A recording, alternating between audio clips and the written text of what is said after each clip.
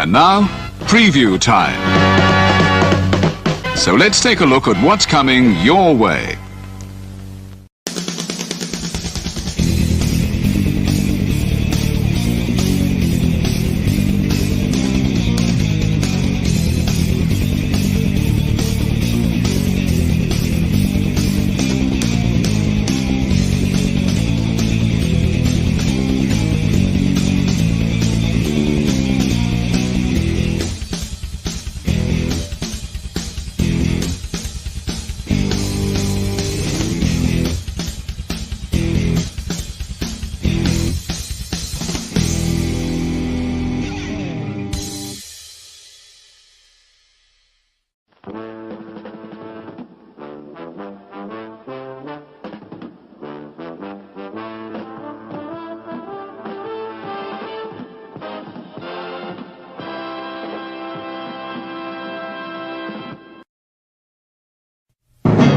The Jeff Meacham Network's Multiverse of Media. For over 15 years, the recognized symbol of excellence and the standard bearer in coverage of sports and entertainment.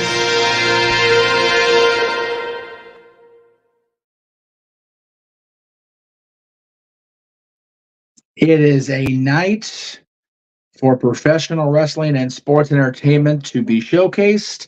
But before the stars of NXT rush to meet their deadline, the stars of the soon-to-be TNA Wrestling make their final resolution. Welcome, everyone, to our coverage across the Jeff Meacham Network Multiverse of Media. I'm Jeff Meacham, but you know that watching this stuff, so there you go. That takes care of one thing right away. So welcome, everybody, to our broadcast of both Open Mic Night. Open Mic Night. That's tomorrow. We'll get to that later. Of Impact Wrestling's final resolution, as well as NXT Deadline. And having said it like that, we will bring in the man, the myth, the legendary commentator himself, Noah Foster. What's going on, brother? How are you today? Hello, I'm doing well. I'm looking very forward to tonight's double feature. Again, both shows offer a lot of promise. Final Resolution literally hits the deadline before TNA, and Deadline hopes to give us Final Resolution towards maybe this Trick Williams, Carmelo Hayes storyline, and also Kiana James and Roxanne Perez. We're being perfectly honest, so I'm looking very forward to this entire night. Got some good rest in, and I'm all ready to go. I'm just finalizing my forms as both forms will be closed in about 20 minutes. I'm just looking over who had their picks in so far. And again, it's always good doing this stuff with you, Jeff. And of course, for the Multiverse of Media.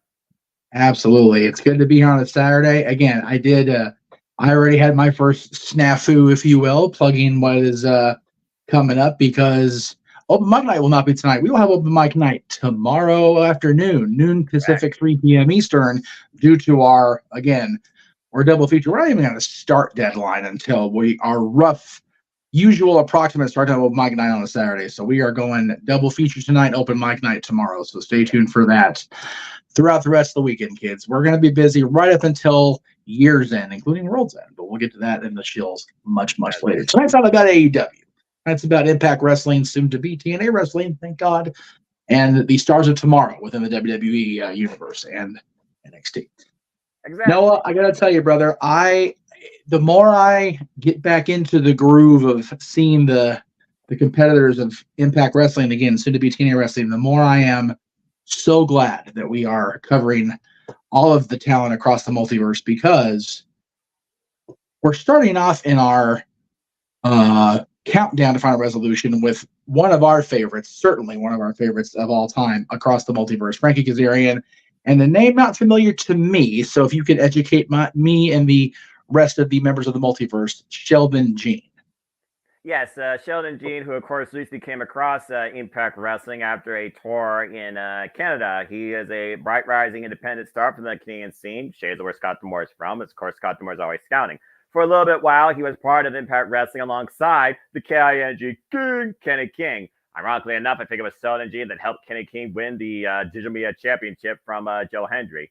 They've kind of been a duo since, but there's been a bit of a mixed performance and results. And as we know now, Kenny King is no longer with Impact Wrestling. So for the first time, Sheldon Jean is rolling solo. This will be his first solo showcase against, you guessed it, this vet who came back to Impact Wrestling, came back home to complete a legacy. And at the end of the day, that legacy is one thing. When you consider this time about last year, Jeff, we were calling him taking on Josh Alexander for what's still now known, at least right now, the Impact World Championship. That is the end game, no matter what.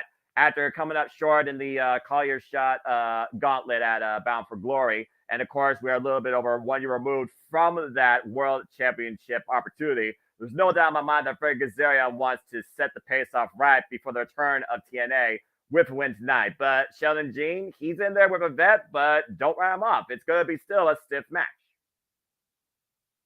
Again, Frankie, our buddy, took to Twix. A little, let's see here, where we go. Twix. I'm going through his timeline because earlier, he posted yesterday, of course, about the loss of Dimebag Darrell and John Lennon on the same day in different points of history. So, tough day for the music lovers, and Frankie is most definitely one of those folks.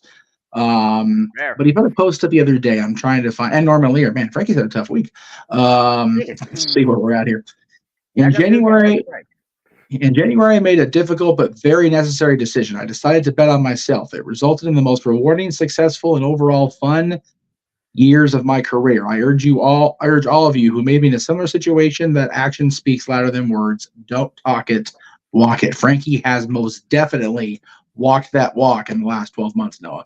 Without a doubt. Again, Hard to Kill literally last year is when he came back home and officially said he has signed long-term with Impact Wrestling. And since then, you figure about what he's done. He, of course, has tagged alongside the former Impact World Champion, Josh Alexander. He's also worked alongside Rich Swann, and he's come off a great trio of matches against Eddie Edwards, including that first ever Killer Impact match. That was totally a 2 out of 3 falls match, but it was still awarded to the least, which was really a battle of pride about who's the locker room leader. While Eddie Edwards has been here for this generation of Impact Wrestling, this OG is here to lead the next generation of TNA Wrestling. I love it. From there, we'll move into the main show. We'll talk about these briefly. I'm not sure when it's going to go live. I don't have access to it right now. I am literally producer guy running blind. I'm going to rely on you until the night to guide me through the graphic part. You're fine. It's still 18 minutes before the countdown, so we got a good amount of time. And again, hello everybody out there in the chat. Please keep again your thoughts in mind of what we discussed as we are hashtag spoiler free for all of our content. You've been warned. And again, super chat, if you want to dictate the conversation, it is as simple as that. Yes, very much. I'll throw that up there as well. Yes, we invite the super chats. We invite the discussion in the discourse. But if you spoil, we're not going to kill you because murder is legal, but we will ban you from this place. Now, that's the safest thing. That's something we can do. Speaking of something, something. Yes, the ban hammer. Yes, the ban hammer will be a thing. Any weapons beyond that, we might have to call the popo. So yeah, I don't want to get involved. That's fair. Jake something and Jason Haas. Tell me about this match. Well, what's his name? Something. And Jason Hodge is a former, he is something. And Jason Hodge is a former good hand that used to work with Bully Ray. And I don't know whether he and John Skyler are still a tag team. Both of these men, well, actually, no. Jake Sullivan, of course, was mostly involved again, the Call Your Shot Gauntlet. Number one, nearly ran the whole field before getting eliminated by Matt Cardona. Dang it. And, of course, Jason Hodge right now, independent star right out here of Toledo, Ohio, represent. And Jason Hodge basically has not had a chance to really show that he can do something on his own. Like Jake Sullivan has had countless opportunities to try and show what he can do on his own, but has come up butt-kissed. He has previously challenged for the X Division Championship against Josh Alexander, and he previously hung with Sonata in an exhibition that could have led maybe to an IWGP World Championship opportunity. But for me, Jake Sullivan came back at Slammiversary in Ultimate X, and I think something is due for something big. And I think it starts with a win tonight, so I'm holding out for him. And we will see Zack Sabre Jr. in our advertised main event. We'll get to that here in just a short. Where is Final Resolution tonight? Final Resolution is trying to find that information. I'm trying to find it too. Let's see, Mississauga, Ontario. Okay, so they're up in Canada. Okay, very good. Yep, it's of course the home of Baltimore, and honestly the real start of Impact Wrestling when it became Impact. Canada, all over Canada. Very good. From there, another friend of the channel, Tommy Dreamer, taking on a longtime face in Impact Wrestling, and for me at least an enigma of sorts over the years, Diener. Yeah, ever since Diener got redesigned by Violence by Eric Young and then tried to put him 6 feet under, Diener has led his own design of Violence, and now Tommy Dreamer, who's trying to leave the past behind him after being literally stabbed in the back with a fork by Crazy Steve, and then eye for an eye, traded back and got a DQ. Now we got another violent encounter with the King of Hardcore himself. So this is just one of those unique matches that's going to be, I want to say, human car wreck, and I'm okay with it, but I'm curious if Diener can actually get this done, considering his trajectory lately in Impact Wrestling. He lost Slammiversary, of course, against Scott D'Amore, of all people, and, of course, the returning Eric Young. He lost against Eric Young in a follow-up match. He lost to Alan Angels, who finally is Celestial on his own. And if I didn't know any better, I think Khan is soon enough going to be on his own too. So I think he's going to roll solo in this tonight. I think, again, he's out to prove a point. Final Resolution literally is a proving ground for everybody to set the stage for their 2024. And it includes this literal Internet Championship, the Digital Media Championship. And of all people to have it, Tommy Dreamer, who put the bet out on himself, all or nothing, won that victory road against Kenny King when you thought that would be his last match. You can't argue with the man's heart, but Tommy Dreamer, Digital Media Champion 2024, it's still a weird sentence for me. I'm kind of curious to see what this leads to. And if Crazy Steve shows up again. It's definitely weird when you think about that. Tommy Dreamer only really ever was champion in ECW because it was out of necessity. And now it's like, is it necessary for him to be Digital Media Champion in Impact Wrestling? No, but it sure as hell is fun to watch. I will agree about that. And it's fine. You love it. This one, I wish I want access to this so bad. I'm about to watch this on demand later. My God, Speedball Mike Bailey and Trey Miguel. Baby.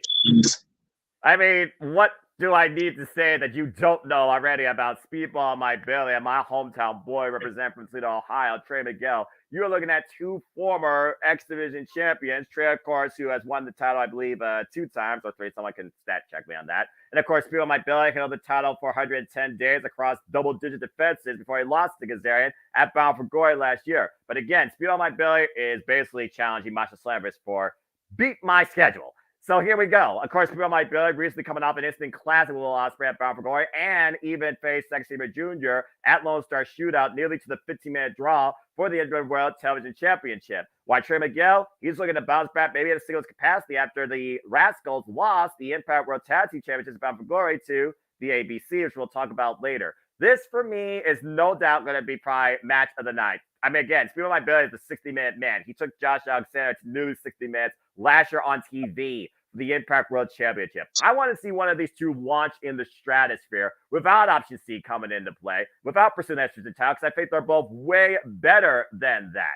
But in my opinion, I really think Speedball Mike Bailey deserves the win here. He's had great matches. He's created incredible moments, but he hasn't really built a lot of momentum lately in Impact Wrestling. This is a perfect launching pad for him. And the last time these two were one-on-one, Trey may have won, but it was DQ faced Kenny King. And the last time they truly faced each other one-on-one was for the X Division Championship, where Speedball Champ at time won. And it was the first time he brought out the Flamingo driver to beat Trey. There's no telling how far these two will go tonight, but I also got to consider Trey's got friends. I don't think Zachary Wentz will be too far behind. And the Rascals, they do shenanigans. So I'm a little bit worried, but either way, this is my match of the night and possibly my match of the weekend. These two X Division Championship reigns are intertwined. Trey became champion after Josh Alexander, of course, invoked Option C in 2021. Trey Miguel won the championship by defeating Steve Macklin and El Fantasimo, in a tournament final. Ace Austin defeated Trey Miguel in a match that also involved Speedball Mike Bailey to become champion. And then Speedball Mike Bailey began his first reign in the Ultimate X match that also included Trey Miguel. Yep. And then Trey Miguel regained the championship after a tournament because Frankie invoked Option C last year. So there you go.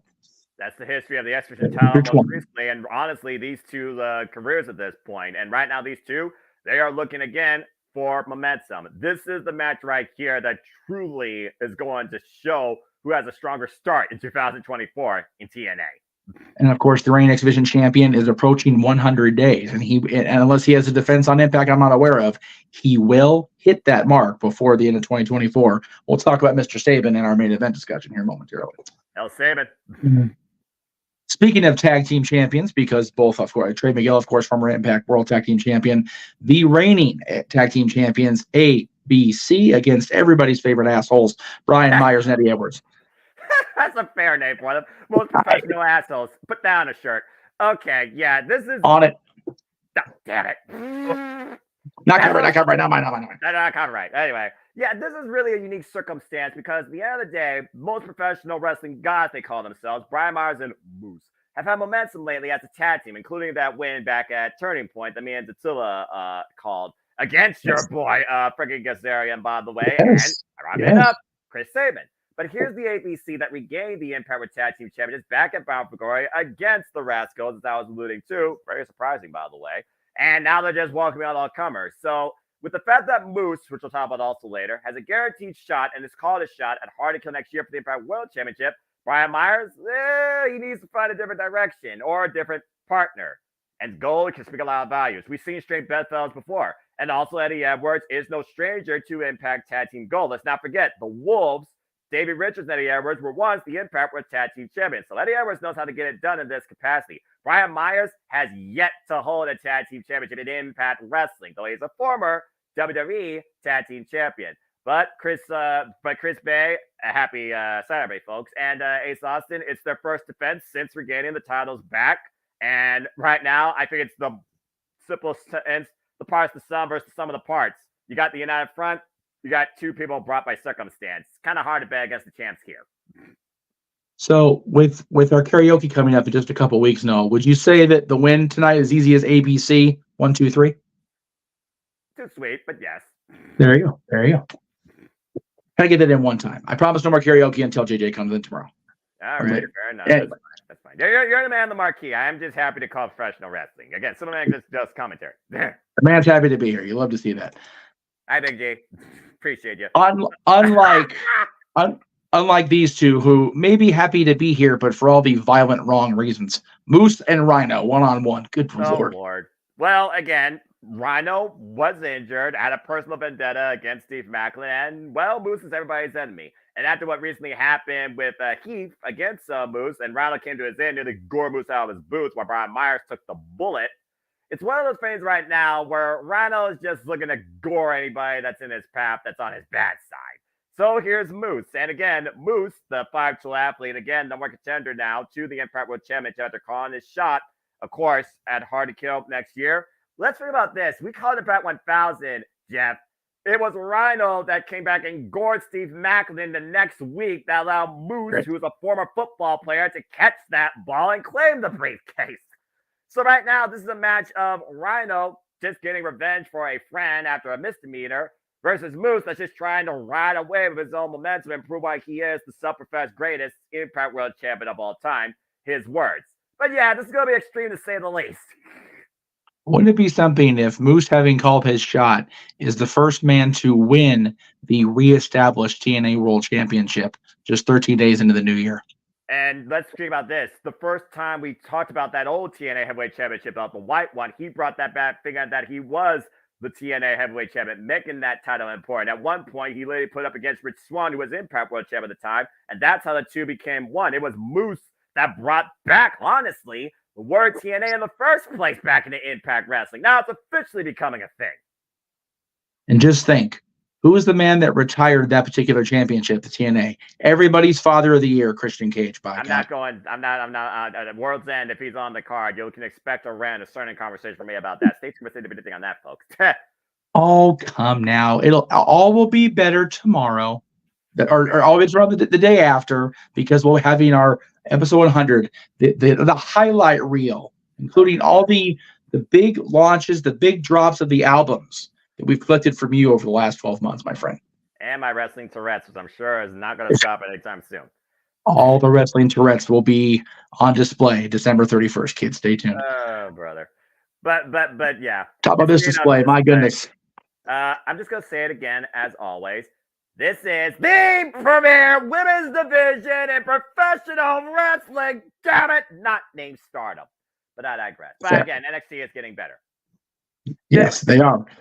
Trinity Jordan Grace versus Deonna Purrazzo and the quintessential diva Michelle Shaw. This is a very unique summit of premier female athletes.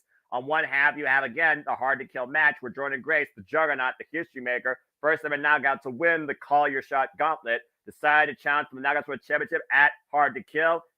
I'm very curious to wonder what the TNA Knockouts World Championship is going to look like.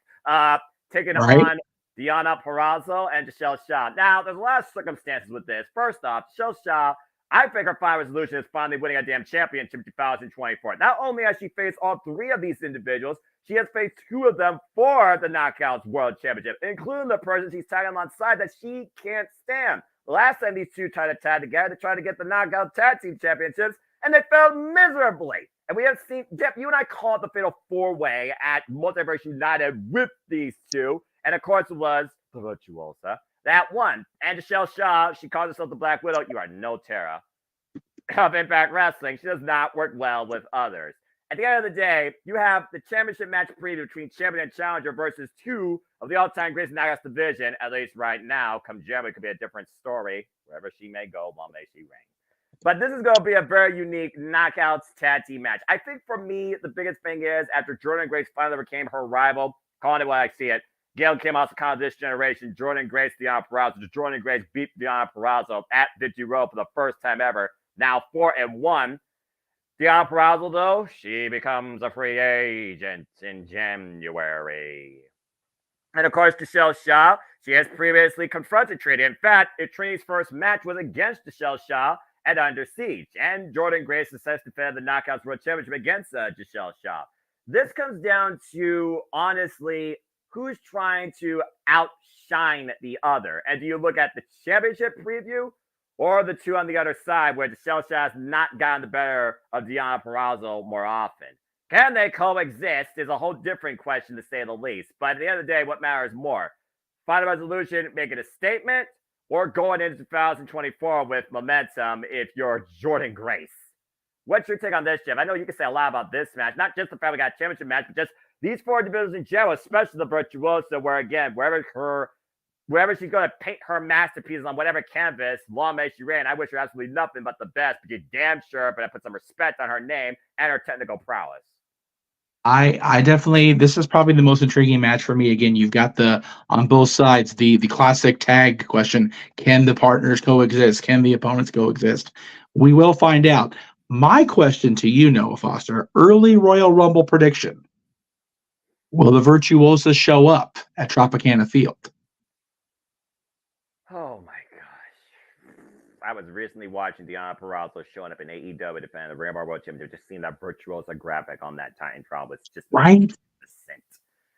Good stuff. I can't rule it out at this point. I really can't. The Royal Rumble, anybody could show up at the buzzer. And at the end of the day, if you want to demonstrate what you're made of on the grandest stage at the mercy of whoever you're being booked by, WWE is still the biggest name. I can't rule it out, but I could also just see that being a test ground. We've seen before where Rumbles have people show up and just give that impression.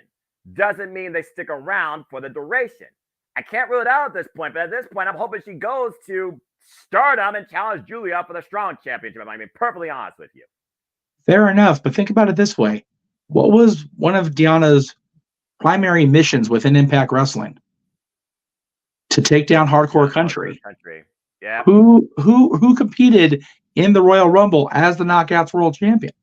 Mickie James. And to this day, Deonna Purrazzo has not beat Mickie James, but neither has Jordynne Grace. And Mickie James right now is completely MIA. I don't think she's even part of Impact anymore. And Jordynne Grace, of course, confronted Trinity when she first came in. So as far as them coexisting, at the end of the day, you know what's ahead, but you also don't want no asterisks when it comes to who deserves to be called champion.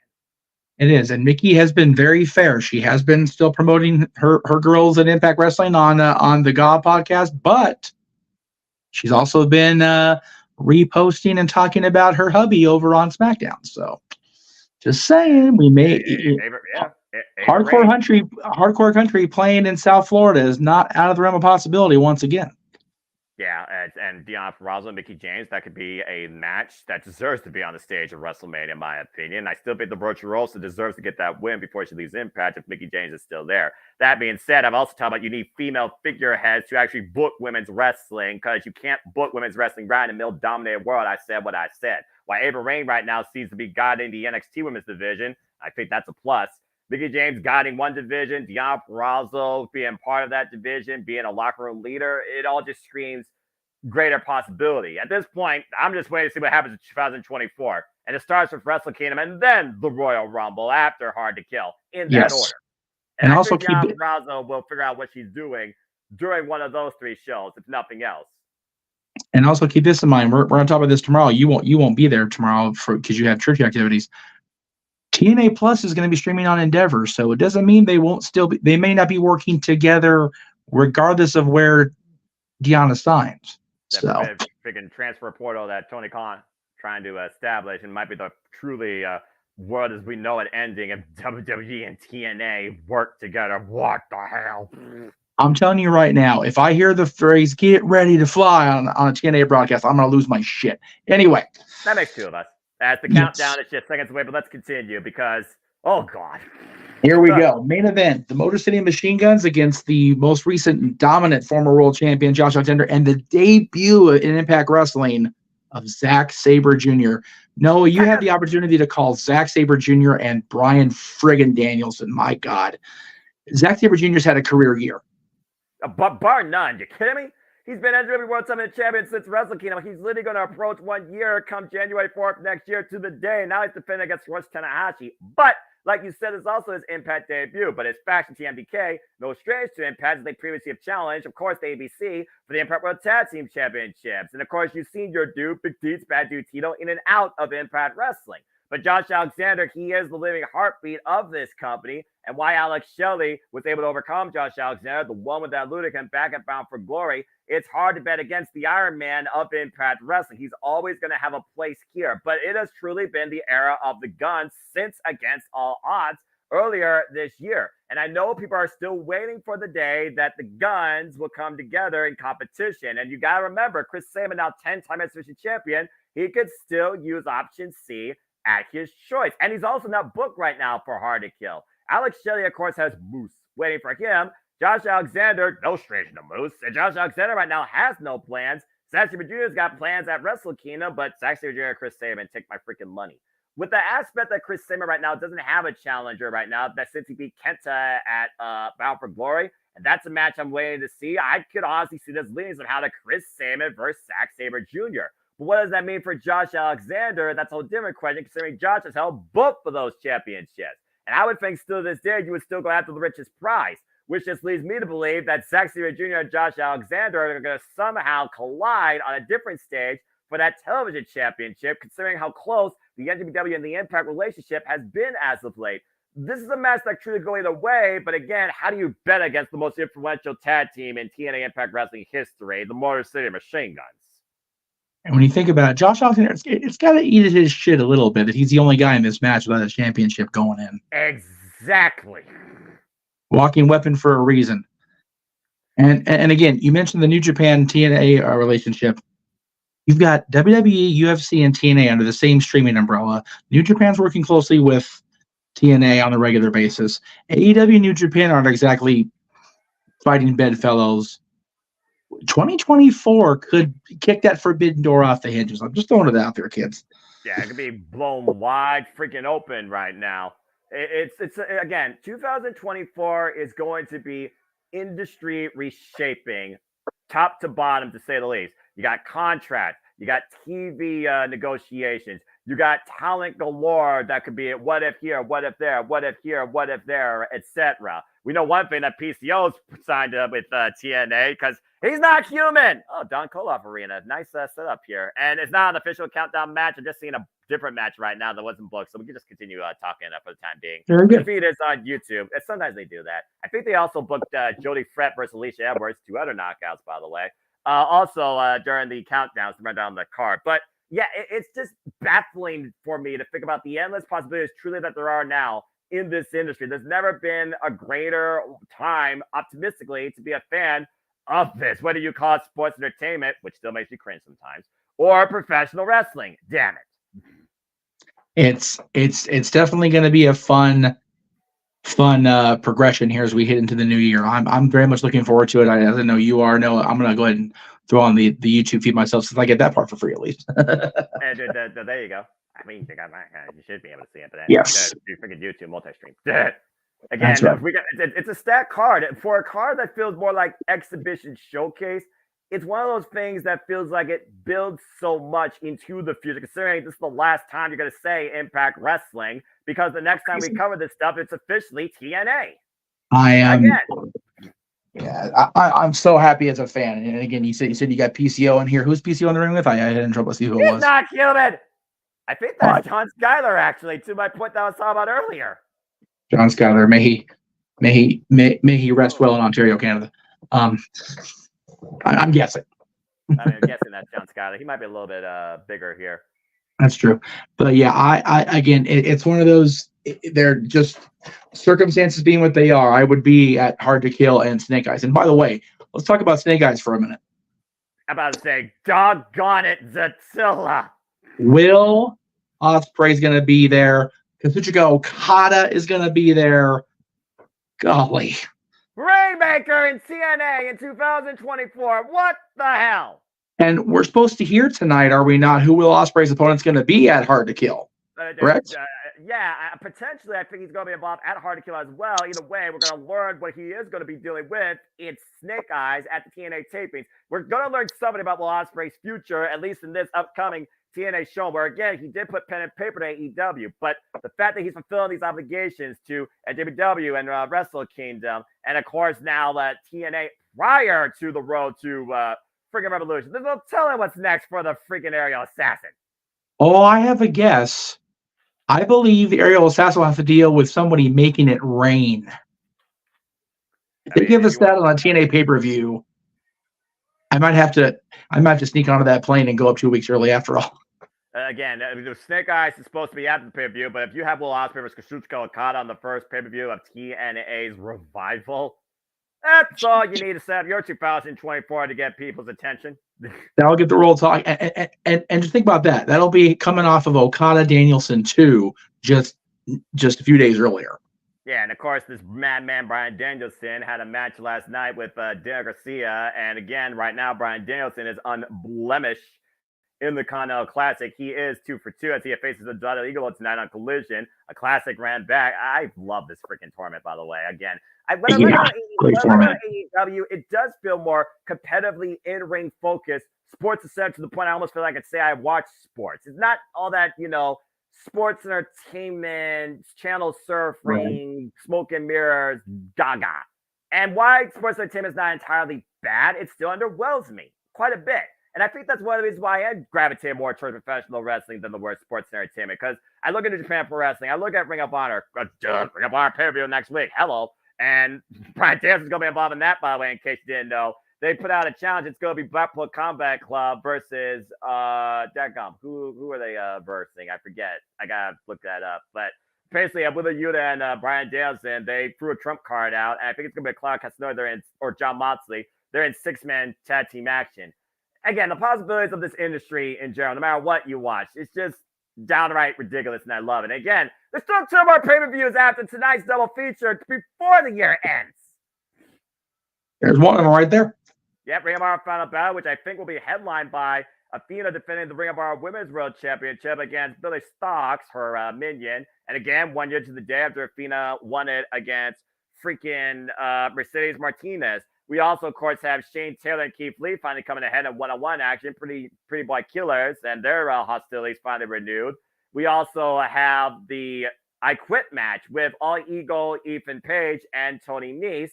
Survival of the Fittest concludes. We crown brand new Ring of Honor television champion. And the 6-man tag is Blackpool Combat Club's Bryan Danielson, John Moxley. Let me just put that out there again. John Moxley in Ring of Honor, folks. And Claudio Castagnoli go up against Mark Briscoe and FTR. And then, as I said, all roads lead to Long Island and World's End, Noah. And of course, that'll be headlined by MJF and maybe his inevitable end against Samoa Joe for the AEW World Championship. We also will crown the first ever Continental Classic champion, thus creating the first Triple Crown here in America. Well, that person will represent not just AEW, but Ring of Honor and NJPW. And that's all right before our kickoff of the new year. And that will, of course, be Wrestle Kingdom 18. God, that card looks stacked. But I digress. No, I mean, you're right, though, because, just think about this. We got these 4 shows set up already for 2024. Golly, that's enough right there. Working on graphics to update. We'll work on that during the course of the show. But then, again, WWE's just loading us down with stuff after that. So, my goodness. No, everything possible in between. Oh, man. It's going to be good stuff. Jack Price versus Aiden Prince. 2 great rising independent stars here. Again, the countdown gives you like a little bit of showcase. You said yourself, they're in Canada, so they're showcasing the independent talent here. So it's nice to just really engage in wrestling and see what people are about, because they might be a name you think about down the line. I know Jack Price was formerly involved in AEW Dark, and he's also impressed here at Impact. So this will be a fun experience. But yeah, it's just crazy, Jeff, to think about. Again, we've covered more events this year and TV features than last year. And they're already giving us a run for the money to exceed that in 2024 based on what you've made official so far. Yeah, again, just what's been made official by the companies around the world. We're averaging 1 show every other week through August 31st. And to your point, there's the announcement about TNA Plus, and I'm still figuring that out, because there is a plan where you actually can include the big 4 pay-per-views. I'm all for that, but I'm just curious how many streams you're going to have going at once, because I think the service is trying to get a little bit smarter to our ideas. Because NJPW World, the new one, I think it's only 1 stream. So we'll have to play that by ear. But anyway. The good part is I've had the opportunity, and this is going way inside baseball for anybody that doesn't give a shit. That's fine. Taking a look at what we're putting out as opposed to what we're getting in, with the different streaming platforms, period. So there's going to be a conversation with the financial department down the hall here about what we're watching and what we're not watching and what we're going to be doing, because I need access to this. I need access to Peacock. I'm going to want access to New Japan World, and I know you've been very generous over the last 2 years, and I appreciate that. But again, I ain't gonna jeopardize yours for my sake. So we will definitely get on the wrestling ball when it comes to streaming. But how can I not, man? You got AEW, WWE, and NXT, Ring of Honor, and New Japan all making this just like take all our money, please.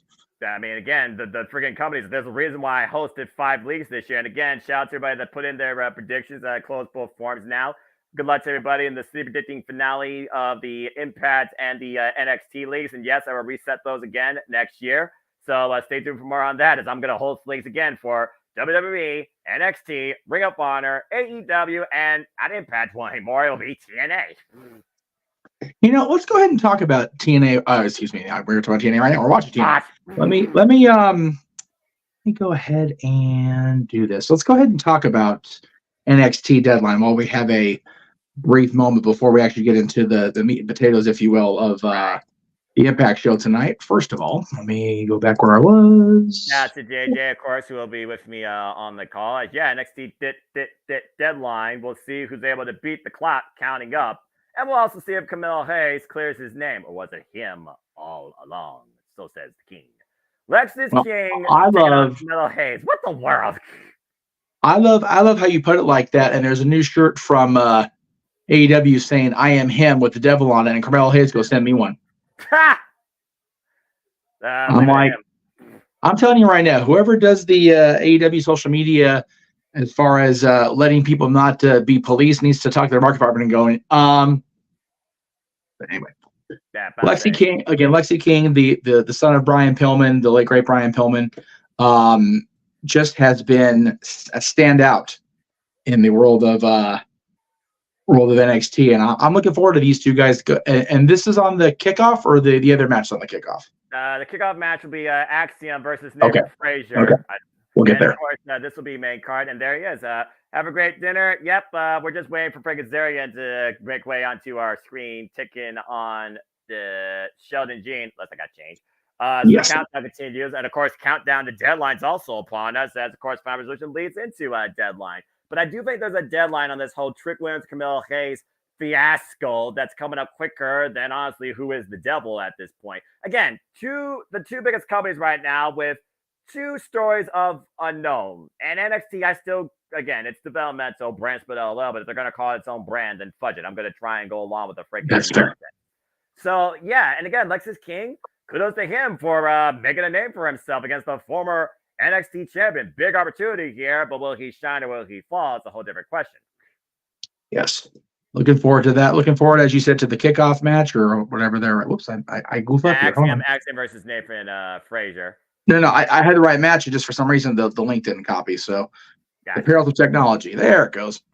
There it is. Yeah, of course, these two no strangers to each other. They go all the way back to NXT UK. They've traded victories and losses, and why they wanted to run back a fun little friendly, quote unquote, exhibition. The women's locker room was like, screw this. Let's get our freaking Fury out there main stage in that tiny little arena. And it's like, what about us? All right, well, fudge it. We'll kick off things and set the pace for the night. But I also do think there's been a lot of frustration. See ya, JJ.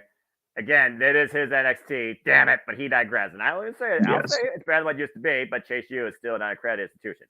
But yeah, of course, Axiom, we already seen him involved in the main roster with an exhibition against Dragon Lee, one of the best SmackDown matches this year. I think I have like maybe 5 actual matches from WWE. I've been like, that's professional wrestling. Damn it, that was some damn good stuff. And they weren't even on a PLE. That was one of them. So kudos to WWE giving more than ever for me as a fan. That goes to the testament of how I feel about this company now.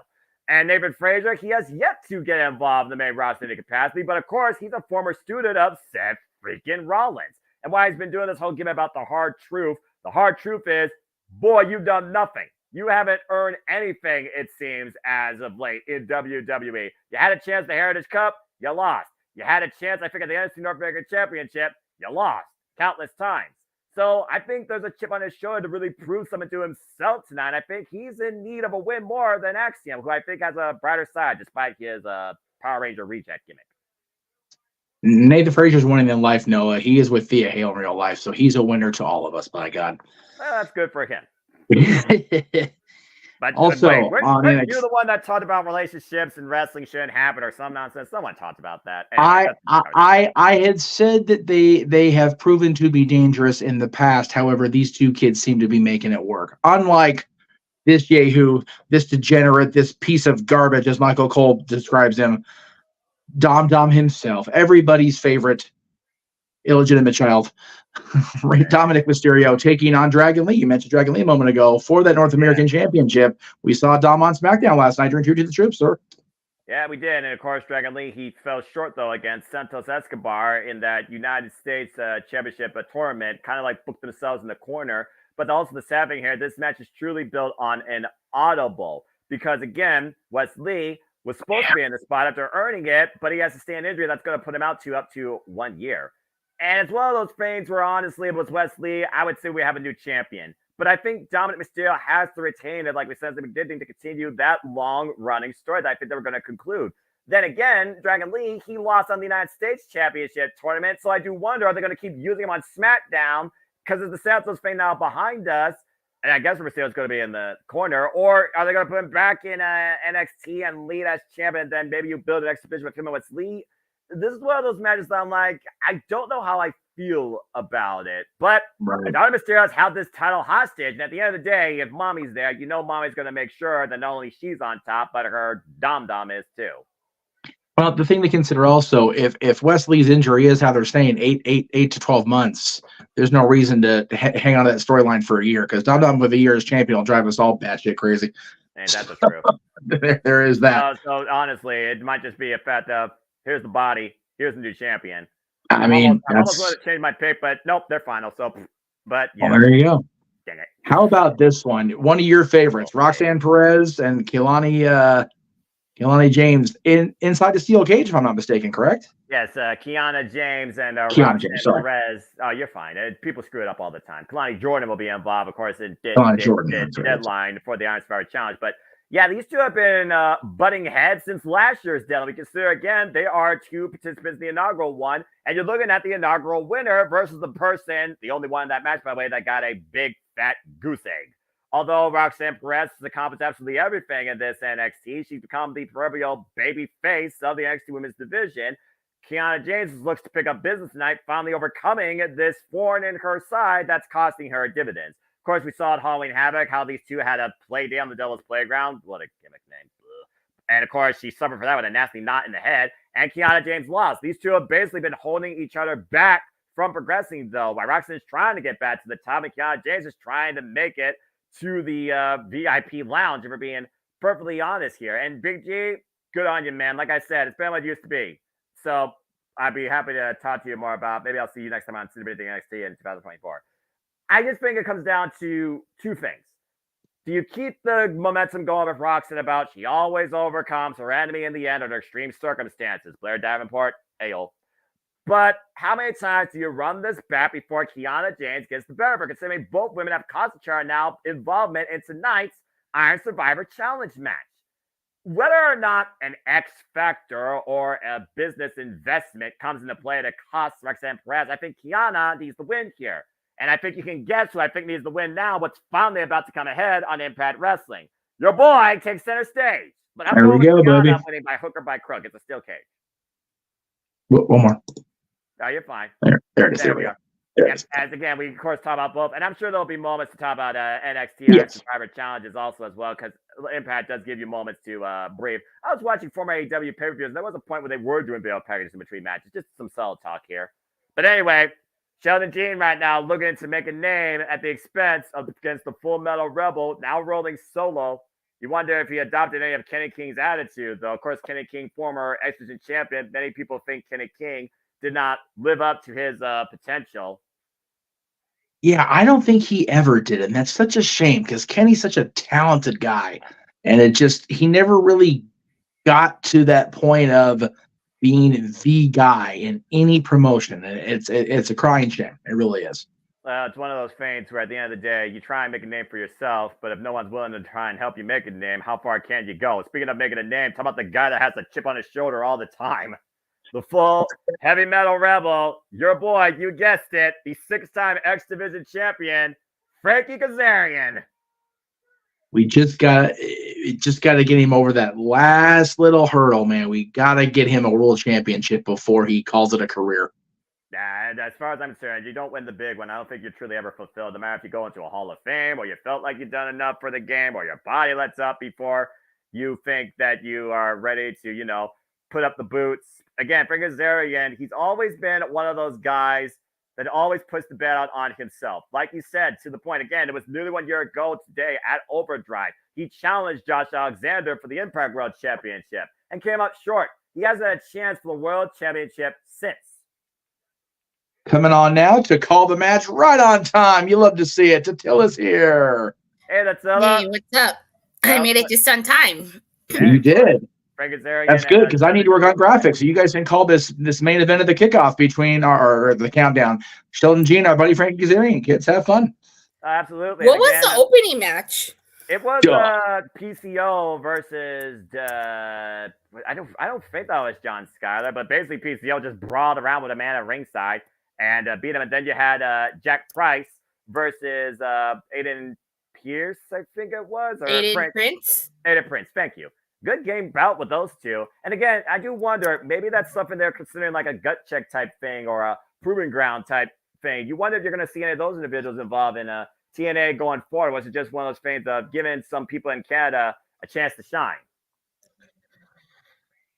I need to go back and watch those matches. I can't comment. That's all right. I mean, most of the time, me and Jeff were kind of like, assessing them while assessing also the card tonight. As we are 7 minutes and 20 seconds away from Fire Resolution taking the airways. And again, Datsila, this is the last time we'll be saying Impact Wrestling on air in this capacity. Yeah? It's kind of hard to believe. Yeah, it's kind of hard to believe because you said it yourself. You didn't really watch like a lot of TNA back when those layers were in play, but you're literally looking at, of course, the TNA original cover, the 1 count, and Kazarian here, formerly known as Kaz. I mean, we called one of those TNA throwback matches for a number one contendership contract, of course, in the 6-sided ring. Now, Kazarian is going to be part in the new era of TNA returning. It's going to be interesting to see who wins this match. Yeah, you see right now. Oh! Nice Russian lace recover, too. Ooh. Kick out there by Sheldon Jean. Of course, Sheldon Jean, as we know, he used to roll alongside the KNG King. Now he is on his own rolling solo. So yeah, it would be interesting to see how much he's learned from the Kenny KNG King. Former DMC. Off the rope. DMC? KNG King. But out of aggression. Oh, what a kick to the face. Yeah, and from the eye. Come on, man. Come on. I think it was also wrenching his nose there. Well, again, you try and take opportunity. Well, he did learn that from Kenny King. I mean, Kenny King, no stranger to doing that. Remember the wars they were screaming on my belly? Oh, yeah. Nice scoop slam. Remember when Honor No More almost robbed the title from Bailey? Bailey, yeah, exactly. Off the second rope for springboard leg drop. Sheldon Jean drives Kazarian to the outside on that graded entranceway. Sheldon Jean has improved in the short time that he's been in Impact. Well, you figure out when he first came into Impact, who was he facing? Joe Hendry for the Digital Media Championship. And then Kenny King, of course, and Sheldon Jean come up with a plan to steal the title from Joe Hendry back at Slammiversary. Oh, that had to hurt. Yeah, I believe that sucked. And yes, we still believe in Joe Hendry. Well, except JJ, he doesn't believe in Blasphemy! Blasphemy! Renegade! Blasphemy! At North Los Angeles. And funny enough, they'll be in the New Orleans, Louisiana for, of course, No Surrender, which will call Dattila in February, as we learned recently on Impact. That will be their next stop at the Hard to Kill. Sheldon Jean right now, though, working Kazarian. Staying to focus on the neck, driving his knees into the midsection, now holding him in the cravat. And ever since he drove Kazarian into the ring post, Sheldon Jean's been in control of this match. See the cravat, it's the way that he cranks on the head and the neck. And again, we talked about what tonight means for everybody in Impact Wrestling, as it's called. This is the launching pad for your start in 2024 in TNA. How will you start? Oh, God. Big pump kick or boot to the face. Double underhook. Oh! Beautifully done by Sheldon Jean. The float over hook of the far leg. Gets a 2 count only. I think that's a different official, too. I don't think that's Allison Lee, by the way. No, you're right. That's not her. Who is that? I think she's probably a local official. Remember, they are up in Canada, eh? No, I'm not singing the Canadian national anthem. Non-copyright, damn it, non-copyright. I don't even know the Canadian national anthem. Google it. Just Google it, or go watch WrestleMania 3. Stay tuned for that, folks, on a freaking Journey to 40 at Cat City Studios members only section on your road to WrestleMania 40, of course, in 2024. Irish Whip. Woof! Kazarian takes Sheldon Jean. Now Kazarian trying to build momentum here. Short range clothesline. Momentum has shifted for the time being. Off the ropes again. And throws himself into Sheldon Jean. Of course, we saw Kazarian come back this year at Hard to Kill. So you know he wants to be part of Hard to Kill when TNA is back in January. And now dropping him off the second rope. There's that leg drop. Is the cover. Is it enough here to win on the countdown? No. Kick out by Sheldon Jean. Good Brazilians being shown here by, honestly, this young gun of Impact Wrestling. Yeah, I agree. Absolutely flattened his larynx, though, with that leg drop. Good grief. Of course, we also saw recently Kazarian overcome a war with Eddie Edwards in that Killer Impact 2 out of 3 Falls match on Impact Wrestling. Whoa! Oh. Big leg lariat. Sheldon Jean now immediately going to cover. Follow-up. 2 count only. I think Sheldon Jean was a bit surprised by that. I think he was. Again, you can't get frustrated, though, this deep in the match, especially against somebody by Freaking Zen. You cannot take somebody like Kazarian likely. We'll wait for another leg lariat. Spinning heel kick denied. And then, meanwhile, maybe looking for Mike Stroll. Hand on the rope. Good awareness by Sheldon Jean. Maybe poor position by Kazarian. Clothesline denied. Up and around. Looking for Sweden that bigger. And meanwhile, got hooked down Grapevine down the mat. Chicken wing. Chicken wing. I think it's over. Let Bob Backlund be proud. There's the tap. You guessed it. Kazarian wins via submission. I'm not surprised. I think we both predicted that, right? Yeah, but again, like you said, Sheldon Jean, this is a big chance for him, and I think he had an impressive showing. I think so too. I'm going to tweet that out, so don't mind me. No, you're fine. For those that don't know, Datsula also does, of course, reviews for all the Impact Wrestling shows, so please follow her at Rangers of Wrestling when it's wrestling time, and stay tuned for her simple take of Impact Wrestling's Final Resolution. I'm going to read the Final Resolution after this. Go ahead, man. On the marquee. What's up? Her treating will give me time to give her a proper education. Okay. I'm kidding. I won't subject you guys to that horrible singing. Non-copyright. I think that's also non-copyright. I don't think that's free domain. I don't think it is either, but they sing it at the hockey games all the time. And if you're a hockey fan, don't know Canada, then you're just not really a hockey fan. So there you go. That's a fair point. Plus, that. Canada's most famous sport. I'll be back real quick. I got to go set up Collusion for my stepdad, assuming he still wants to watch it. So. That's fair. All right, we'll be here. They're writing down the card. We saw Jason Hodge attack Jake something earlier with a chair. I got to wonder if that actually did something in favor of Jason Hodge. They run down the card. It's going to be a wild battle between Rano and Moose. Gore versus Spear. Who wins? And, of course, the match of the night, possibly match of the weekend. Speedball by Billy versus Trey Miguel running it back. These two have not been one-on-one since 2022. Knockout Summit with Trinity and Jordan Grace taking on Deanna Purrazzo and Giselle Shaw. We'll see what's amazing. And, of course, the Motion Machine Guns, whose own Impact for the better half of this year, took on Josh Alexander and Zack Sabre Jr. in the main event. Again, it's the final Impact branded show as we know it. Are you ready to go? Because Final Resolution starts right now. Well, I love it. FBI warning, of course, on screen, as they always do. FBI warning. You have been warned. Do not copy this show. We will find you. No, they won't. Or something. The story, they just have a disclaimer against you or some nonsense. Oh, okay. Well, maybe if they would kill people, they wouldn't be pirating it so much. This is the internet, and the internet's only getting worse by the year. Okay, I don't think that's going to eliminate that. Perfectly honest. Well, if we're going to be honest about things, I reckon so. Look, I'll admit, I've Googled. I mean, who hasn't Googled? That's of course, right. These video packages tell the tale of the hard-working resolve, the pain, the angst, the joy, the misery, the defeats, the victories, the passion of Impact Wrestling. Everybody looking towards a brighter year, a new beginning as TNA returns in January. Who will build a final resolution with all the momentum and all the motivation they need before the year's end. That's what tonight is going to define in what is the last stand as we know it today, Impact Wrestling.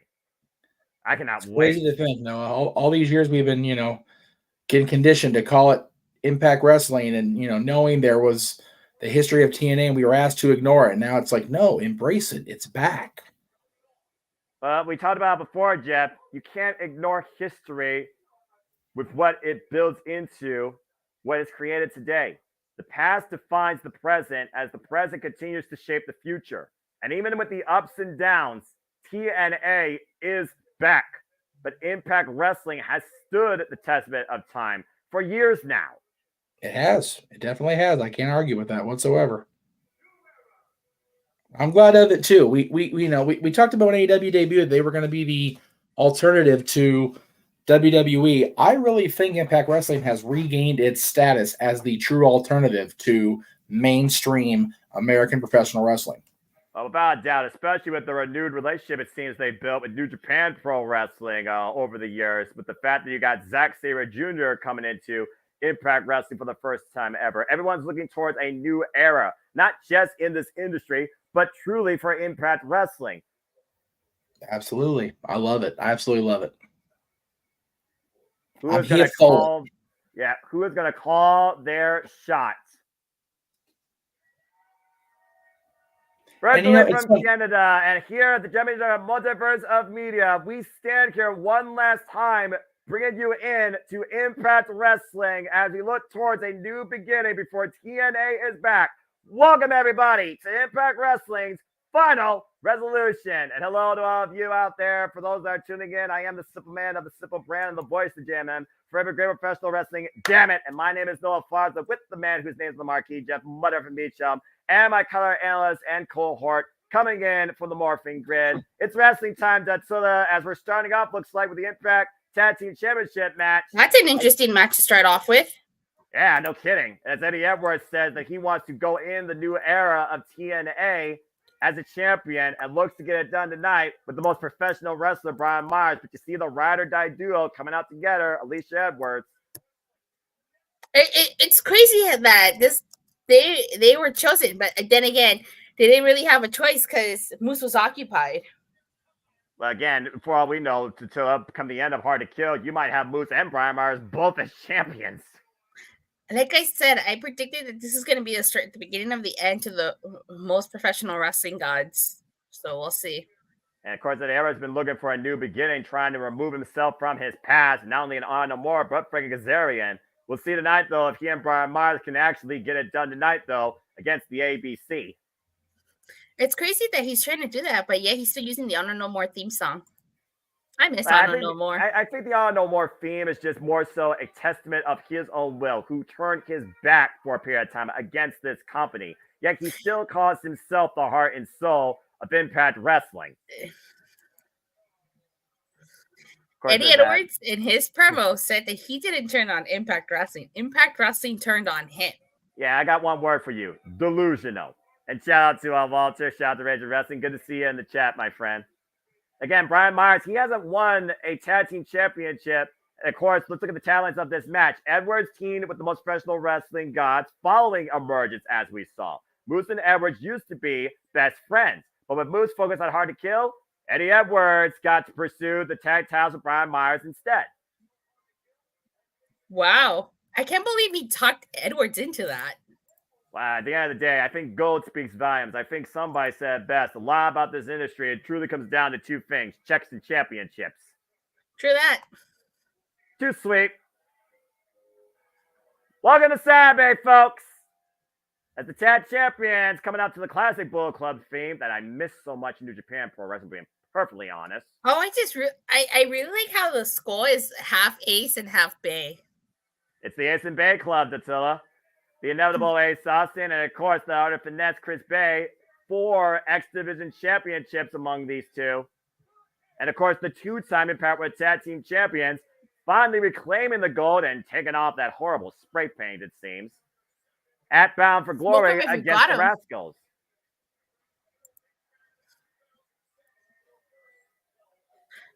What were you saying, Dattila? I'm sorry about that. I said smoke them if you got them. No, I'm a simple man that is a straight edge for most of his life, 98% of the time, and I ain't puff a day of my life.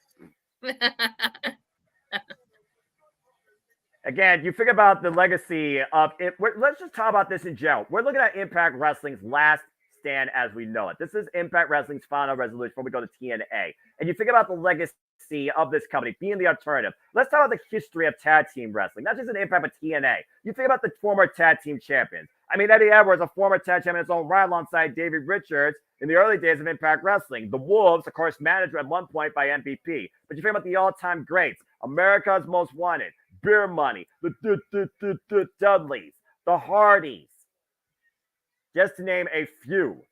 And again, Violent by Design also was also in all of these titles. Wait, are Edwards and Myers matching here? They got matching gear. That is correct. They are exactly matching gear.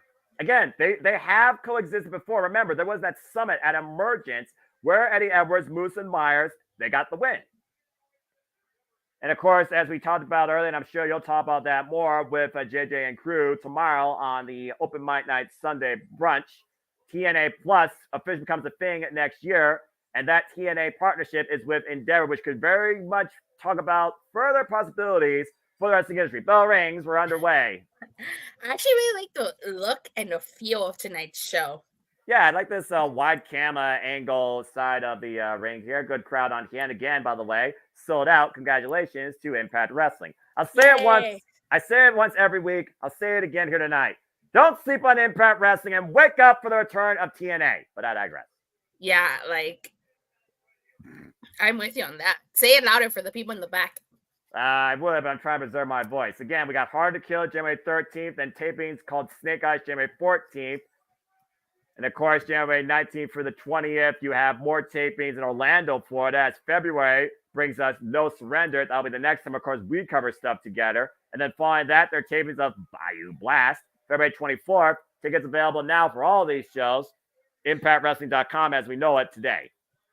I'm really glad I decided to go to the Snake Eyes tapings. Ooh.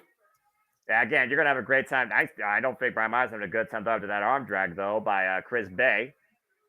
And the thing, Chris Bay and Ace Austin, they really have come together as a tag team. They almost came together about 1 year ago and really honed their craft in New Japan Pro Wrestling and the Junior Tag League. And you see how far they've come since. Whoa, nice takeover. Wow. Double wrist lock right now. Trapping Brian Myers' arm on the mat. Great finessing here by the Art of Finesse himself. Tag. Tag to Ace Austin. Oof! Again, we talked about before, the parts of the sum for some of the parts. ABC has been the united front. And why Brian Myers and Eddie Edwards might be able to coexist, cover here by Ace Austin, 2 count. I don't know necessarily if Eddie Edwards and Brian Myers can get it done together, considering how little they've worked together as a tag team. There has to be that cohesion. I agree with you. But it wouldn't surprise me if they try to, you know. Well, I mean, at the end of the day, you have to put forth your best effort when the greatest prizes are on the line. Oof! Big back elbow strike, yeah. Eddie Edwards. Irish whip. Ace Austin, the roll through. Nice! Drop toe hold and a kick to the back again. Ace Austin is so damn good in that ring. Oh! Cartwheel. Drop kick! Again, many people thought it would be inevitable that Ace Austin was going to be the youngest Impact World Champion in this company's history. A feat that Ace Austin has been unable to achieve, but Eddie Edwards has already achieved that twice. Doesn't hit the clothesline. Tag to Chris Bay. O'Connor roll denied. Ace Austin. Solbot kick. Spinning Solbot kick to Eddie Edwards. Irish whip in the corner. Oh, he tried it. Oh, God. To the midsection. There you see that poetry and motion shout to the Hardys with the uppercut. A little bit of a flashing back elbow strike. Cover by Chris Bay. Gets a 1 count. Now, let me know where you're at, Attila, because, again, I want you to make sure you're on sync. Oh, I know. I don't know. It's just I'm live here, but I feel like I'm still delayed a little bit. Well, again, streamings are what they are, especially when it comes to different coasts. Just let me know when you see, where we're at here. Nathan Bates, good to see you, and thank you, Josh, again. I just saw Bay chop. Chop. There you go. There you go. And then I see Eddie Edwards Google him, push him off from the ropes. A cheap shot to Brian Myers. Chris Bay, 2-on-1. Brian Myers grabbed the ankle. Ooh, fake out the chop. Oh, and then chopped him. And now he's always put him up. Oh! Let me know when you see that sling gun on the ropes. Ouch. Oh my God, he just threw him onto the ropes. Yeah, again, you think about again that steel cable into the midsection of Chris Bay. Almost a stun gun of sorts. Again, David Bay, it's great to see you. And again, Josh, thank you for that. Please, folks, remain hashtag spoiler free for NXT Deadline and AEW Collision as we're putting our focus right now only strictly in Impact Wrestling. Yeah, Brian I Myers ain't right even now. watch. You know what? All this talk about NXT Deadlines actually got me curious. I might check it out. I suggest you do. Like I said, this NXT is better than what it used to be. Do I suggest watching the weekly show? Off! Not Oh, really. that had to hurt. It's a cover, though, by Brian Myers. 2 count only. Again, Brian Myers, let's not forget, Brian Myers is a former Edgehead. He has been under the learning tree of the ultimate opportunist, Adam Copeland Edge. So he knows how to take advantage. Of course, we're in Canada. How fitting with Brian Myers winning a title in Canada when Adam Copeland fell short against Christian Cage. That's because Nick Wayne's mom cost him the title. Traitorous skank! But I digress. Don't get me started on that. Chris Bay You're the one that brought it up. Well, I guess that's fair. Tag. In comes Eddie Edwards to the coronation of boos by the audience on hand. Of course, Chris Bay and Ace Austin. Well, you know, again, it's one of those things. Isolate and dominate. It's tag team strategy. And right now, Eddie Edwards exercising it to the finest. Oh, almost stopped. I'm surprised at how well Eddie Edwards and Brian Myers are working together. Cover 2. Well, again, they may have not been involved heavily in tag team capacities, but they have been involved in multi-person affairs on the same side. And currently right now, Eddie Edwards and Brian Myers and Moose, they all have the same thing in mind, ruling TNA in the new era. The new era, the return of an old name. Oof. Back elbow strike as Chris Bay is trying to break clubs at the waist lock. Whoa! Tag. And of course, Eddie Edwards was recently involved at Turning Point against Will Ospreay at Attila. Very game match, but Eddie Edwards also fell short in that. Speaking of Will Ospreay, they're going to announce his opponent tonight. I'm very curious to see who it is. Well, I mean, again, it could be one of these very 4 men for all we know. Oh, look at Alicia Edwards right now. She cheap shot at Bay.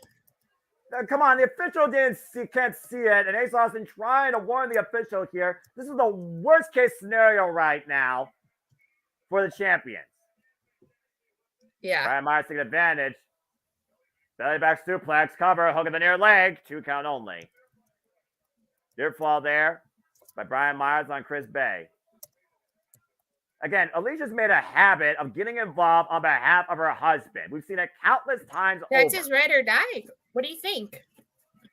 A ride or die. That's his ride or die. How about you prove your own worth and swallow your own pride and prove you can actually get something done on your own? Jesus, the only time marriage should matter is outside a wrestling ring, not in a wrestling capacity. Well, you never know. Yeah. Can you hear my dog? Yeah, that's fine. Don't worry about that. My silly yuts. I gotta close my door. Yeah, it's fine. Up and over, Chris Bay looking for the sunset flip, attack. Oh, he's gagged. Oh, oh. Drive his knee into the spine. Chris Bay had no idea. Lateral press, Eddie Edwards, 2 count only. That had to hurt. Yeah, no kidding. I felt that. Of course, we know that ABC first won the Impact World Tag Team Championships earlier this year at in Las Vegas after No Surrender against the Motor City Machine Guns. Then they overcame them. I really wish I would have got to that, but I couldn't. Well, again, priorities for passions, my friend. That's what I always speak about, you know? Eddie Edwards right now firmly in control here. You think about what 2023 has been, though, for all 4 of these men. How Eddie Edwards was trying to move away from his past. He's been basically battling it for most of this year. Of course, ABC has been trying to rule Impact Wrestling as a tag team. Now 2-time Impact World Tag Team Champions. Are they chanting Boston sucks? Yes, they are. And then for James, I'm sorry. James is from Boston. Who's from Boston? James Hebert. Oh, sorry, James, if you're listening. Boston. Oh, oh stuff in the hand. Up and over. Chris Bay. Ace Austin. Up and over. And Bay able to get to his partner, Ace Austin. Whoa. Oof. Look at this hot tag fury of offense by Ace Austin. 2-time Impact X Division champion. Of course, Ace Austin, one of the youngest rising stars with most promise in Impact since the duration of its name. Spinning kick out of the corner, cover, 2, no! Kick out. Woo. Many people have compared Ace Austin to a young AJ Styles of what he demonstrates in the ring. Ace is calling for Chris Bay, looking for the 1-2. Too sweet. Are we gonna get the Oh, he missed it. He missed it. Oh, roll up. Inside cradle. Inside cradle. 2 count only. Ooh, get to the midsection. Eddie Edwards though. Where is he? And caught a bomb, fire bomb. Cover 2. No. Woof. Great resilience being demonstrated here by Ace Austin during that Blue Thunder bomb. Eddie Edwards and Brian Myers right now trying to call for a play here. Chris Bado back in the fray. Sends Brian Myers to the outside. Hold on, I'll be back. Oh, you're fine. And Bay between the ropes. Eddie Edwards hits the turnbuckle. Spear on the apron! To the damaged midsection already of Chris Bay, worked over earlier by Eddie Edwards. Ace Austin and Eddie Edwards, though, are the 2 legal competitors here. Ace Austin the second. Ooh. Got him with the high kick. Enziguri. There's the tag. Now got him set up maybe for the Proton Pack. Backpack Stunner. What the hell are they looking for here? Myers. Oh, there's the backpack Stunner. There's the top rope elbow drop. 2-for-1 combination. Counter by Brian Myers. New tag chance. No. This has been really good so far, Noah. Again, what you expect when you consider you got tag team specialists here as challengers and the 2 different veteran tag team champions. Take a look at this combination here. Backpack Stunner and top rope elbow drop. Double impact by Brian Myers and Eddie Edwards, nearly claiming the titles. These guys are out to prove that they are going to belong in Impact Wrestling and the future TNA Wrestling, man. I love watching tag team action like this where they're just laying everything on the table at once. I love it, man. Absolutely great action here. For a beautiful prize, might I add. Oh! Absolutely. Get to the midsection, sweep the leg. House of Cards. Jesus. Covered by Ace. No. Kick out there by Brian Myers. You know, Brian Myers can call himself the most professional wrestler all he wants. I'm never going to buy into that, but I will say that Brian Myers demonstrates strong resilience and counter awareness whenever he's in the ring with anybody. He has definitely shown that he is just as worthy of being the discussion of the best of this generation as his former tag team partner, Matt Cardona, the indie god. And there's the 1, there's the 2. Is it 1, 2? Sweet it is! ABC retains. No real surprise there, I don't think. Now, with that finishing combination, you don't kick out of that. The art of finesse and the fold leads to the downfall. Brian Myers and Eddie Edwards. And ABC retains the gold. 2024 will see TNA Tag Team Champions Ace Austin and Chris Bay. Who will be next to step up to them? Who will be the first to... Oh, wait a minute! It's the Rascals! Trying to get Zachary Wentz! I think you have your answer, Noah. Of course, these sore losers can't accept the fact that they lost to the better team at Bound for Glory. It's fair. And now trying to make a statement and trying to seize what's not theirs. And of course, Trey Miguel will be involved later tonight against People Mike Billy one-on-one. I said it earlier, don't think Zachary Wentz will be too far behind. Say, I don't know if it's a good idea for Trey to be getting involved in shit before his match with Mike Bailey. He's got to be focused. Clearly, his focus is divided. Not a good way to be going up against the speedball, brother. Yeah, and they're not done with ABC yet. Or those Impact World Tag Team Championships. Absolutely. Didn't I say smoke them if you got them? Oh, God, Dattilo. Why you had to tease that? Look at this. Zack Sabre Jr. and Josh Alexander.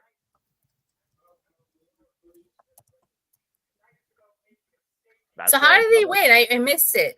Oh, they got the 1-2 sweep. They got the art of finesse and the fold and the count on Brian Myers. To who? Brian Myers? Yes.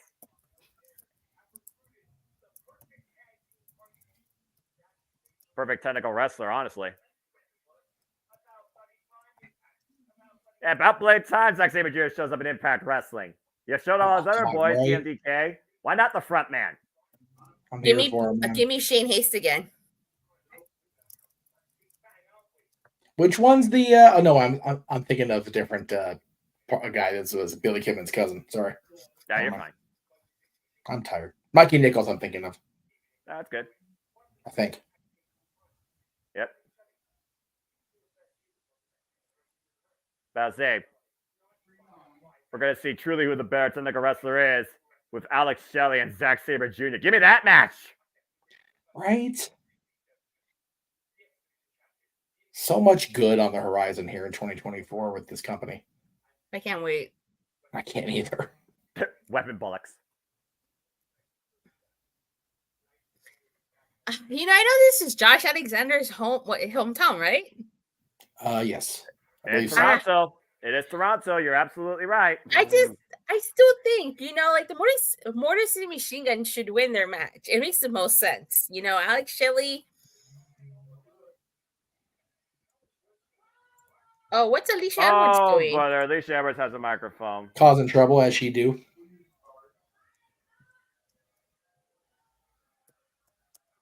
Oh, boy. What does she have to say? No one wants to hear you. Shenanigans. Declaring shenanigans. You know, I'm just saying, there used to be a bouncer that worked in Canada that's now part of Is this how we? we Oh, I know what's gonna happen. This sets up that Jody Threat match, doesn't it? Because she's a Canadian. Originally it was teased, but it was never made official, so you might be onto something, Dattila. All I know right now is these two are killing precious airtime. It's time for that filler part of the pay-per-view. I don't know why I keep singing whenever things come up. Ready for the 23rd, maybe. Yeah, good luck silencing an audience that could give a less than a damn what you have to say, Alicia. Yeah, that's fair. Saying no one deserves anything. Hey Jeff, guess what movie I saw today? I'm sorry? Guess what movie I saw today? Back to the Future. No, A Christmas Story. I had actually never seen A Christmas Story. You know, it's all Thank good. God we got some real authority here. Santino Marella! Oh boy, here we go. The director of a party. Yeah, Santino, get this show back on order. Get these son of a guns out of your ring. That's my favorite thing ever. Nick Corelli's awesome. Woohoo! Good old Santino. Not. You're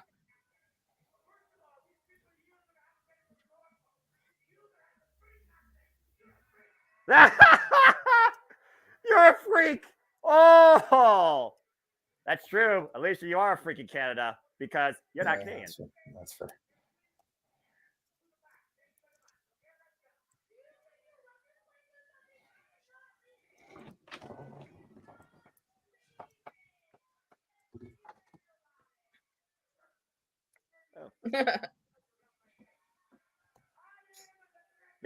Son of a gun. Respect the party. What a summon again. Oh.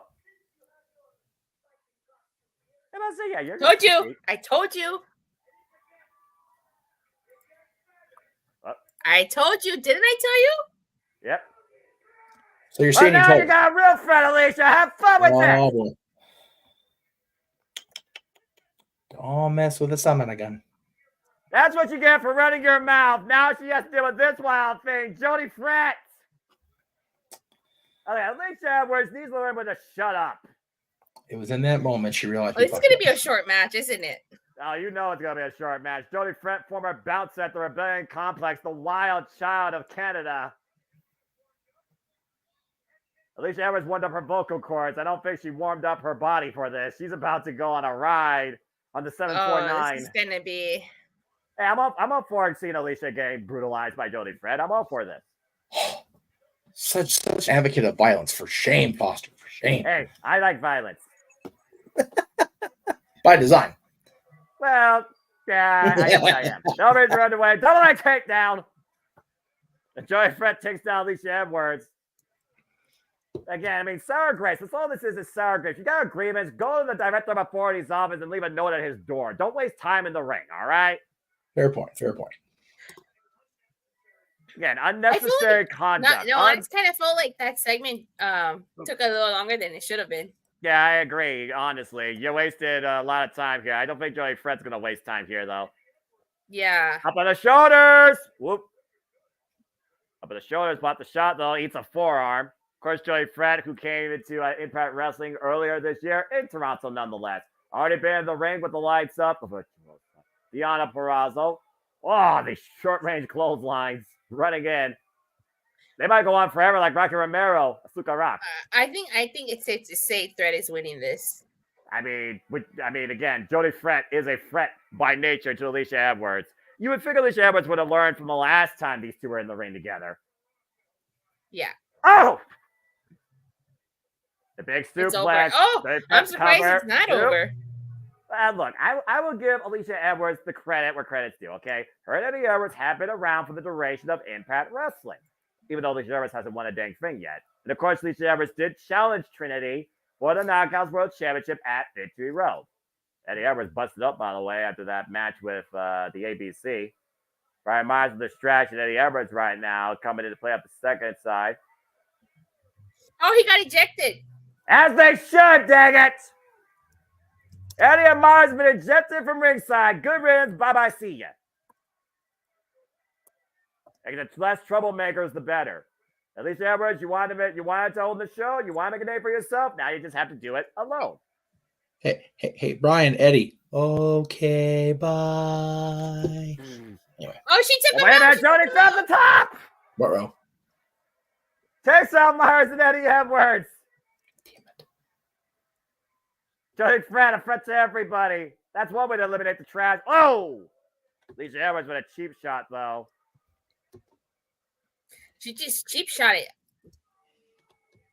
Joey Fred right now and Alicia Edwards one-on-one exhibition here at Final Resolution.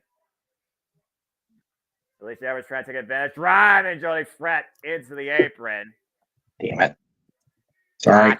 No problem. Sorry, I'm looking at the monitor as I'm supposed to. Don't worry. I barely see what's going on the actual screen. Okay, good. I don't know why they did that. Anyway. Kenneth, I'm just doing what I'm doing.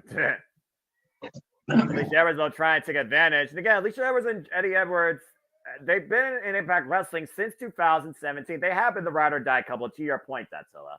I won't take that away from them. But Alicia needs to know when she's supposed to take action, verbally or physically. And in this case, she's paying for it. But so far, taking down Joey Fred, nice clothesline cover, hooking the far leg, it's a 2 count. If nothing else, Alicia Edwards has created an opportunity for herself. Joey Fred right now being hung up across the second rope. Alicia Edwards taking advantage. Again, it's Alicia Edwards fighting alone with her poor accent in Canada. I'm surprised this match has lasted this long. Well, again, I think we underestimate Alicia Edwards because what has she been mostly but Eddie Edwards' wife? That's true. Again, it's a big chance for her. And she is a vet of this Knockouts locker room. Let's also keep that in perspective. She is one of the OGs. She's been here as long as Rosemary. Yeah, that's true. Just to name one person. Of course, this Knockouts locker room is so deep as we're looking at 2 of the Knockouts here. Crossbody. Oh, sliding crossbody. Shades of the former Emma to Neil Dashwood. Again, Santino Marella uprise this. Cover in the middle of the ring. It's a 1 count. Again, we talk about the Knockouts division. We talk about the depth of this division with Killer Kelly, Masha Slavic, Kylan King, Diana Purrazzo, Jordan Grace, Michelle Shaw, Trinity, Mickey James, who's also been around here for a period of time, Savannah Evans, Jessica, and of course, also Canada's own, Courtney Rush. Alicia Edwards right now just trying to goozle Jody Fred across the second rope, using the 5 count to her advantage. Just feeding off this hatred of this crowd. And I think she's doing a great job of playing off of it. It's playing to her advantage right now because she is in control of this match. And Jody Fred right now is not going to take that line. Oh! Nothing but disrespect here for everybody, including Joey Fred by Alicia Edwards. Jeez, dragging her by her hair. No way. No way. I thought she was going for... Oh. Is she going for the sharpshooter? No, she's going for a full Boston Crab. Because Boston rules. Boston Crab in the middle of the ring. Will the Boston girl tap out the Toronto threat? Joey Fred, though, fine bat, though. Able to turn over. Get her boots up. Able to kick Alicia Edwards off. Create some distance.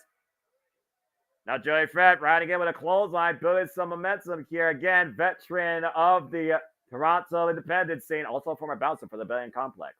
Up and around. This match is turned complete 360. Joey Fred. Ooh. Get to the side of the head. And Alicia Edwards doesn't want to be there. Oh! Double knees to the spine. Now looking for the deadlift German. Alicia Edwards holding on for dear life. Trying to prevent her from going on right. Back elbow strike creates distance. Oh, I think it's over. Sudoku driver!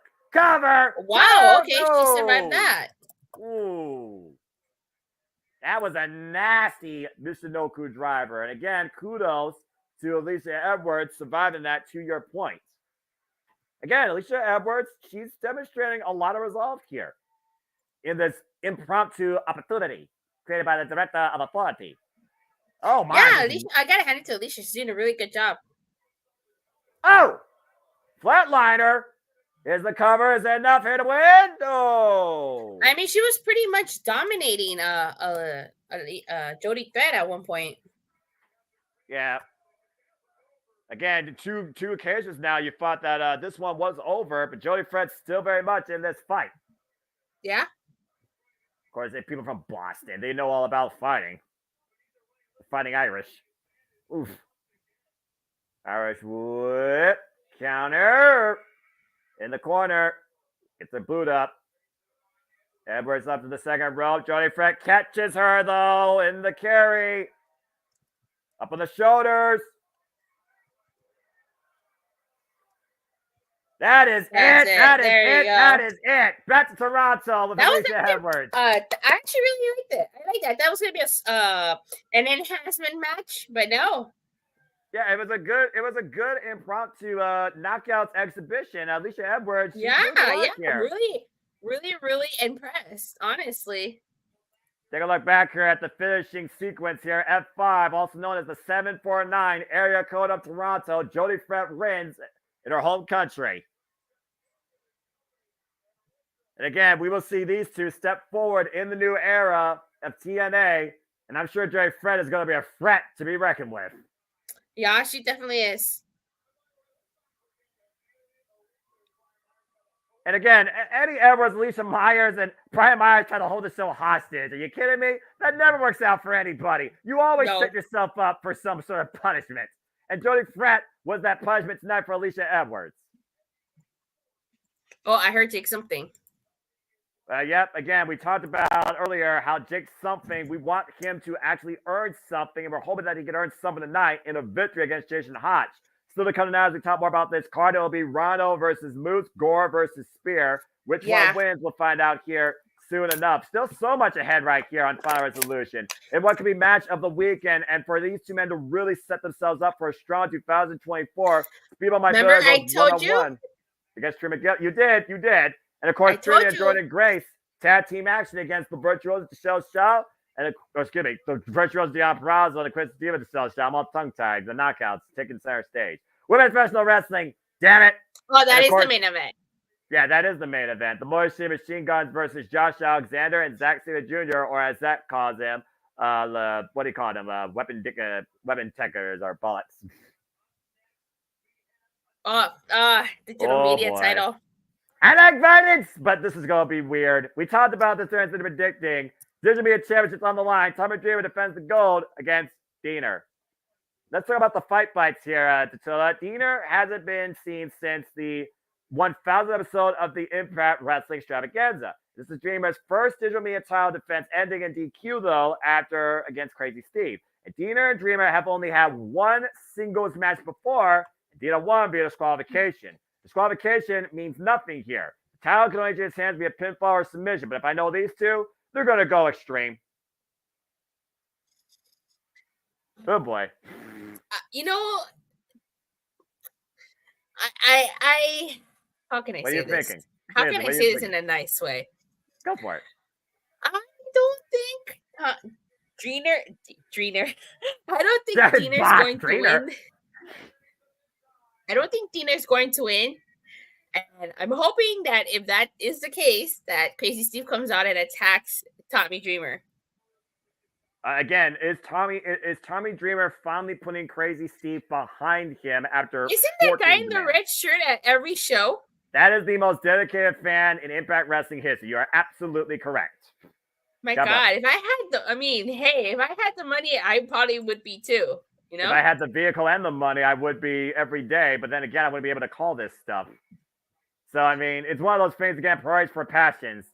But it would be one of my things to just have a vehicle to travel and see all the wrestling shows for Impact and my favorite wrestling companies. But, that's a pipe dream. wait, what's your favorite wrestling company?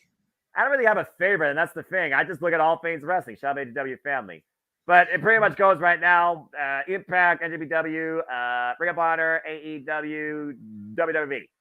If I had to pick, I'd choose Impact. Impact right. slash Well, TNA. again, it's going to be TNA come next year. We got to keep that in mind. Yeah. Tommy Dreamer, of course, who won the Digital Media Championship against Kenny King back Don't at remind me. Road. Yeah, at the end of the day, I have to. That's because people may not know. I mean, people are like, what is Tommy Dreamer doing being a champion in 2023? That's not a decision that I agree with. I think that Kenny and G King should have retained, but if it leads to Crazy Steve beating Tommy Dreamer, I'm okay with it. I think he should drop that belt at Hard to Kill. Well, again, Hard to Kill is next year in, again, the arrival, once again, next year, of it's TNA. In 4 weeks, in a month?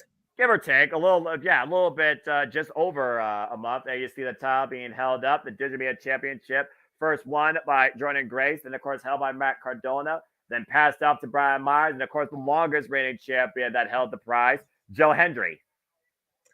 I hope we get to see another .combat match. Those are fun. I agree. Again, those were my favorite calls this year with James. As somebody that works in IT, seeing a Sega Dreamcast used in professional wrestling, my life is complete. A Sega. That was the spot. That was the spot. I'm so damn glad they're remaking Crazy Taxi. I've been missing that game for so damn long. Anyway, here we go. Wrestling. Sorry, not gaming. Wrestling. What? I didn't even catch what you said. Nothing. We're chanting ECW. Well, again, Tommy Dreamer, ECW vet, former ECW champion.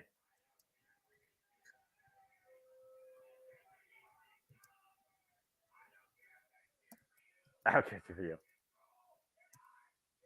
I'm in control. All right. Dina making his first opening statement. The loudest one in the ring right now. Oh, and we all know how emotional Tommy Dreamer can be. Whoop, went for the elbow. With a fake out there. Harsh words by Diener so far, but no physical contact yet.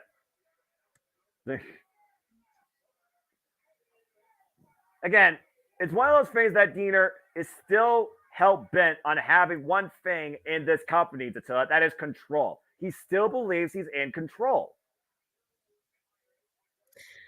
I'm surprised because the design, since Eric Young left the design and Joe Dorian, left the design too, it just hasn't been the same.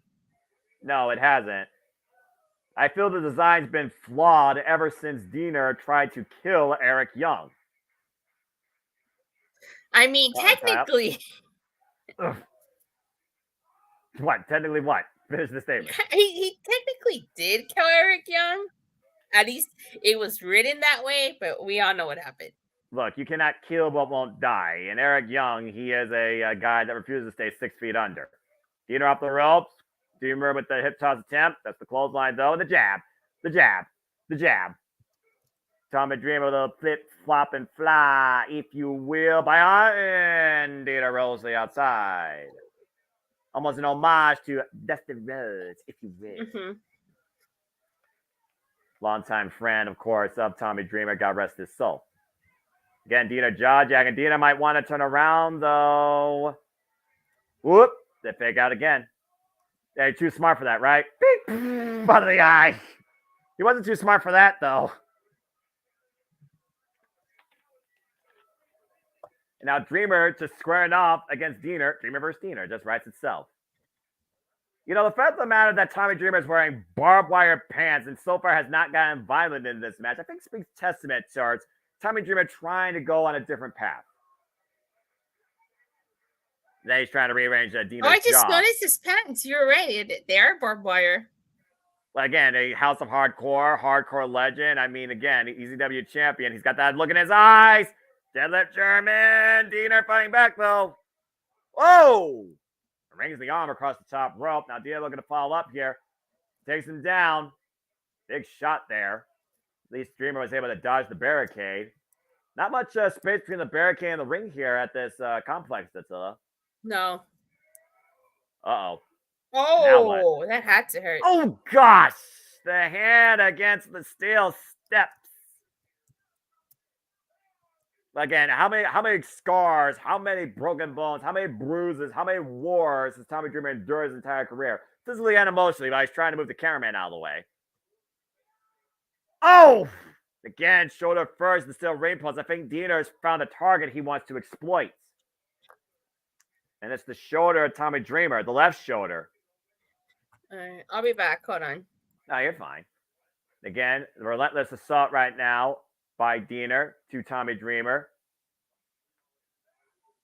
Tommy Dreamer with the hammerlock right now of his arm in the top rope as Diener continues to jaw jack him again for the Digimia Championship, folks. Title going into his hands via pinfall or submission. Tommy Dreamer going into his second defense after winning his last match. It's Crazy Steve via disqualification. Looking for the sunset flip. Diener trying not to fall back. Whoa! Might lose his balance. And Dreamer trying to pull. And not going to happen. Afraid to fight the grip. And oh!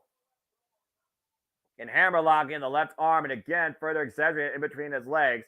And now Diener goes in the cover. 1 count. You think about the career of Tommy Dreamer, longtime veteran, ECW, WWE, and of course, Impact Wrestling, TNA, a figurehead for many in this locker room.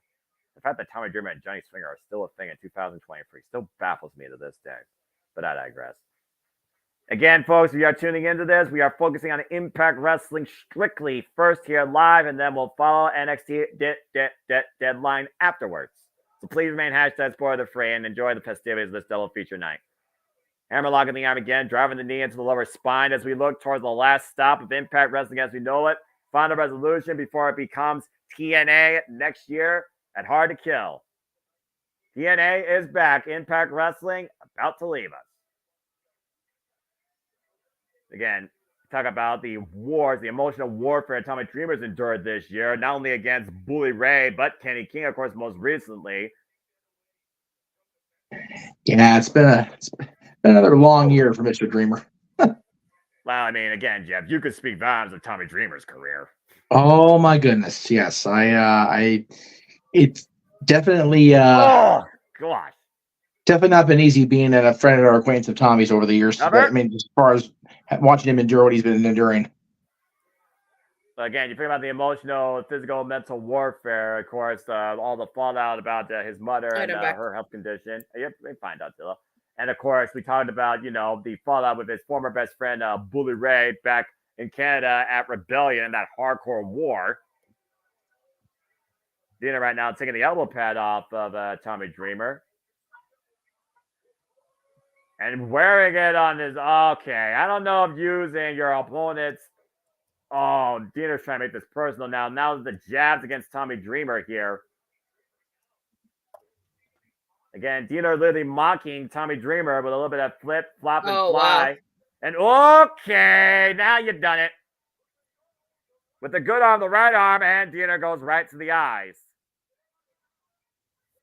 Grabbing again at the eyelids and that damaged left arm. Again, this has been a very methodical match. Not really violent at all, Dattila. I'm quite surprised here by Diener. Yeah. You talk about this man, his violence and his insane attitude, where this man would be a few fries short of a Happy Meal, as some people would say. And so far, he's been very composed and very focused. He's focused the attack on Tommy Dreamer's left arm, and he's been in control for pretty much the whole match. Now, Diener going up top. Oh! Dreamer with a side shot to the head. Able to slow Diener's ascent. WWE Championship on the line, and now Dreamer looking to bring Diener back in. Oh, and again, right back to the arm, just wrenching it. And biting at it, I think. Good grief. Desperate times for a desperate man, called desperate measures. Oh, he just... we don't talk about that. Okay. Elbow up!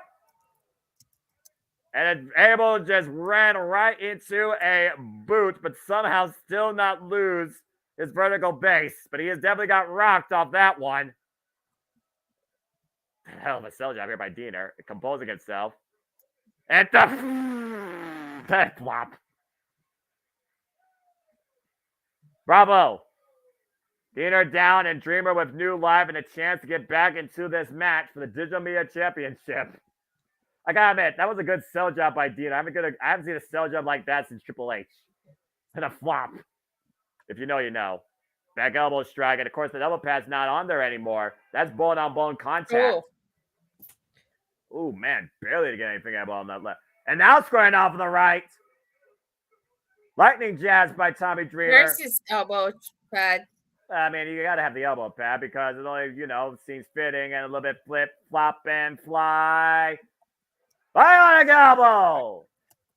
Right between the eyes, not falling elbow drop. Diener gets out of the way, though. And now Diener looking for maybe DDT, St. Roberts. Ace Crusher! Covers enough to Wow, it's not over. Ooh. Sudden impact for a 2.5 off that Ace Crusher, cutter, whatever you want to call it. Kudos to Dreamer for getting back in this, though. Finally picking up speed and momentum in this match. But again, Diener back to that arm. Ooh, just bring him down hard. Cover, hook on the far leg against a 2 count. Kick out again. It was 2. The ref says it was 2. Again, you can't argue with the official. The official's word is final. And wait a second. Now Diener grabbing the Digital Media Championship. Of course, he can't use that. He knows if he uses that, he will get disqualified. But does he care about winning or does he care about unleashing violence? Excuse me a second. No. So nobody is somebody's not paying attention to the comments in the stream. Sean Garner, we are doing NXT after this show on tape delay. So if you want to watch NXT Deadline on time, feel free. We're just not going to talk about it or do the watch along until after Final Resolution is over. Thank you. Wait, what the hell is Diener doing here with the title? He's buckling it around the top turnbuckle. I thought you had already addressed it. That's why I didn't acknowledge it. Again, you're a part of this thing too, so please feel free to talk. I did. Just doesn't mean everybody's paying attention or actually listening to me. Kind of the problem I'm having this weekend, but that's neither here nor there because I'm talking about the fans in this case. Double A Y'all need to start. Everybody in the crowd. Oh! No. NXT after Final Resolution. Catapulted face first to the Digital Media Championship that he set up impromptu, a weapon of his own demise by design. DDT! Dreamer DDT, cover, hook the near leg. Yeah, I'm not surprised the Dreamer won here. I called it. You didn't call that type of finish.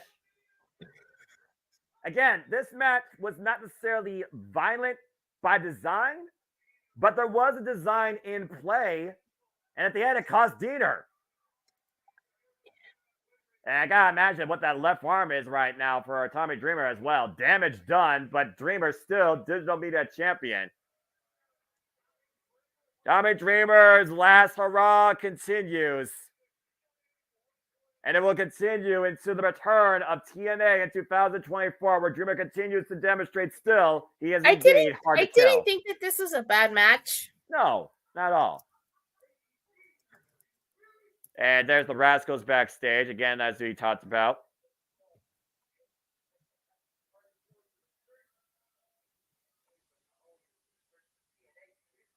Talking about the resurgence of the Rascals. Uh-oh, Santino's pissed.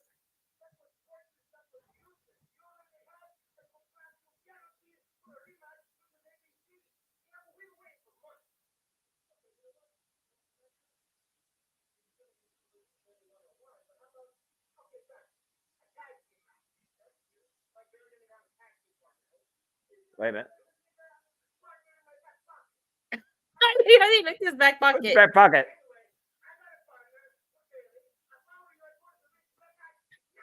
Oh, we're getting a tag team match, player. Holla. I'm a little bit disappointed we're not getting this singles exhibition, but Santino is furious. This I did not expect. No, not at all.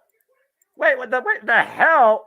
I was expecting people on my bed versus Trey make a one-on-one. Now we're getting a tag team match, and it's not. I'm calling Jonathan Gresham's gonna be his partner. But you talk about the fallout with, of course, John McGregor and Speedball on a battle of morals. That again, John McGregor is not the same wrestler as we've known him to be originally. He's been sick of losing. He's been winning dishonorably. Speedball Mike Bailey is not appreciating that. I don't think the two could be tag team partners. But yeah, instead of sorry folks, match thrown out. Instead of singles exhibition, it's a tag team match. And to be fair, you and I talked about how Zachary Wentz was not going to be too far away from this. I think what Santino did, he made sure that this is going to be fair and square because Trey Miguel is not going to go one-on-one against Speedball without Zachary Wentz in his corner. He knew that the Rats was going to be up to their trickery. I told you, man. Like, he was going to have Zachary Wentz out there. Well, again, it robbed us, this stupid idiot. It robbed us. No lie, though. No lie. I did want to see that singles match. It would have been it would have probably been match of the night. Yeah, it robbed us of the singles match. I'm a little pissed off about that. The stupid Wentz. Anyway, Speedball back home in Canada. Speedball Mike Bailey, apparently with a partner out of Santino's pocket. Whoever the hell that could be. Wait, Eric Young? I don't know. They're in Canada. They're in Canada. That's fair. That's fair. It could definitely sound like, well, again, Speedball's also from Canada, so. Because, I mean, I said Gresham because I was like, they teamed in the past, but what if Eric Young? They are in Canada. Well, I guess we'll find out here in a moment. Again, Speedball Mike Bailey coming off that instant classic against Will Ospreay at Bound for Glory and that television championship match against Zack Sabre Jr. at Lone Star Shootout. Now, Speedball looking to build his own statement into 2024 and the return of TNA. Oh, look at Wentz. Wentz is mocking us, Speedball. Did you see that? Yeah, I did. Again, foolish child is what Wentz is. All right. Well, Santino, who do you got? Tag team partner. Trent Seven? Trent Seven? Holy shit. Whoa! Mustache Mountain! And are you kidding me? The former Rev Pro British Heavyweight Champion! Toronto, welcome to Mustache Mountain, Trent Seven! Okay, that's freaking awesome! Holy smokes! I haven't seen him since that one match he had in AEW. And prior to that, of course, he was involved in NXT UK. In fact, Tyler Bate and Trent Seven are former NXT UK Tag Team Champions. Since then, Trent Seven's been ruling Rev Pro to a degree as the British Heavyweight Champion. And now Trent Seven's here in Impact Wrestling. Oh, Mike Bailey and Trent Seven are so winning this. This is awesome. I like this a lot. Trent Seven, one of the most well-respected vets of the British wrestling scene for decades. He is the teacher of Tyler Bates. Again, the surprises keep coming. Well done, Santino Marella. And a man that's no stranger to tag team wrestling for damn sure. I'm a huge fan of Trent Seven. This is pretty cool right here. Why is he tying that towel? Like okay. Billy. I mean, Speedball Mike Billy. Hey, I mean, tonight he's a member of Mustache Mountain. Mustache Mountain and karate come together in respect. All right, well, A unique change of pace here. Bell Reigns are underway in this unique tag team exhibition as the Rascals take on Speedball Mike Bailey and making his Impact Wrestling main level debut, Trent Seven. Of course, we saw Trent Seven was involved during the UK tour when Impact went across the pond. He was involved living the countdown at Turning Point, I believe.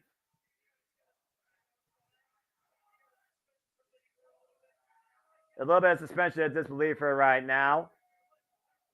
As Zachary Wentz, you may not be prepared for this. You were more than prepared to get involved when you really should have gotten involved. And Zachary Wentz doesn't want none of Speedball Mike Bailey right now. Again, originally it was going to be Speedball Mike Bailey versus Trey Miguel.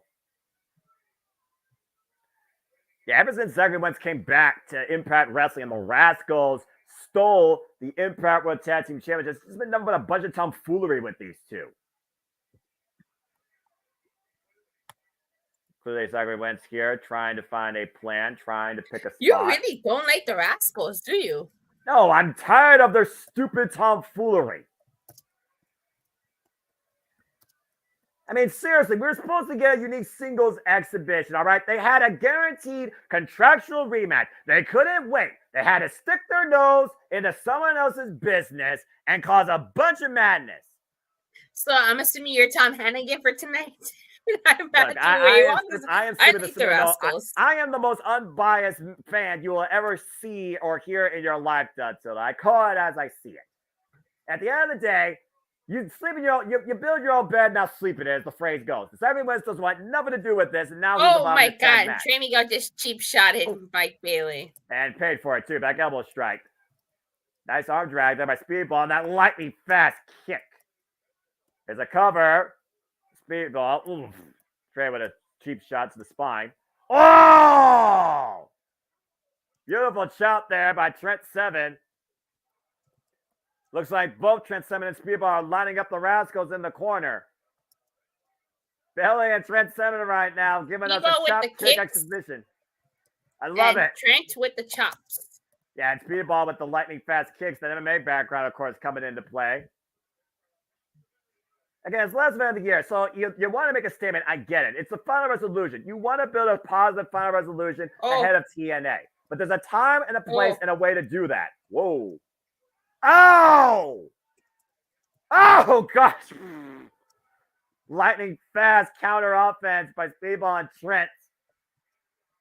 And so far, Speedball and Trent looking very well. That's a good one. Yeah, and so far, Trent and Speedball looking very strong here in the early going. Speedball chance raining out. There's a tag right now. Again, right now, Zachary Wentz is trying to rearrange the chest hairs.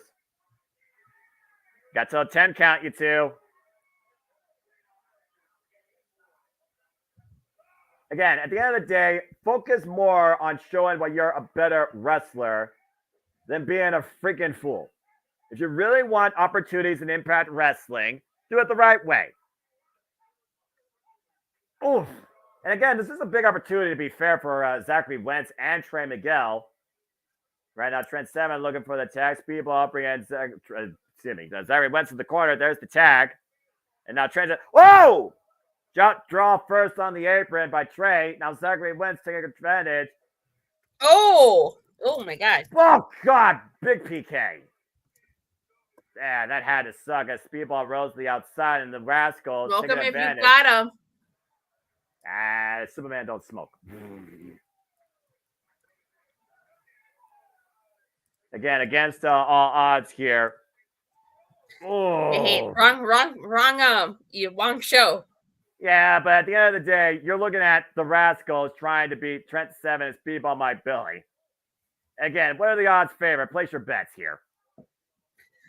And right now, it's turned into a handicap match. We are focusing on the legal man. The legal man right now is Trent Seven, and still the legal Rascal is Zachary Wentz. Let's keep that in perspective. Bringing it back inside the ring.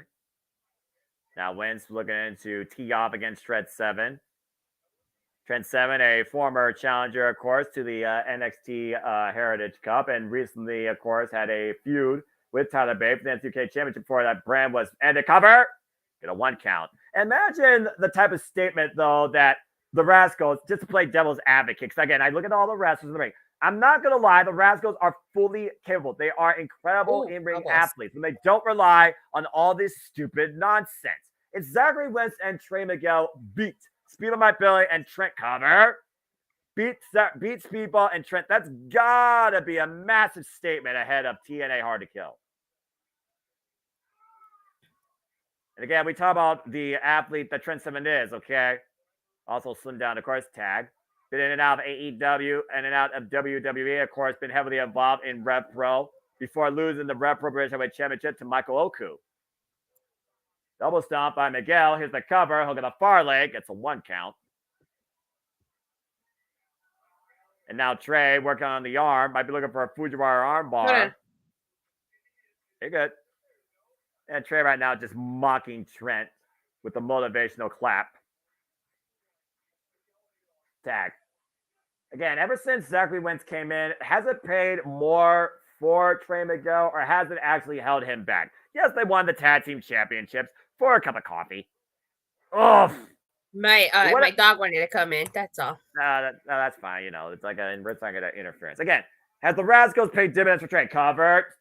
Get a 1 count. Again, Trey used to be a former X Division champion. Now he's involved in the tag title picture, and he lost the tag team champions to ABC. And do you expect me to believe that this type of nonsense is going to actually lead them again to win the tag team championships? Come on now. Freaking hook and by crook and all this freaking controversy and payoff you want to talk about. Cover, kicking the right of the head. It's a 2 count. Again, you seem to be all about the Rascals and these actions. You really think that this type of behavior is going to lead them again becoming Impact World Tag Team Champions? Hey, sometimes you gotta work smarter, not harder. Yeah, I don't think working smart necessarily means working dirty. Right now, you see the triangle lock by Trey Miguel, grounding Trent and just wearing him down. The float over lateral press. It wouldn't surprise me if we see some spray paint here. I wouldn't put anything past the Rascals at this point, considering what would they have done recently. The Rascals right now in control, and the Rascals, again, were not supposed to be in action tonight. I mean, if you're trying to get the Rascals some heat, then you have to have them not only win this match, but pin Mike Bailey since he's Canadian. The 7-star Larry. Trent Seven's not Canadian, by the way, folks. Oh, man. Up across the second rope and a super kick follow-up. Rascals 2 for 1. Code breaker. Net breaker. Running shooting star press. The cover. Deep look at the leg for a 2 count. Kick out by 7. Again, great offense. Great tag team offense demonstrated by the Rascals. I won't deny them when it comes to that was a great combo. Prowess. But kudos to Trent Seven for kicking out of that. Oof. Again, you see Zachary Wentz. Again, this is one of those things, though, that just boils Speedball Mike Billy. German suplex. Oh! Big German suplex. And Trent now with a huge moment going to try and make a tap, but Trey just lunges over Trent, takes Speedball out, and then eats Trent with a thrust kick. Huh? What did he say? Oh, Brainbuster. DDT instead. Fake out by Trent Seven. Trent Seven now with new life brought into this match with a huge chance to try and bring Speedball Mike Billy into this. The path is open. Speedball is waiting and ready. And Zachary Wentz takes Speedball down. Oh! And Zachary Wentz gets taken out with a super kick. There's the tap to Speedball. And now we finally got Speedball and Trey at 1-on-1. Handstand springboard. Trey with a duck down, though. Oh, look at those kicks. The lightning fast, furious kicks. Oh, and rocked him in the head with the Instagram. Again, you can't block that. You just have to take that final shot. You're just waiting for it to happen. And Speedball right now squaring out. Spinning Solbot kick. Bends Trey over. Axe kick follow-up. Brings Trey onto his knees. Another lightning fast kick to the chest. And Speedball running. Shooting star press. Here's beautiful cover. Look at the near leg. A 2 count. Oof. Again, let's think about their encounter, not just last year 1-on-1 for the X Division Championship when Speedball was champion, but that triple threat match earlier this year at Rebellion where Trey got the better of both Speedball and Gresham, eliminating both. Know. Oop. Block that kick, though. Oh, but gets caught with the other. Tad is Wentz, though. Wentz roll through under. Big uppercut to Speedball. Now Wentz trying to take advantage. Ducks the Enziguri. Speedball with the waist up. Pushes Wentz into the ropes. Oh! Beautiful counter offense there. Snap German suplex. Norman Lights with a bridge. 2. No! Woof. Again, impressive awareness by Zachary Wentz. TNA chance. Shout out to Lucha. This is TNA chance. Hey, say it loud, say it proud. That's going to be here before you know it. Again, you don't have to like the Rascals because I don't. I'm verbatim. I don't. But I respect the Rascals. Them. Yeah, today, you know. Oh! There's the karate kick, the freaking flamingo stance. Well, I think out Matrix. Ooh, rising knee strike. Handstand, springboard. Oh! Cock right into the midsection and both men down. Whew. At this point, you got to wonder who's going to take advantage here, Datsila. Yeah. Again, great match. It's actually a really fun match. Yeah, it's a great match thrown together for what it's worth for the last possible minute, even if I still find it a bit annoying how we got here. And now Miguel trying to take advantage. Up and over, though, to the floor. Trent Seven sends it. There's the tag to Trent. Now Trent Seven falling in. Big chop to the chest to Zachary Wentz. Wentz and Trent Seven, the two legal men. Might be looking for that DT again. Armiger, though. Ooh, rising knee strike. And Wentz right now picking up speed. Ooh, went for a high kick, but Trent Seven ducked her knee. Now got him hooked. Whoa! Single arm choke slam. Now Trent Seven. Up and down. Weber 2. No. That was a bit of an innovative suplex there. Yeah. That was a really cool move. Not really a Michinoku driver, more like a one-arm spin-out backdrop driver. Now Trent Seven firmly in control for his team. Got the full Nelson in play. Might be looking for a Snapdragon. The Trey coming in. Bop and bang! Big right hand, a big high kick by Speedball. Now Speedball squaring up Wentz. There's the rolling kick. A German suplex combination. And now Trent with the cover on Wentz to win at final resolution. And Trey lunges in for the save. I kind of thought for a second that when they were doing those kicks that Wentz was gonna duck and Speedball was gonna accidentally hit Seven. Beautiful timing there in that tag team offense combination by Trent and Speedball, but great awareness for Trey to break up the fall and keep his team in this. Now Speedball and Trey looking to once again build a statement before TNA. Speedball sends Trey into the ropes. Trey catches him though coming in.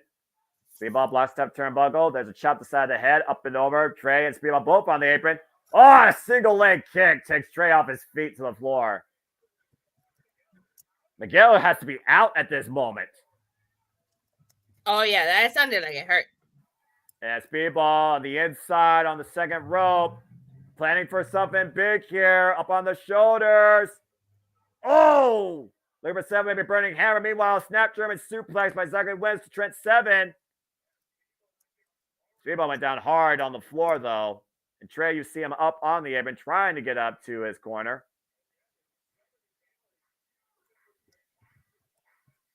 Zachary Wentz right now squaring up Trent 7. What they're looking for here. Running uppercut in the corner. Tag to Trey now. The Rascals for a 2-for-1. Big spine buster. Planted.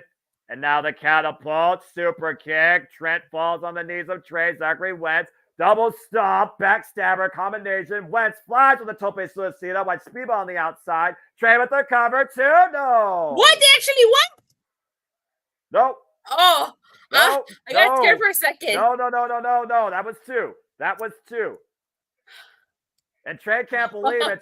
To your point, Trey thought that was it. I thought that was it. I was like, oh my God. Yeah. I was like, I blinked and I missed it. Again, you hear Wentz calling for it, though. Oh, wait a minute. ABC.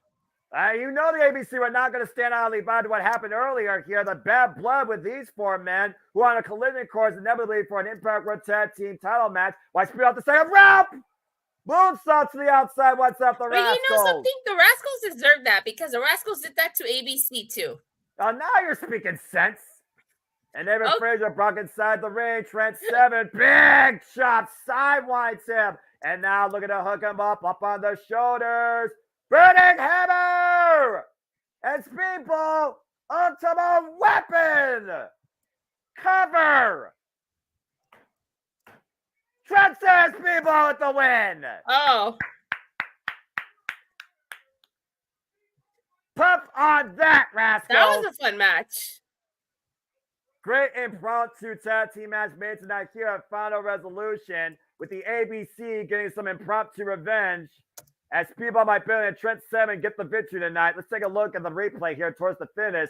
Security restraining the ABC from getting involved here, risking disqualification.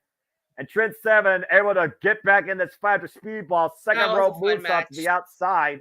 Wiped out the Rascals. And then Zachary Wentz got sidewined with that freaking chop.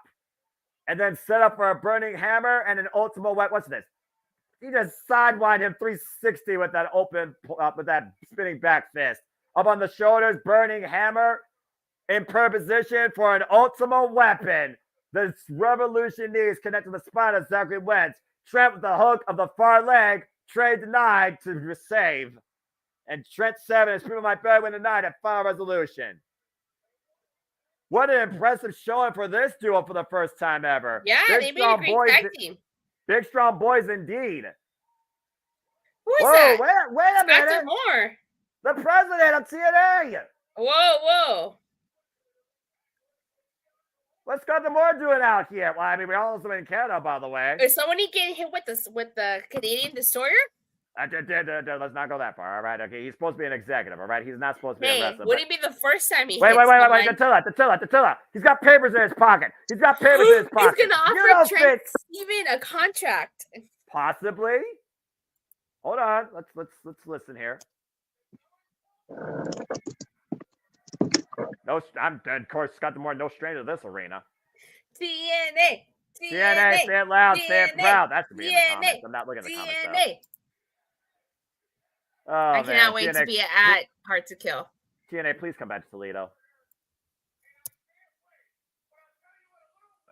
What? 24 years ago. Don Cola. Oh, he wrestled him? I didn't know that. Oh, of course, Owen Hart. God rest his soul. Career man, all great fans. 9 years ago. Facebook message in 2000. I thought Facebook's only been around since like 2008. I guess, Anthony Corelli, though, longer than that. What did he say? Yeah, somebody else with a name at the time. I'm glad I took care of that. If you know, you know. What's this about, though? Besides respect. It's in the ring. Yeah. That's right, he did. That's the very way he signed Josh Alexander. Walking weapon, of course, the living heartbeat of TNA Impact Wrestling. The Iron Man. Who is on a quest to regain what he never lost. And it could be a first road stop tonight.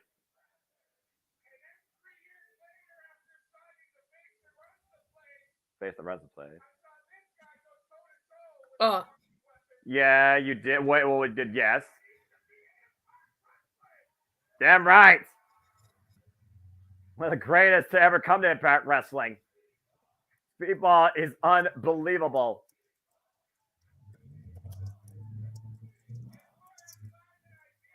Yeah. The trip down memory lane. Dunkola. Oh. I mean, I know somebody with a great mustache. You don't have a who? Trent Seven has a great mustache. Mustache Mountain. Oh. That's a great in ring. He did. What? Yeah.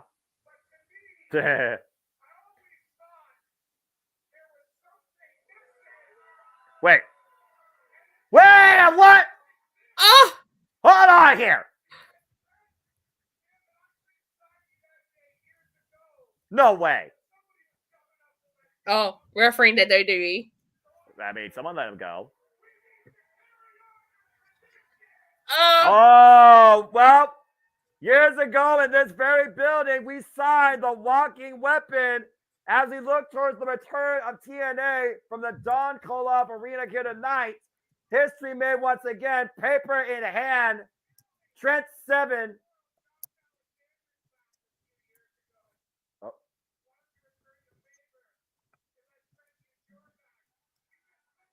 One back to another back. Ladies and gentlemen, Trent Seven has officially joined TNA.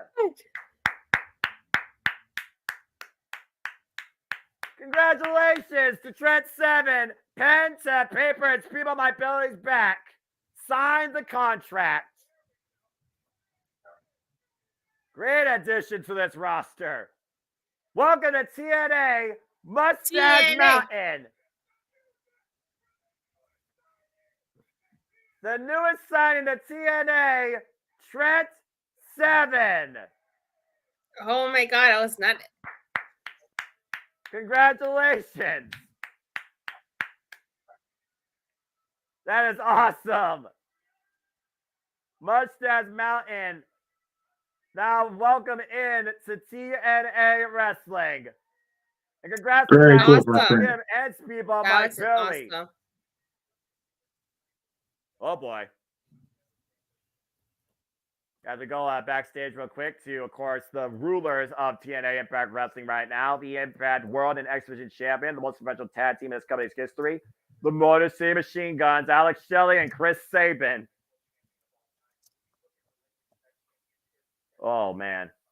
I'll be right back, kids. Oh, you're fine. Okay. Yeah. Again, we're looking at two of the all-time great singles wrestlers of this company, but arguably the greatest tag team in TNA history. Yeah. I have to go back and rewatch these promos. Yeah. Before I do my review. Oh, you're fine. Going on technicalities. But I say, if you hold the gold, you are the best. That's as simple as that. I'm really surprised Motor City Machine Guns didn't take all the gold and just win the tag titles either. All right, don't give them ideas. I don't need a power trip, all right? But I do need something to happen in this next match here. As we look towards, again, final resolutions being made and momentum and statements to be found, Jake Something is looking to make a statement tonight against Jason Hotch. Oh, man, that was awesome, though. Congratulations These to Trent Seven. good hands. And a freaking pair of hands. Oh, well, here we go. He's got a microphone in hand. Of course he does. Where's John Schuyler? I'm not sure, actually.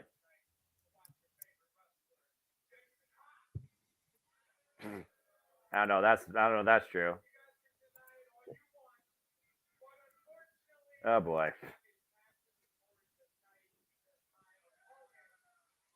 Yeah, he assaulted him during the countdown with a steel chair. Oh, I missed that. See, I gotta go back. I got you, Dattila. Yeah, it was literally before Frank Kazarian and Sheldon Jean. We were backstage seeing Jake Something warm up, and then Jason Hodge assaulted the man with a steel chair. Take a look yourself. Oh, wow. Just well and away. This is what happened during the countdown here. Jason Hodge eliminating Something before the bell could even ring. A cheap shot. I guess you're going to make a statement. You make a statement by taking out somebody that you pose as a threat before you even go in the ring. Why do I have a feeling we're still gonna have a match?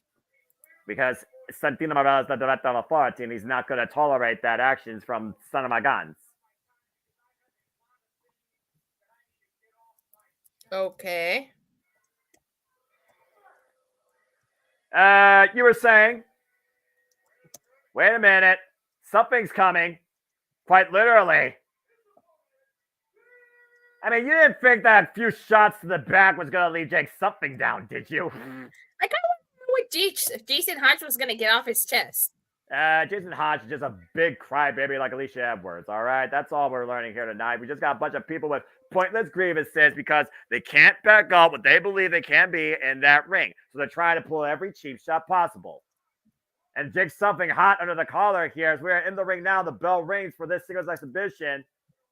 And this match is officially underway. Big back elbow strike. Again, we didn't see Jake something since that attack, but it's going to take more than that. Oh my God! To hold something down. And you do see something grasping his lower back, Patilla. You know, Jason Hodge was so lucky he wasn't in that viewers' revenge match with John Skyler. Yeah, John Skyler got what he deserved 10 times over. I feel bad for him, though. I don't. Oh. The rope for him between the ropes. Nice net breaker. And Jason Hodge trying to build momentum here.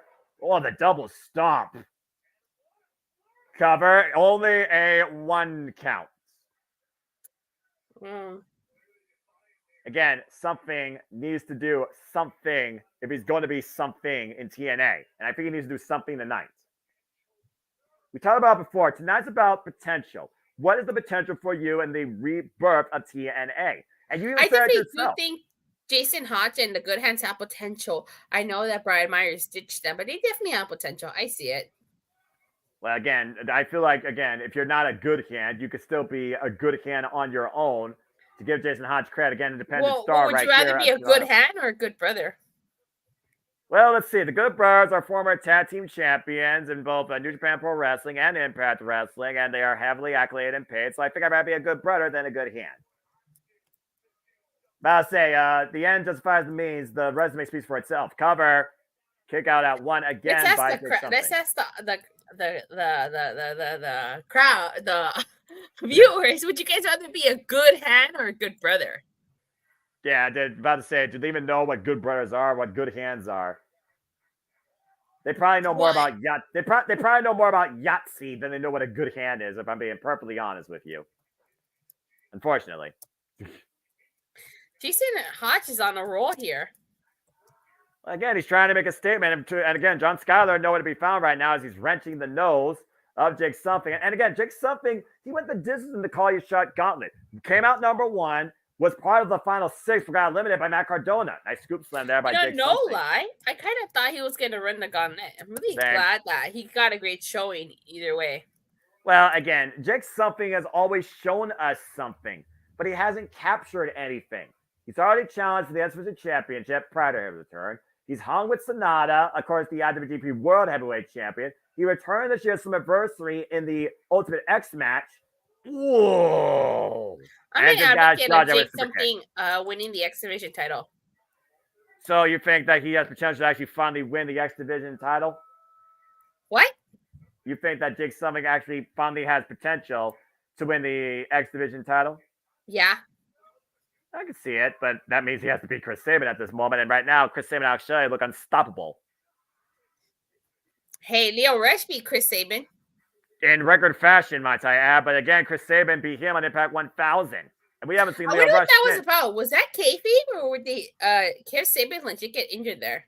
I'm not sure exactly. I don't think we ever really learned the truth about that. What I do know is Leo Rush is out right now and definitely on injury because he was supposed to be involved in Japan Pro Wrestling, challenging Hiromu Takahashi for the IWGP Junior Heavyweight Championship. And of course, he didn't get a chance to do that.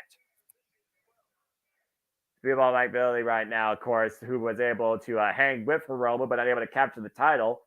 And we saw him earlier tonight win with Trent Seven as Trent Seven put pen to paper, signing the dotted line, now part of the TNA roster. Shout to the midsection here by Jake Something. Jason Hodge needs the clothesline, though. And right now, trying to tie up the hamstring. teeing off against Jake Something, jacking his jaw, bending him over. And Jason Hodge looking to capitalize. Oh. Ooh. Nice enziguri there. Again, Hodge right now is giving Jake Something a run for his money, but look at Jake Something and wear just enough to stop Jake Something. Oh my God! Never mind. Just knocked him out with that bullhammer elbow of sorts. Good Lord. Again, Something, though, fighting from underneath, still angst and pain. You hear it straight from the man himself. Oh, that saws of the steel chair, of course, as Jake Something looks to pick up something here, some momentum possibly. Green to him and Jason Hodge closing in with the splash in the corner. And now Jake something. Short range clothesline, bringing Jason Hodge in, maintains wrist control. And you know what that means? Oh, man! Inside out, upside down with that clothesline. Hodge is getting decimated right now. Again, I mean, you attack a man before the bell. You give him all the motivation he needs to destroy even more. Spear. Shoulder right into the midsection, thrusting his freaking girth into Jason Hodge. Jake something, looking to do something here. Again, though, the damage back, unable to lift Jason Hodge. And fatigue has to be setting in as well. Jason Hodge, though, trying to be wheeled on by the people. Meanwhile, hoisting Jason Hodge up and... Whoa! At the back door, the roll-up, the cover, too! Whoa! Quick counter again, deep hook of both legs for another 2 count. Whew. This isn't as easy as Jason Hodge thought. No, it's not. No, it's not. I'll give Jason Hodge credit. He's still hanging in this fight. He had a game plan coming in, but clearly that wasn't enough. He's taking the knee pad off. What's he looking for here? Trying to set up Jake something. Oh, and he just ran into something, called a brick wall, named Jake something. And now once again, hoisting him up. Powerbomb! Again, fighting through the pain. Something right now, feeling something, but can he reach the finish line? Something! What's his name, Datsila? Something! Will Jason Hodge say something? Black Hole Slam! Cover! Jake something That was good. Great showing. Yeah, again, fighting from underneath after that assault.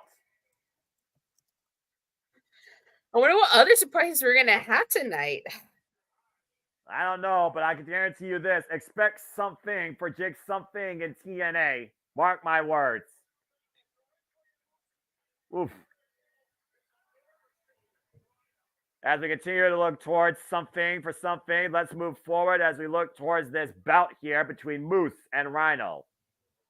Again, we saw what happened with Heath Slater and Brian Myers. Because, of course, Heath Slater was eliminated in the Call Your Shot gauntlet by Brian Myers. But, of course, Moose said, if you have a problem with him, you have a problem with me. Why Brian Myers has been questioning the tag team loyalty of Moose. Of course, we got Moose and Heath Slater one-on-one. Heath Slater with a strong showing. But, again, Brian Myers helped Moose win. And Moose got the spear on Heath Slater. And, of course, they were looking to exact further damage with a 2-on-1 assault. Who came to Heath's aid but his old tag team partner, Impact Tag Team Champion, partner, I might add, Rhino, who gored Brian Myers. Again, how many enemies has Moose and Brian Myers made? But Moose, of course, has the Call Your Shot at Hard to Kill. And and you want to know why he's got the Call Your Shot? Because Rhino gored Steve Macklin. If it wasn't for that, Moose wouldn't even have this opportunity. Yeah, but I don't think Moose is one person to say thank you. Okay. So the only reason Moose even had that opportunity was because of Rhino. I know. But do you think Moose cares? At the end of the day, Moose is like, I won this myself. And Moose, it just so happened that Moose caught the briefcase. That could have literally been anybody. It could have been a family audience. Imagine that crazy nonsense. Brian Myers himself could have caught the briefcase. Again, the circumstances. Circumstances. Here we stand at final resolution. My words, my document was auto-corrected Hodge to Hitch. Botch. That's hilarious. Oh boy, the former Impact World Champion, self-proclaimed greatest Impact World Champion. And you can see that briefcase in hand. And of course, it will be Moose versus Alex Shelley for the Impact World Championship, at least name right now. Okay, at Jenny, Hard to Kill. I'm going to be back. I'm going to go get a water. That's fine. Right now, this fan trying to get the better of Moose here. Of course, Moose is nobody's friend. Moose is always in this business for himself. But you cannot deny the athletic capability of this man who has signed for the long term to TNA and plans to retire here. That's how committed this individual is to this company.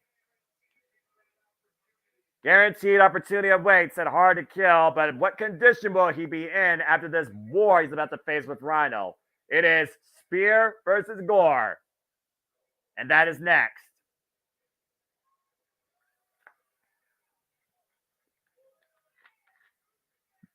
Who's the man? Straight out of Michigan, the 313. It's Rhino.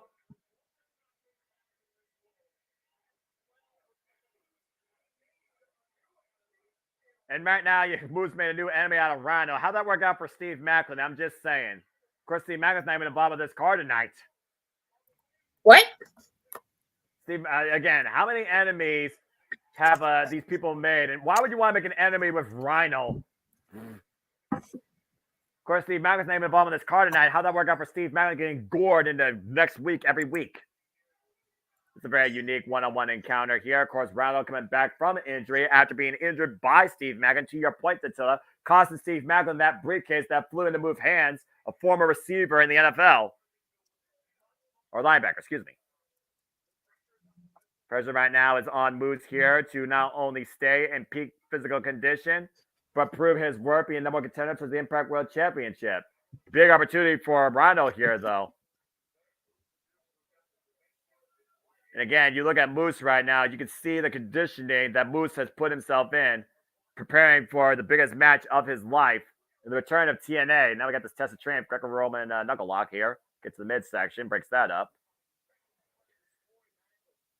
And again, Steve Macklin been MIA, and also last time we saw Steve Macklin, he lost at Bound for Glory in that Monsters Ball. In fact, Rhino and Moose were both involved in that Monsters Ball match. Oof. And Moose right now is finding a reprieve on the outside of the ring for the time being. Face first. Moose being driven head first, face first into the apron. Just getting dazed. Oh, golly. And again, you just see the way that Moose is being driven face first over and over again into the apron. That's like, good grief. All right, come on now. Now he's just toying with him. He's just scrubbing the man's brains. Look at the cell job by Moose. I don't think Moose is going to even know where Toronto is after tonight with that type of trauma. Good grief, where steel meets wood, steel meets skull. Chance Rhino come out. Oh!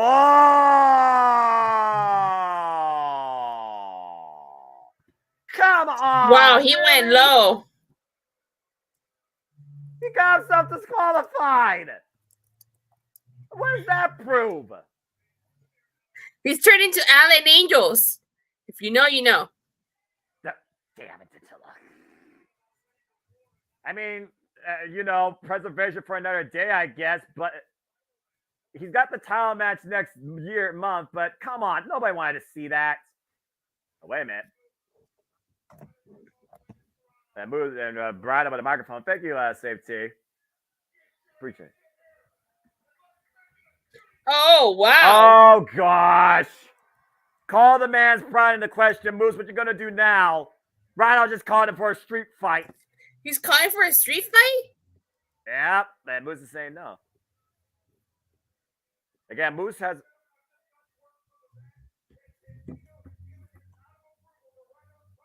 What? What? A street fight? What? You gotta be kidding me!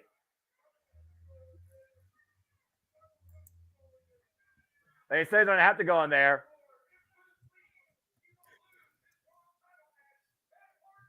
Oh, no, he gotta stay. Santino Marella forcing Moose's will.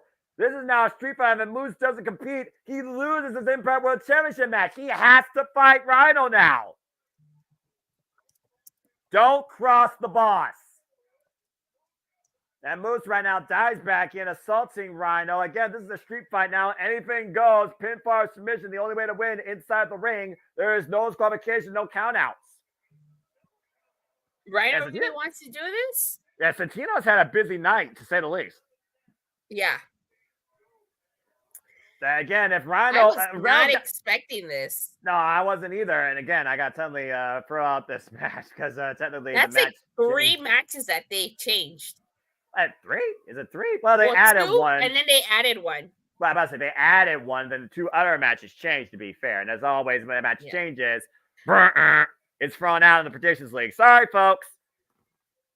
That's Impact Wrestling for you. Wait a minute. Uh-oh. Oh! German suplex on the graded steel ramp by Rhino the Moose. That's over 500 pounds crashing on steel to toe. Look at this. Gah! Mean suplex. Of course, Rhino no stranger to go in extreme. Former ECW original.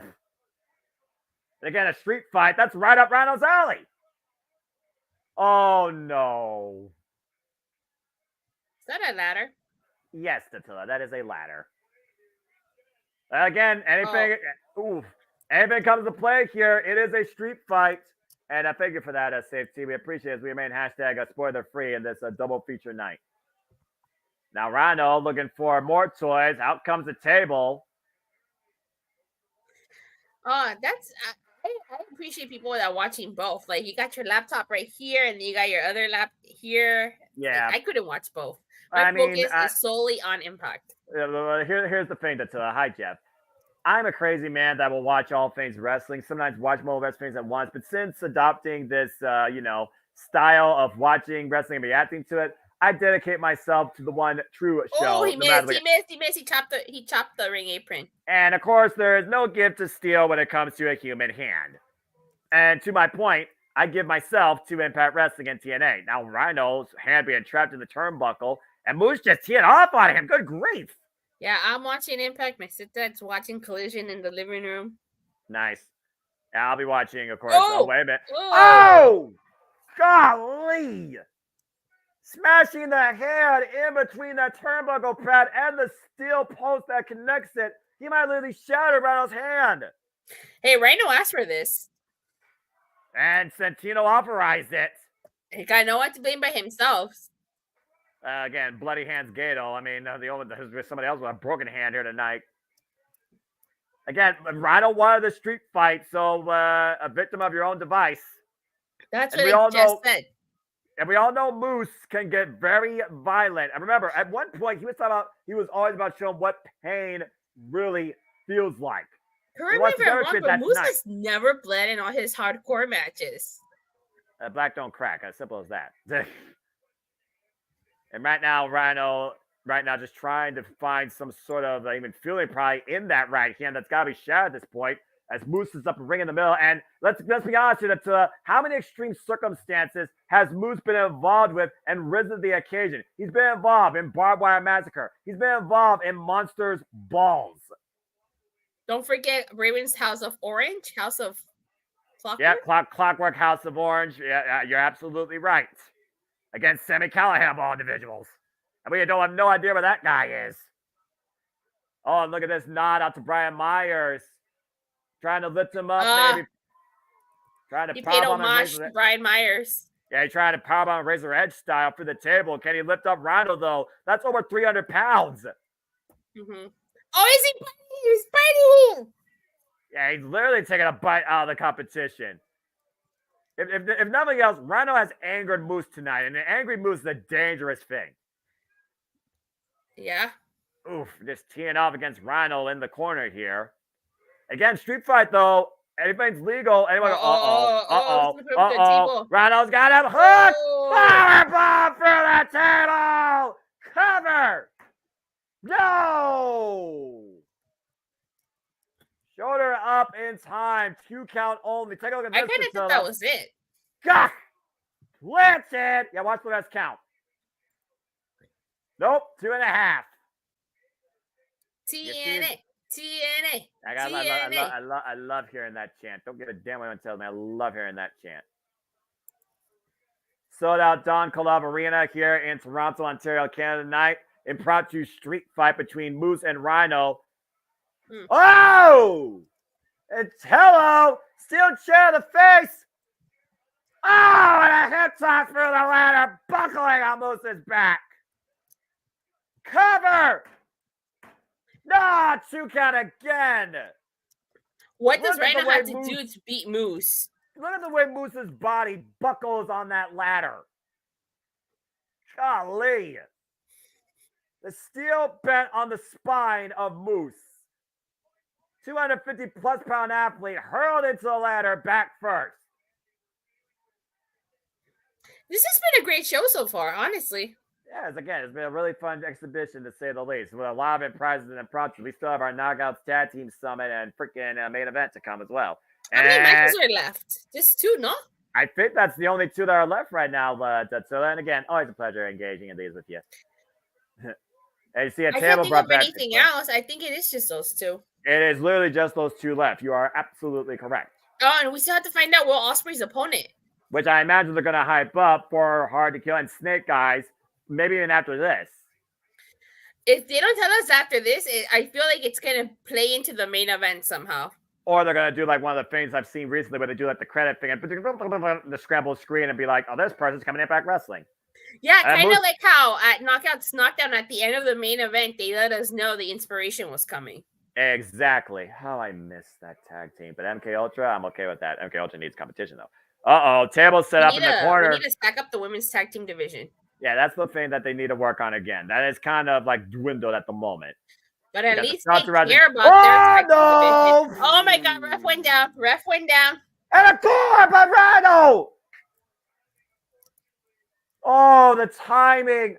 Wait a minute, referee, and a kick out. Where'd that referee come from? That was quick. Yeah, no kidding. He flew in there and got a 2 count. Apparently, Santino Marella prepared for all the stops tonight. Who is that? Is he a new ref? That's got to be a new ref, I think. And meanwhile, oh, the ref through the table! There goes the second official. Look at this, Tatsula. Oh my God. Clear by Moose. The original official by a play the cover, and Moose wins the street fight. Good grief. That was a good match. That was a fun match. I liked it. I feel bad for that referee. Talk about a bad payday. Damn. That poor ref. Again, like you said, the third impromptu battle tonight. This margin of error cost Rhino, and Moose gets the win. Moose comes out on top, forced against his will to compete, defending not only his pride, but his Impact World Championship opportunity, if we're being perfectly honest. Alex Shelley has to be aware that Moose is coming. Will we see the wrestling god be the face of TNA? As of course, we'll see the face of Impact Wrestling compete later tonight in our main event. But for now, Rhino gets speared, lights out, Moose wins. Let's go ahead and look a little bit back earlier tonight as we saw Frank Kazarian trap Sheldon Jean in the tricking wing during the countdown. As Frank Kazarian looks to build all the momentum possible heading into TNA next year. We talked about it before that many people now are trying to carve their own path into TNA. Oof. Center stage led Georgia. That's right. Hard to Kill is where Frank Kazarian returned.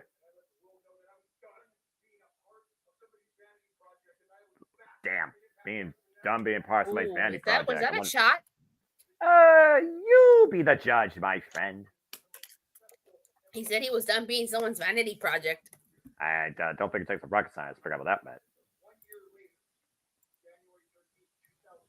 Oh boy. Got Hard to Kill.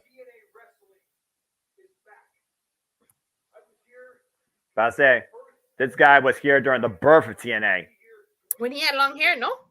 Exactly. He met his wife here. Yep. The Knockout OG, Tracy Brooks, now Impact Hall of Famer. There you go. 2024, the year of Hey, Frankie if Alex Kazarian. Shelley finally won the big one, I could definitely see Frankie Kazarian winning. Well, again, 2024 is supposed to demonstrate a lot of things, and if one thing will remain constant, it is the leading women's division in the industry as the Knockouts take center stage. Trinity and Jordan Grace in tag team match against the virtuosos Deonna Purrazzo and Michelle Shaw. While Frank Zan's looking to make 2024 his year, Jordan Grace looking to make 2024 her year. I really like Giselle Shaw's theme. It's subtle, simple. No. Spotlight, please, No. for the quintessential diva. Of course, Michelle Shaw, straight out of Rev Pro, former Rev Pro British Heavyweight Women's Champion, has had multiple opportunities at Knockouts Tag Gold and Knockouts World Gold. And there's one thing you can say about Michelle Shaw, though. She knows how to take the I spotlight like her for gear herself and create opportunity. Very dynamic and dressing gear tonight. I like her gear.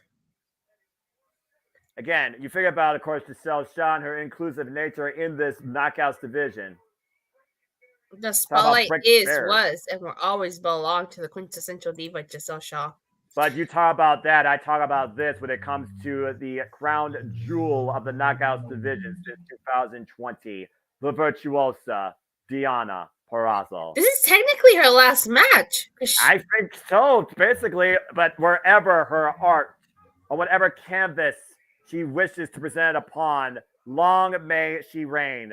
Of course, she's going to be a great get no matter where she goes. Yeah, as long as the booger doesn't fuck it up. Again, I love to see the virtuosa take center stage no matter what spot she's in, no matter what spot on the card she's at. She is main event D. She is the face of the Knockouts division. She is the standard, the leader, the measuring stick.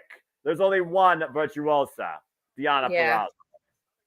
And of course, Deonna Purrazzo and Giselle Shaw, not really friends with each other. Well, no, because remember, Giselle Shaw was the reason, kayfabe reason Chelsea Green left Impact and Vex disbanded.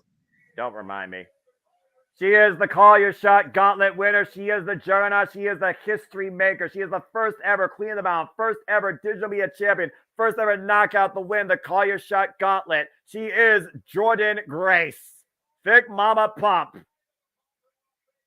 And of course, as you will see, that it will be Jordan Grace versus Trinity for the Knockouts World Championship, as Jordan Grace looks to once again become the face of the Knockouts division.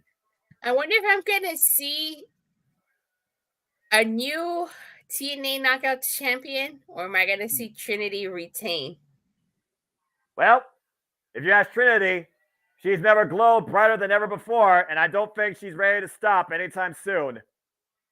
Again, Trinity, who arrived in Impact Wrestling in Chicago, beating the Virtuosa at her center stage Slammiversary in the main event for the Knockouts World Championship via submission, handing the Virtuosa her only ever submission loss since arriving in Impact Wrestling, and then following up with it at Emergence. It's one thing to beat the Virtuosa once. It's another thing to beat the Virtuosa twice. And of course, we saw Trinity was able to continue that form of momentum, overcoming Alicia Edwards and beating Deonna Purrazzo once again for the third time at Turning Point with Gail Kim as the special guest referee. Of course, Trinity was confronted by not only Deonna Purrazzo when she arrived, but her tag team partner tonight, Jordan Grace. And at the end of the day, you got to consider that Trinity and Jordan Grace may be tag partners tonight, but they are opponents in the rebirth of TNA. And I just don't know at the end of the day if Jordan Grace is going to have, the best interests out there for Trinity. We know the opportunity lies ahead for these two, but what lies ahead for the quintessential diva and the virtuosa? That's what we need to figure out from this match, if nothing else. Definitely, it's going to be interesting seeing them tag in this match. Yeah, and can they actually coexist? The self-proclaimed Black Widow, you are not Tara. Nobody's wearing matching gear, which not that it matters, but it's nice, just to show the unison. And there's no matching gear here. These are four individuals, top-tier athletes of the Knockouts division. Well, Trinity matched with Chris Sabin when they did that TPA show.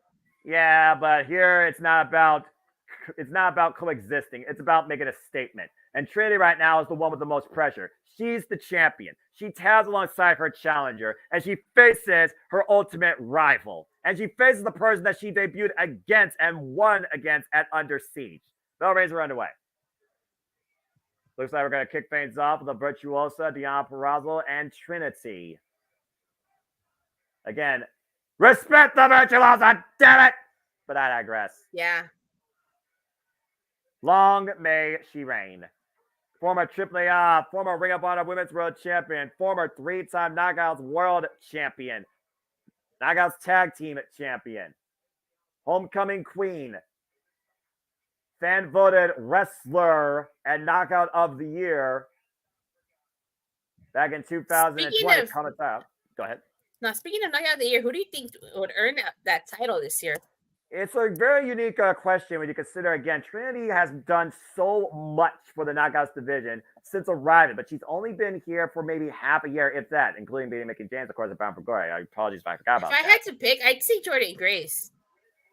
Well, she did come back, of course, after a short hiatus.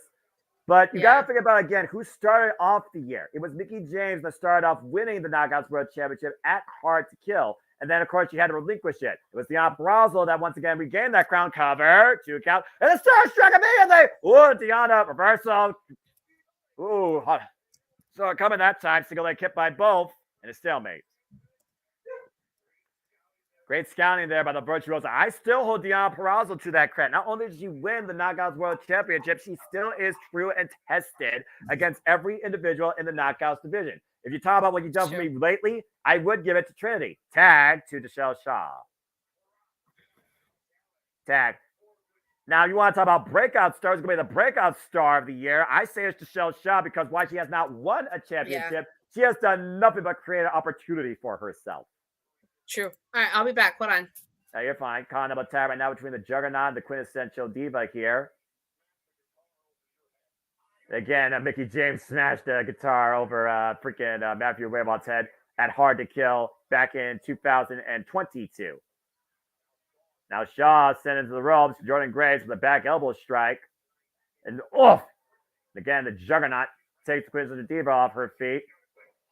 And right now, Giselle just running into a brick wall. Not a wise move to just run straight forward into Jordynne Grace, who looks better than ever, being perfectly honest here.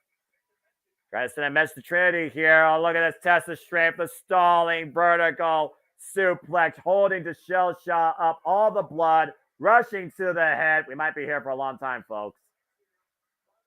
Just making Deshelle Shaw wait for it. Oh!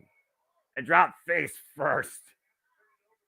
Tag now to the Knockouts World Champion, Trinity. Of course, the Knockout's been the standard, the alternative to find yourself and be yourself in professional wrestling, damn it. Since 2008 with Gail Kim, Awesome Kong, Tara, Winter, Beautiful People, Angela Love, Velvet Sky, Madison Rain, Brooke Tessmarker, Bunny, of course, Mia Yim, known as Jade, Rosemary, Jordynne Grace, Taya Valkyrie, and of course, so many others, including the Virtuosa, Deonna Purrazzo. Ooh, and Trinity with a drop kick in between the bottom and middle rope here. And now, what the hell? And Jordynne Grace flies in between Trinity outside with the Tope Suicida. And again, these two working very well tonight as partners, considering next month they are opponents for the richest prizes of the division. Take a look at this. Whoa. Way to clear the uprights, Jordynne Grace, and create the distance. Cover. The kick out one as Deshelle Shaw right now brought back in. Deshelle Shaw and Trinity, the two league competitors. Again, Trinity came in her debut match was against Deshelle Shaw at Under Siege earlier this year. Tag. And now Jordynne Grace, and of course, Jordynne Grace and Deshelle Shaw have traded huge matches together for the Knockouts World Championship. Jordynne Grace's earlier run before losing the title to Mickie James. Shaw, though, tenacious as ever. Doesn't need the clothesline. Cheap shot to Trinity. And right now, again, Trinity, though. And Deonna Purrazzo trying to take advantage. The waist slap drives Jordynne Grace into the corner, though. And so far, Deshelle Shaw and Deonna Purrazzo taking advantage here, working together. Purrazzo and Deshelle Shaw with a double Irish whip, taking down Jordynne Grace. Here's the cover by Deonna. Gets a 1 count. Again, Deonna Purrazzo came in at Slammiversary 2020 against Jordynne Grace, won the Knockouts World Championship that night, fought against her again at Emergence that same year. First ever Iron Woman match. 2-1, the Virtuosa won. They have not met each other for the title until earlier this year at Rebellion when it was vacated, and the Virtuosa won again. Been under siege this year, Jordynne Grace put everything on the line against the Virtuosa and lost. It wasn't until she came back from Hiatus at Victory Road that Jordynne Grace was able to finally overcome the Virtuosa, Deonna Purrazzo. And a huge world title shot on the line right now, and Jordynne Grace cannot afford any sort of injuries or damage here as Shaw squares off against her. And again, you figure about the atmosphere of the Knockouts division. You figure about the depth of the Knockouts division, the potential of challengers, champions, breakout competitors. Who else could join this division, find themselves, create themselves, make it their own, such as done by the Virtuosa, Deonna Purrazzo. Again, you don't have to like the nature of Deshelle Shaw when it comes to taking the spotlight for herself. But you've got to create opportunity for yourself. You're going to make it in this business. And that's what Deshelle Shaw has done since coming into Impact Wrestling for his feud with Lady Frost. So far, so good, though. Deonna Purrazzo and Deshelle Shaw able to work together, wearing down the juggernaut Jordynne Grace, the biggest threat to the Knockouts World Championship right now. And, oh, God, Spinebuster, planted! Huge opportunity here as Deonna Purrazzo immediately taps out Deshelle Shaw. Deshelle lunges over, prevents the tag to Trinity. Again, Deshelle Shaw, jaw-jacking Trinity here, always about making it about herself, more than Tenille Dashwood did. She never became Knockouts World Champion. She became Knockouts Tag Team Champion. Again, momentum is key towards building a brighter beginning. That's what Deshelle Shaw is looking for here. Tag to Trinity. That Trinity now, the Knockouts World Champion off the top rope with the cross body. And now we're going to follow. Oh, that kick. And now Trinity picking up speed off the ropes, one side to the other. Split like drop. The split and the plant. And the crowd Toronto comes alive for the Knockouts World Champion. Whoa. Big right. Oh, the Irish whip counter by Deshelle Shaw. Trinity. Woo! Slide underneath, escape. Nice mule kick. Gets to the midside Deshelle Shaw. Now up and around the corner. Oh, good bulldog. Satellite bulldog. Here's the cover in position. And Deonna breaks it up. Leg almost broke contact in between the bottom rope as well. Jordynne Grace doing a great job, though, taking Deonna out of play. Deonna right now, a non-factor, as Trinity and Jordynne Grace look for a 2-for-1 here against Deshelle Shaw. What is this? Lifting her up. Heat Seeker! DDT! Into the cover. Is there enough here? And Deonna saves the matchup. They're wrestling smart here. The champion and Jordan, they're keeping Giselle isolated. And again, I'm very surprised how well Deonna Purrazzo and Deshelle Shaw are working together here. On the outside, though, Jordynne Grace driven into the apron. Again, the #1 contender to the Knockouts World Championship here. Back inside the ring, Trinity, though, looking to hook Deshelle Shaw up. Might be looking for that sit-out bomb. Oof. Funny shot to the back. And again, hoisting Deshelle up. Oh, Deshelle with the roper, though. Oof. Double stomp to the midsection. There's a cover. Hook at the far leg. And a 2 count. Trinity's still in it. There's the tab to Deonna Purrazzo. In comes the Virtuosa, where it all began. Trying to pick the ankle as Trinity looks for the tag to Jordynne Grace. Trying to create distance. Oof! Golly! Right in the face with that kick. You heard that one in the cheap seats. Not that there's a bad scene in that house. In the Don Club Arena. Tag to Jordynne Grace. Jordynne Grace, Deonna Purrazzo. Renewing hostilities. This generation of knockouts. Top rivalry. Up in the shoulder. Fireman's carry. It's sent off to the ropes. What a pump kick! Takes down Jordynne Grace. Oh, and another high kick by Trinity. Takes down Deonna Purrazzo. Oh! And shoved out nowhere. And then spinning bat fist by Grace now shoved down. Now Deonna ducks underneath, up and around. Takes Jordynne Grace down. Push bar in. Stay on the ring. Grace with nowhere to go. In horrible trouble right now. Will Deonna get in for her to kill? Wait, reversal. I probably was going for a roll up there. Gets the midsection again. Now looking to hook her up, possibly. God style power driver, pump handle, Queen's Gambit. Jordynne Grace able to scout it. And again. Whoa! Turn inside out. The cover. Hook on the far lane by Deonna. Trinity saves the match. Again, just in the nick of time. All 4 of these women put out all the stops tonight. Ooh. And now dragging Giselle Shaw to the outside. There's a shot by the Shell of Trinity, though. Irish rip reversal. Oh, Giselle sent face first into the ring post. Lights out for the quintessential diva. Meanwhile, back inside the ring, you got the virtuoso down. Probably hooked on and Grace. Backdrop. Looking for the sit down. Wait, Jordan and Grace. Reversal, though. Covered by Deanna. Now covered by Jordan. Reversal momentum. Quick roll ups here. Flash pick come out of nowhere. Ooh, man. Lost the kick. Ooh, rising knee strike. Spinning back elbow strike by the Juggernaut. Might be looking to hook Jordan Purrazzo up here. Power bomb. Roll through. Sit out. Full Nelson bomb. The cover there. Jordan Grace before, but Jet Knight Messi. Double pin on the virtuoso here. Enough.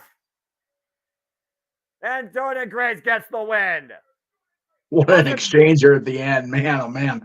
It wasn't pretty, but it was effective, Jeff. As both Trinity and Jordan Grace sent one last statement to the virtuosa Deanna Purrazzo and one last statement to each other ahead of Hard to Kill, where it will be Jordan Grace challenging Trinity for the Knockouts World Championship. Yeah. Definitely wasn't pretty other than the combatants in the ring. Every other bit of that was fugly, but it was effective, as you said. Come Saturday, January 13th, we'll see truly who is hard to kill as Jordan Grace looks to once again become the face of the Knockouts in the rebirth of TNA, challenging Trinity for the Knockouts World Championship. And to tell we'll be there live and we'll be on the call, brother. Again, no high fives, a subtle, bolstering of the chest as the Knockouts take their stage tonight at Final Resolution. The respect is there, the acknowledgment's there, but that's as far as it goes. Yeah, but right now, what's going on here inside the ring with the virtuosa even in the fall, and right now inside the ring with the quintessential diva? What's going to happen here? And yeah, I figure if this is Deanna's last pay-per-view under contract, this is going to be a moment here. Yeah, but who's going to be in the spotlight of this moment? Oh boy. I mean, I wouldn't mind seeing these two go one-on-one one last time. That's fair. Or would I? Again, Deanna Purrazzo has such class. She's not going to lose herself here. And again, even if they are rivals, you got to consider what Deanna and Giselle Shaw are to the Knockouts division and to Impact Wrestling. If this is Deanna's farewell, the least you could do is show her respect. Oh, there you go. Handshake. Oh, wait a minute. What the hell? Oh, shock and awe. Whoa. Again, the Black Widow self-called of Impact Wrestling doesn't share the spotlight with nobody. Message sent to the virtuosa by Giselle Shaw. Well, that's one way to make a last statement. Will that be our final memory of Deanna Purrazzo at Final Resolution? And is that the first statement made by Giselle Shaw saying that 2024 will be her year to lead the Knockouts in TNA? Could be, my friend. Could be. Well, let's go backstage with Dia Miller, with, of course, the number one contender to the Impact World Championship, Moose. Still bearing that briefcase. Now, Moose said he's calling his shot at Hard to Kill, correct? That is correct. Does that mean he can't call it sooner? I would not rule that out, but there's one thing Moose loves to prove is how great he is. And to prove that he is the guy to lead TNA, I wouldn't find a better stage to do with that. As he's talking about right now, to your point, Jeff, the rebirth of TNA. Again, as you pointed out, the name that he planted back in everybody's ear after so many years. Mr. Impact Wrestling, the wrestling god. Eat your heart out, JBL. That's fair. Oh boy.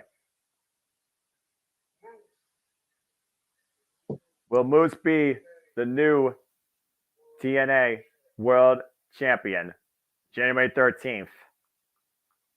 He certainly is determined to make sure that that is the final resolution to leave us with to think about here tonight in Impact Wrestling.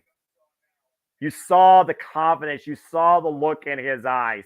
He is bound and determined to make sure that comes to fruition that night. Oh, boy. And again, Jeff, like you said, January 13th, we'll be calling it here. TNA Wrestling returns. Full non-stop action with Hard to Kill. And it will be headlined with the Impact World Championship on the line as Alex Shelley defends the gold against Moose. Saturday, January 13th, from the Palms in Las Vegas, live on pay-per-view. Also that night, as we saw earlier, it will be Trinity defending the Knockouts World Championship against the Juggernaut, the winner of the Call Your Shot Gauntlet, the history maker herself, Jordynne Grace. And at Snake Eyes, we will see six-man tag team match, and it will be Rainmaker! Kazuchika Okada teaming alongside the Motor City Machine Guns, taking on Eddie Edwards, Moose, and Brian Myers Sunday, January 14th in Las Vegas, Nevada. So Okada not named for Ospreay yet, but we still don't have the Ospreay announcement as of yet. So, but also what's still to come tonight, of course, is our only match left tonight as the Motion Machine Guns collide for the first time ever against Josh Alexander and his tag team partner tonight, arguably the best wrestler on the planet, Zack Sabre Jr. And that match is now. there you go. Oh boy. This is going to be good. It's, yeah, understatement of the night. Welcome back home, Josh Alexander, the very arena Scott D'Amore signed him in years ago.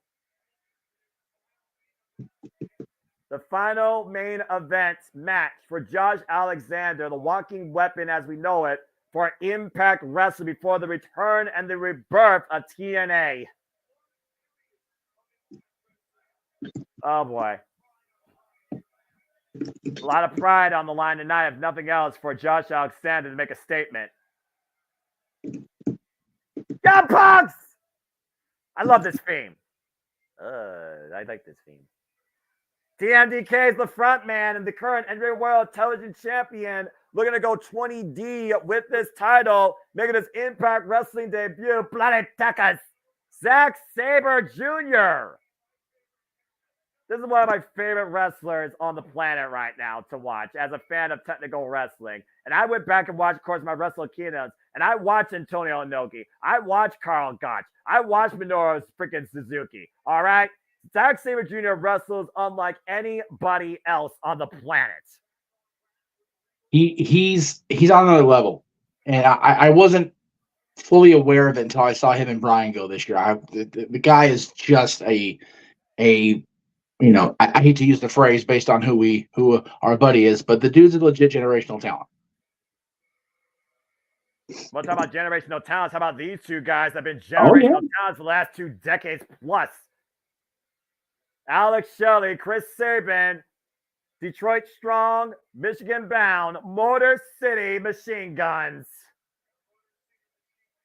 Honestly, Jeff, as I alluded to earlier, ever since Against All Odds, it truly has been the era of the Motor City Machine Guns, the most influential tag team in Impact Wrestling TNA history, and the current Impact World Champion and the 10-time X Division Champion.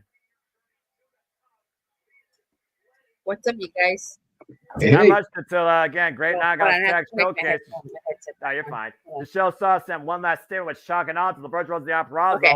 As we get So ready I for just the saw Okada's going to keep up with the Motor City Machine Guns. Yep. And I do wonder, though, will we still see both of these Motor City Machine Guns as champions come the end of Hard to Kill alongside the Rainbow Kazuchika Okada? And will Okada They said they were going to announce the main event after this. I mean, not the main event. They were going to announce, possibly Ospreay. Yeah. Possibly. We'll Again, they might, for all we know the tub of how many changes have been tonight, they might hold out on that for us. I'm being perfectly honest with you. Let's go down there. I just want to say real quick, if that was Tiana's final match or last match in Impact, thank you, Tiana. Oh boy. Main event of the evening. You heard what he just said, right? This is the last match in Impact Wrestling ever. Oh boy. Ooh, boy. This is a great show, honestly. And this has been a great send-off for Impact Wrestling as Yeah. we usher in a new era in the rebirth of TNA come next year at Hard to Kill. Not sure what I'm going to do with myself. Keep saying next year, but it's literally like a month away. Yes, but it's still next year, 2024. It's a month away. It's a month away. I know, it's crazy. That's a freaking crazy. Everything's crazy in the wrestling industry. Oh, boy. Bloody Tecker is on full display here to Zack Sabre Jr. Oh, this match is probably going to go like 30 minutes. I'll give or take. Yeah. I can't wait. I love that title. Oh, boy. Those people are so lucky they get to see Zack Sabre Jr. Yeah. Even if he still thinks everybody is a dickhead.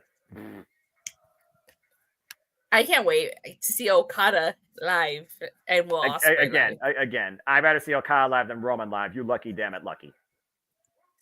And to think I was going to go to the tapings. Again, lucky, damn it, lucky. God bless you. Oh, man. The field is set for the star-studded tag match of the most professional tag team in Impact Wrestling TNA history and the walking, living heartbeat Ironman standard of Impact Wrestling. Chants? You hear those TNA chants? As they should be, loud and proud.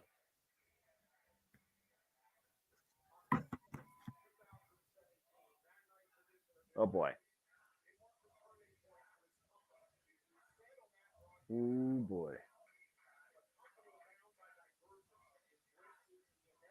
You think about, again, this company, when it truly changed the tides. You think about the way this company was rebranded, truly as Impact Wrestling, with a four-sided ring, with a roster of inclusivity, with dynamic possibility. And you look at what this company's become today, thriving through the pandemic, reshaping itself, raising the game, renewing relationships, building partnerships, countless moments. At the end of the day, Impact Wrestling is progress. It is not TNA, but it is a return to what it once was in a better way, where we look beyond the past and look towards a brighter future and the alternative that still lives and breathes today. That's the story of Impact Wrestling as we bid it farewell and say thank you. After tonight. It's been a fun 3 years for me. I started watching Impact Wrestling July of 2020, and it's been a fun ride. Look, I've been through the Impact's ups and downs back when freaking Eli Drake was the freaking Impact Wrestling World Champion. Back when you had Chris Adonis, when you had Aaron Stevens, when you had EC3, when you had Trevor Lee, when you had Low Key, when you had the Pope and freaking Josh Matthews on commentary. Oh, good God almighty. When you had the six-sided ring, when you had Jim Cornette return at one point. We're going to have Sabre Jr. and Alex Shelley in the ring. This is the match I've been waiting to see. 2002 for me. Looking forward to chanting TNA in real time again. Amen to that, Jeff. Hey, welcome to the call, bro. Again, Zack Sabre Jr. and Alex Shelley, two of the most technically sound wrestlers on the planet. And we're about to see these two go to work. The head scissors right now to Alex Shelley. As Zack Sabre Jr. grounds his opponent. The head scissors taken over by Alex Shelley. And again, Dattila, you probably have not seen Zack Sabre Jr. as much as I have. I want you to really watch how Zack Sabre Jr. wrestles. Think about how many different ways he moves and how quick he moves. He's a reactive wrestler. He finds a moment and stays on it, but he only stays on it for about 6 seconds. He was trained under the principles by Carl Gotch, endorsed by Minoru Suzuki himself. If you can't tell about a person in 6 seconds in the hold, it isn't going to work. So watch how Zack Sabre Jr. wrestles here. Okay, I've only seen him wrestle against Brian. Yeah, take case in point. And again, was that match won technically? No. Bryan Danielson beat Zack Sabre Jr. via pinfall, which to me doesn't prove a whole lot. It proves he could beat him in a wrestling match, but it doesn't prove to me that Bryan Danielson is the best wrestler on the planet. Cover. 2 count. To be technically sound is know how to manipulate your opponent's body and render it to the point that they have to submit or they no longer can use it. That is the art of technical wrestling. Oh, the drip manipulation, ranging back the digits. It's all about keeping your opponent under pressure. It's a game of human chess. You got to realize when you're in a hold, how to put your opponent in a hold, and how to get out of a hold. Now, Shelley right now with the float up in the front headlock. Zack Sabre Jr., though, again, so freaking fluid in motion as Alex makes his way to the ropes. Again, Zack Sabre Jr. has been NWA World Television Champion since this year's Wrestle Kingdom, January 4th, beating Ren Narita inaugurally for it. He has now done, since winning it, 16 successful defenses. How is this the first time Shelley and Sabre step into a ring together? That is correct. I need to see a singles match between them. I did take my freaking money. You need a what? Take my freaking money. That's what I say right there. Take my freaking money. Yeah. Again, Zack Sabre Jr., only 36 years old with 19 years of wrestling experience. Trained by the likes of Ogawa and, of course, Naruto Marufuji himself from Pro Wrestling Noah. I'm gonna tweet that out. Give me a singles match. Yeah, good idea. The Snapmare takeover by Zack Sabre Jr., though, and Alex Shelley. Again, this is a technical masterclass here we're witnessing here. And the thing, we just saw Alex Shelley beat Josh Alexander in a technical masterclass, since retaining his Impact World Championship recently on TV. Able to keep a big uppercut by Zack Sabre Jr. Oh, and falls into the forearm. Now up the ropes again. Collides. Now Chris Sabin. Whoa! It takes him down the clothesline. And again, there was a blind tag. That's the fluid nature of the Motor City Machine Guns. Tag team continuity on full display here. Tag. Oh, here we go. Josh Alexander, the current X Division champion versus the former X Division champion. Remember that you watched this during your time. Chris Sabin once challenged Josh Alexander for the X Division title. And not only did Josh win, Chris Sabin encouraged Josh Alexander use option C, which he did. Yeah, he did. Right now we see the knuckle lock here, the side headlock transition. Again, Josh Alexander resembles everything of the great Kurt Angle, former long-running name of TNA. TNA heavyweight champion. Oof! There's a shot right there, and Chris Sabin follows in again. You're not going to win the strength exchange here against Josh Alexander. Again, Chris Sabin, though, always fights from underneath. Oh. Big shoulder block there takes Chris Sabin off his feet. And again, folks, TNA Wrestling is back, as well as a new revamped service, TNA Plus. Further details are available at ImpactWrestling.com, which apparently might include the pay-per-views. It might be worth more for your money. A nice takeover there by Chris Sabin there with the hammerlock, now trapping the left arm. Was it the left arm, the arm that Josh injured? Yes, that's the surgery repaired torn tricep left arm. Very good. And again, we gotta watch that. We gotta watch that and see if that injury could be exaggerated here again. There's the tag of Alex Shelley, and you see Alex Shelley right now going right to the arm and popping it, hyperextending it with that up kick. Of course, we saw Josh Alexander his return match beat Steve Macklin at Victory Road. Tag. Now, tab made right now. Quick tabs by the Motor City Machine Guns. Double team on poor Josh. Yeah, a bit of a leapfrog there, driving all of his weight down on that left arm. And we saw the incredible battle that Josh Alexander and Alex Shelley had at Bound for Glory. Chris Sabin out of the corner. Got caught. Oh! In the flat. He put him in the ankle lock. No, counter. Oh, tried. Ooh, great awareness by Chris Sabin, though. Again, you really look at this match. We're seeing things go full circle here in many ways, with the addition now of Zack Sabre Jr. seeing what Impact Wrestling TNA is all about. Whoa! And sweep the leg, taking Zack Sabre Jr. off the apron to the floor, jaw first. And Alex Shelley right now trapping Josh. Oh, another double kick. Yeah, to PK to the spinal tap and a combination by the Motor City Machine Guns here, working the walking weapon. That's why they're a really great tag team. Again, I mean, you're not an influence in this company for 20 years, let alone the greatest influence, without, knowing the tools of the trade. Yeah. You got to be nimble. You got to be communicative. You got to be resourceful, adaptive, as these two have been more than ever before in both their respective careers. You're going to beat them together as a duo, let alone as individuals. I almost wondered, Attila, are the Motor City Machine Guns stronger as individuals or as a tag team? I think as a tag team. I mean, they're both strong in their own right, but together they make it an even stronger tag team. Ooh.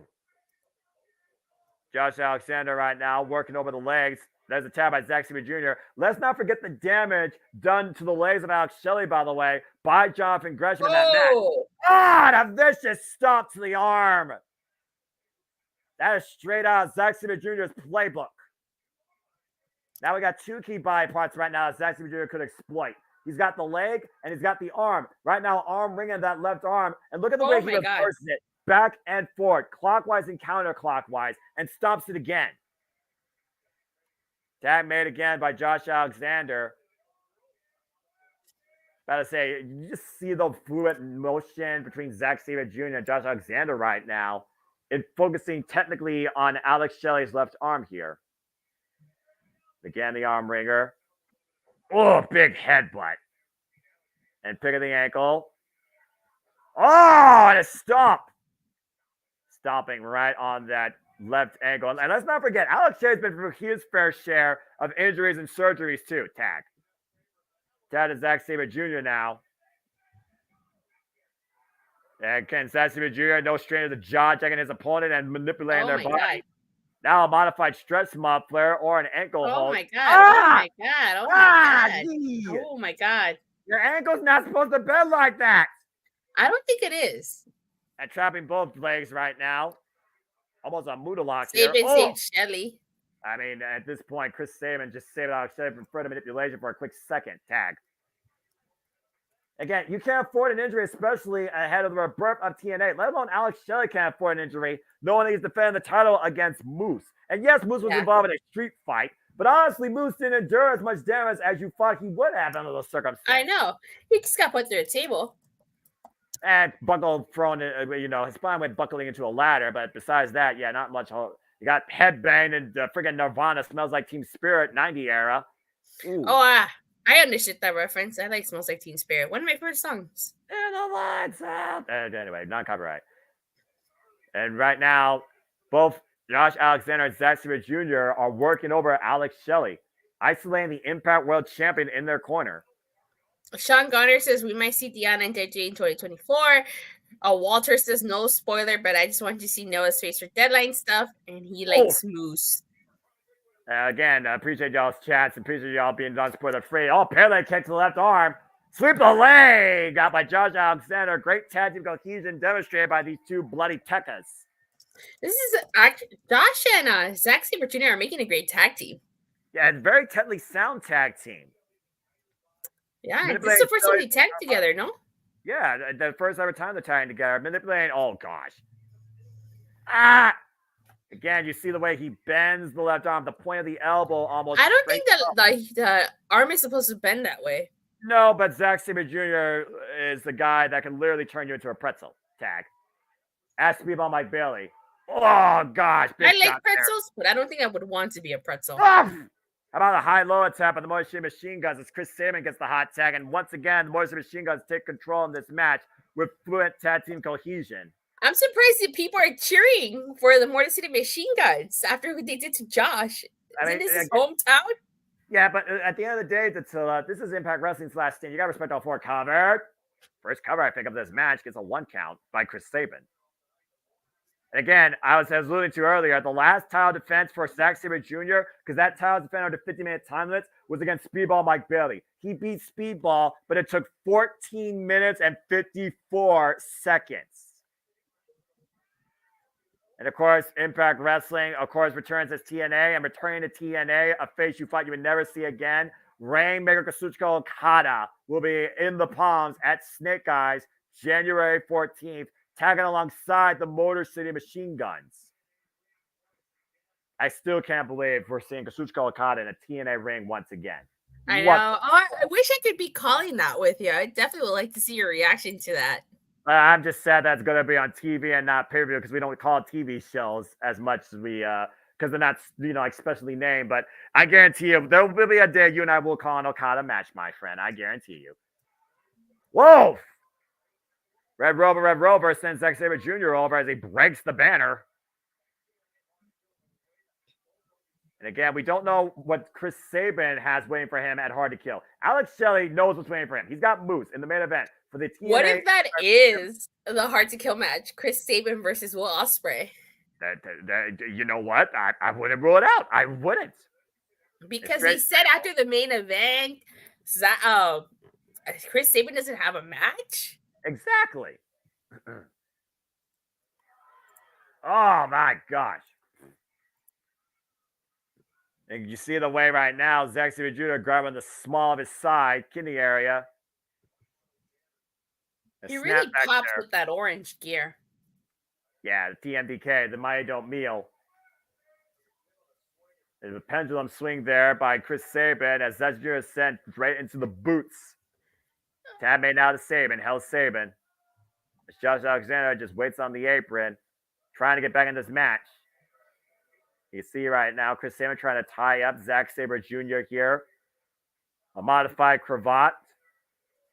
You see Zack Sabre Jr. able to find a way, bend the digits, break the hold. Oh, look at this. Crucifix playing down. And a 2 count. Kick out by Zack Sabre Jr., also known for some as a vegan noodle. Of course, Zack Sabre Jr., also former British Heavyweight Red Pro Champion tag. Former IWGP Heavyweight Tag Team Champion. Irish whip. Alex Shelley now legal. Drop toe hold. Oh, here we go. Hey, man. Saving cheap shot at Josh over there. Again, you isolate your opponent. Make sure it's a one-sided affair. And you see right now the Romero special by Alex Shelley. Zack Sabre Jr. stood up. And uh-oh. And Chris Sabin looking to follow in, picking up speed. 0 to 100. Bulldog! Face first into the mat. Alex Shelley with the cover. Viral press. 2 count only. Kick out by Zack Sabre Jr. I find it interesting that Alex Shelley and Chris Sabin are working over Zack Sabre Jr. for the duration of this match right now, instead of Josh Alexander. Considering how much history they would just keep shouting Josh. Yeah, that's what. Yeah, but you would think you would work over the person you know more versus the unknown. Neck crank. Oh, that always looks horrible. I've actually gotten my neck crack at the chiropractor. Feels good. Yeah. Scary the first time. But I don't think Zack Sabre Jr. cracks your neck the same way. No, they don't crack my neck that way. But I kid you not, it was scary the first time. Yeah, well, I imagine, hearing the pop of your own body has to be something there, And now Josh Alexander's in, the former longest reigning Impact World Champion. Oh, just check the jaw. Big suplex. Uh-oh. Maintains waist control. Shades of Kurt Angle. Oh, German suplex. Alex Shelley being sent for the ride to every province of Suplex City in Canada. Alex Shelley trying to find reprieve in the ropes, trying to break the grip. Again, only has a 5 count to let go. Ooh, and a snapback. Oh! And release German suplex that time. Now Josh Alexander looking to once again fight back here. Double underhook. The arm. The surge repaired arm. Alex Shelley immediately exploiting it. Hyperextending it over the shoulder. Elbow. Big elbow shot. Jacking the jaw of Alex Shelley. Remember, these two went to a 30-minute plus clinic at Bound for Glory, Dattila. Oh! And Alex Shelley went over that arm most of that match. Oh! Face first into the middle turnbuckle goes Josh Alexander. And it took 2 shell shots with an exposed head. That headpiece removed for Alex Shelley to put down the walking weapon. Alex Shelley has proven that he is anything but transitional and finally claiming the Impact World Championship 20 years career. The cover of the float over. And in the porcelain stretch, the count by Josh. And 2 counts. Quick finger by Josh Alexander there. Alex Shelley able to get the boots up. What is your city machine guns working really well together? The Sabin missile drop kick takes Josh Alexander off his feet. Tad now to Zack Sabre Jr. And Sabin, what a beautiful float over. Ooh. Looking for his own porcelain stretch. Now trying to scramble for the ropes, though. Zack Sabre Jr. trying to find some way to make the pressure. Bending the digits back, joint manipulation. Uh-oh. And again, the nature of Zack Sabre Jr. to find a body part and use it to his advantage. Ooh, discus elbow, though, will create distance. Oh, the boots. Big kick by Chris Sabin. Now Sabin up to the second rope. DDT. Big DDT out of the corner. Zack Sabre Jr. dropped on his head, covered deep hook on the leg. Oh, it's my not God. enough. I don't think they're going to pin Sabre Jr. in this match. If anyone's going to get pinned, I think it's going to be Josh. I would be shocked to see Zack Sabre Jr. either get pinned or get the pin, if I'm perfectly honest with you, considering Zack Sabre Jr. has a match come up already for him at Wrestle Kingdom. But I also think that they are wearing down Zack Sabre Jr. here. The work that's been done to Zack most of this match, snap German suplex, has definitely shown here. Snap suplex, though, good takeover, change momentum here. Tag made to Josh Alexander. Now Josh Alexander snapped German suplex to Chris Sabin. The float over there will press the cover and a 2 count only. Tag. Quick tasks in succession now being demonstrated by Josh Alexander and Zack Sabre Jr. And again, the snap suplex, Jordan's fold over, the cover lateral press, 2 count again. It's an interesting tactic here. Both men are approaching the same type of strategy. Quick tag, snap suplex, quick pin. If he kicks out, bring the other man in. If nothing else is disorienting Chris Sabin, Tatsula. Yeah, I'm really liking the strategy here. Let's see if it pays off for them. And especially this late in the match. To your point, you said we're about to go like 30 minutes. We gotta be close to like a 15-minute mark here. Oh, and a boot. Takes Alex Shelley off the apron by Zack Sabre Jr. Josh Alexander falls in, though, with the forearm. Running uppercut by Zack Sabre Jr. Chris Sabin taken up in the shoulders. Oh, standing switch. Zack Sabre Jr. gets the boot, though. Back elbow strike. Uppercut. German suplex. Float over. Jackknife cover. High on the toes. 2 count only. Oh, my God. The resilience of Chris Sabin, but the incredible ingenuity being demonstrated by this first ever tag team setup of Josh Alexander and Zack Sabre Jr. Yeah, they're working really well together. I'm really liking them as a tag team. Very technically sound. Josh Alexander now, and again, thank you to everybody that's been watching across all the channels here at the JMN Multiverse of Media as we do this for all the biggest shows across all things wrestling. We hope you enjoy. Please subscribe, comment, tell friends. Tonight is a double feature night as we focus first on Impact Wrestling and then move into NXT Deadline, where Datilla will power it down and give you wrestling time with Impact Wrestling's final resolution and her final thoughts on Impact Wrestling before we bid adieu, as JJ will come back into the room and we go into NXT White and Gold 2. But thank you all for tuning in. And right now, we see Chris Sabin taking on Zack Sabre Jr. and Josh Alexander out of the corner. Big forearm smash. And Sabin right now building distance up to the top rope. Caught both men with the cross body. Beautiful cross body. Taking down both of his opponents. And Sabin right now in a handicap affair. Doubles over to Alexander. Uses Zack Sabre Jr. for leverage. Nice tornado DDT against Josh Alexander. Whew. And Jetty's so cold. Oh, no, he just got up. Now, Alex Shelley, though, I know what they're going for here, Duntil. I've seen this countless times before. Open the border! Tope Suicida drives both Josh Alexander and Zack Sabre Jr. to the outside. I tried, man. You saw the way that he just ran in hot. Yeah. And now back in the ring. Alex Shelley hooking Josh Alexander, but looking for here. Josh Alexander trying to fight back. Oh! The missile drop kick and the flatliner, the cover too. No! Kick out by Josh Alexander. These teams are on point in this match, Datsula. Oh! Golly. 2-for-1 offense. Combo move. Plenty of damage, but not enough damage. Sabin laid out, though. Oh, looking for shell shot. Counter. C4 spike. C4 spike. Wood counter. Oh. Back body drop. Counter there by Shelley right now as it's a 2-for-1, it seems, on Josh Alexander, but Sabin trying to get back in this. Uh-oh. Dragon screw leg whip. Damn, that move is the suck. Oh.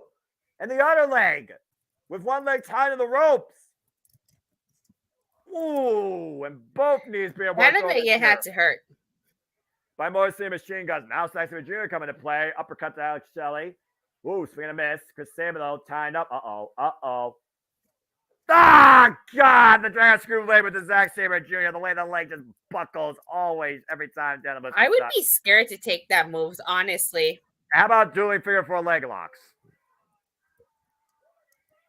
Emphatic statement this would be if the Morrissey Machine Guns top out both Josh Alexander and Zack Sabre Jr. Double submission, but again, two of the absolute best technically sound against the best tag team in TNA Impact Wrestling history. That's right now, Zack Sabre Jr. is trying to will Josh Alexander on. And again, Josh Alexander. I really like that spot. Yeah, I love that. And also, by the way, to Josh Alexander and Australia, the two legal men, as Josh was able to make it to the ropes. Whew. It's one of those things where if your opponent is in a sense of urgency, you kind of have to fire them up. So what do? You beat the shit out of their face for chest. I've seen it done all the time with Aussie Open, FTR. Now you can add Josh Alexander and Zack Sabre Jr. to that mix. Oh, God. Zack Sabre Jr. runs that back elbow strike. Now Chris Sabin up to the top rope. Crossbody. Big crossbody with Zack Sabre Jr. Go through, though. Looking for the cross-arm breaker. Roll up by Chris Sabin, too. Ooh. Oh, that looked like it hurt. That kick right to the upper bicep of the left arm of Chris Sabin here. Chris Sabin and Zack Sabre Jr., the two legal men. Neither man holding up the back. Big super kick. Rock Zack Sabre Jr. Oof. Dropped him where he stood. Ran into that full speed. And now Zack Sabre Jr. up on the shoulder. Oh, my God. Looking for cradle shot possibly to like here. But again, Zack's got the hand. And now the arm hammerlocked. Now looking to hyperextend the other arm. Oh, my word. And Sabre right now in a lot I don't think of the human body is supposed to be spent that way. No, again, I told you, Zack Sabre Jr. is an evil wizard of joint manipulation and body manipulation. Now look at three lands, but Sabre rolled through. Zack Sabre Jr. though maintains control. Hammerlock in the other arm and trapping the other arm back now. Oh my God. The human pretzel that Zack Sabre Jr. is creating. Thank God that Shelly saved Sabre from that. By Shelly. But look at Zack maybe Sabre Jr. not letting go of his hold, Attila. And now Shelly right now looking for a sleeper hold of sorts or a dragon sleeper, excuse me. Alex Shelley, though, and Josh Alexander. Ankle lock! Now, how's the double submission feeling the Morrissey machine guns here? Who's going to tap? Who's going to find a way out? Oh!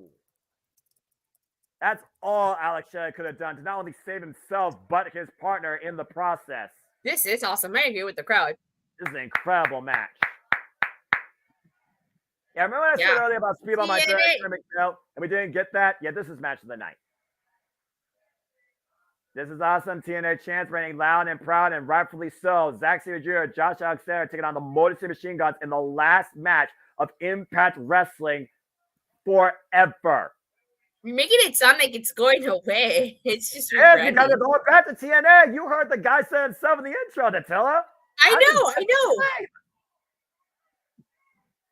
Oh, the PK denied. Chris Sabin catches the leg. Oh, the chop, the perspiration fly. But Zack Sabre Jr., long live Sabreism, strong style personified. Ooh, that broke him down a bit. Again, Zack has it for more. Cut the ankle. Missed the Enziguri. Meanwhile, double leg Nelson. You're on clutch. What? Was that it? Oh my God. It wasn't. God. The near fall. Oh my God. Ooh, you're on clutch. That was it. Oh my God. Ah, God, what a clothesline from Hell, Michigan. Oh my God. And now up on the shoulders. Wait, that's Sabre Jr. Now, okay, standing switch is changed by Shelly. Save it. It's crossing aside Sabre Jr. I thought that was it, no lie. Yeah, I was about to say, this is fucking incredible. And again, right now, Josh Alexander teeing up against Motor Machine Guns, 2-on-1. Not the legal men here, though. Chopping both Shelly and Sabre off the ropes. Whoa, spinning Sobot. Hook kick. Double Enziguri strikes, takes the walking weapon off his feet. This is fucking incredible. Whew. Tag Team Clinic. This is professional wrestling, damn it. This is Impact Wrestling. This is what you expect to see in TNA. TNA. Oh, double impact. I got 17 notifications. High kick and Enziguri combination by the Motor City Machine Guns. Now looking maybe to hook Zack Sabre Jr. up. What the hell is this? Oh my God. Oh, wait, you got a sleeper. There's a blind tap by Josh Alexander. Back elbow strike, though. Now Motor City Machine Guns hooking Zack Sabre Jr., who's not legal. Ankle out, though, on Chris Sabin by Josh Alexander. Again, got the ropes, though. Oh, and a step up Enziguri. Yeah, again, Kurt Angle would be proud of this. Oh, no! Miscommunication. Spinning soul about bitch. Josh Alexander over. And again, it's last time for leverage. DDT tonight. Josh fights Albert. Gets hooked, though. Chris Sabin. Look for the backslide. The roll through. Josh Alexander. Hooks Chris Sabin up. Save for spike! Cover! One, Wow! two. Josh Alexander wins it!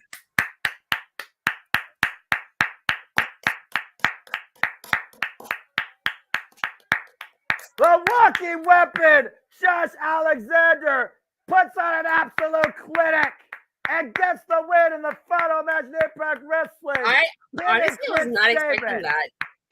That was fucking incredible. I will say, Josh and Zack Sabre Jr. worked really well together, and this was a fucking main event match. This was professional wrestling at its finest. Let's take a look at some of the replays This here. was 5 out of 5 stars. Well, I'm not one to rate, but for once I agree with you. Again, the C4 spike catching freaking Chris Sabin, hooking him up. Josh Alexander, Zack Sabre Jr., first time ever tag outing, win the final match in Impact Wrestling history. Welcome back, TNA. Tonight's final resolution led to a statement being made by the Living Heartbeat, soon to be the standard of TNA. As Zack Sabre Jr. and Josh Alexander gets the better of the most influential tag team heading into the new era, the Motor City Machine Guns. Impact Wrestling, we say goodbye. We also say thank you, as we will see you next year when TNA returns at Hard to Kill. An absolute war. Wait a second. This is the last war we saw Will Ospreay in. He took on Josh Alexander. As we saw again, the walking weapon, the heart, the that soul, was a great the match. Iron Man, Seriously, the living heartbeat. beautiful way to end. What Impact. a fucking incredible match. Again, Will Ospreay, though, what's next for the aerial assassin? Are we getting Josh versus Will too? Yeah, we are. We are, I'm aren't all we? for it. Again, Take all my damn money. he talks about the first people he saw, Jeff. He talked about Christopher Daniels, AJ Styles, Samoa Joe. These are the men that inspired Will Ospreay. And you know what they were? TNA. Yup. And of course, Will Ospreay has yet to step into a TNA ring. He has stepped into Impact Wrestling. He has overcome Speedball Mike Bailey. He has overcome the Walking Woman Josh Alexander. He has overcome Eddie Edwards. But what can these two do in a TNA ring? Guess we'll have to wait and see if it happens. Oh my God! There you go! It's Josh Alexander and Will Ospreay too! And Snake Eyes, as we bid you finally adieu for Impact Wrestling. Thank you. We will see you for TNA. I cannot wait to see that match live. I am so happy. I am gonna go to the tapings. I'll say it once. I'll say it again in the kindest way. Lucky, damn it, lucky. Also, that was Impact Wrestling. Damn it! That was a great show. That was fucking phenomenal. And again, folks, we will see you in 2024 for this company's rebirth in the TNA, as we will cover here TNA Wrestling Hard to Kill. We hope that you join us for the ride. And again, if you slept on Impact Wrestling, finally fucking wake up for the return of TNA. Yeah, this was a fun show. I really enjoyed it. And yeah, I agree. People need to stop sleeping on Impact Wrestling. Fantastic show. Fantastic finale for Impact as we know it. Thank you, Impact Wrestling. Thank you. Thank you. And And thank thank you. As Always a pleasure. Yeah. as a reminder, as we approach Hard to Kill, we're hoping, again, technology and health cooperating along the way. We will be watching these 4 pay-per-views from the history of TNA/Impact Wrestling. The very first show, Turning Point 2004, featuring me in the audience. Slammiversary 2021, featuring Mr. Foster in the audience. Bound for Glory 2021, featuring Dattila in the audience. And if I can pull off technology the way I want it to, on Christmas Eve, yeah, there'll be this. Oh, God. No. Maybe. Why? We'll see. Why? Because Why, Noah? Because we love you. TNA Christmas. No. And all these to Hard to Kill, as we said. And That's coming into not- the room right now to start us on our 15-minute countdown to deadline is the color commentary voice. Until you're powering down, have a good night. We will see you on your It's Wrestling Time recap of tonight's shenanigans. Thank you for being here tonight. Appreciate you, girl. All right, bye. Powering down. Joining us now, the color commentary voice of NXT, the Renegade of Wrestling, JJ Williams, fresh off dinner. JJ, how the hell are you? I am doing well. How are you gentlemen doing? We're doing fucking fantastic after that show. My goodness. So I heard. Yes. Golly. But as a multi-time world champion / current, apparently, member roster of AEW says, we've only just begun tonight. You understand? Oh, I hear you. I thought you were gonna say, you know, come Christmas Eve, that no one to tell are gonna step into my world. You mean with the world-renowned Christmas special? Absolutely. I mean, look at Karen Angle there in all her glory. She don't have her glory come out of her owl there. Good gracious.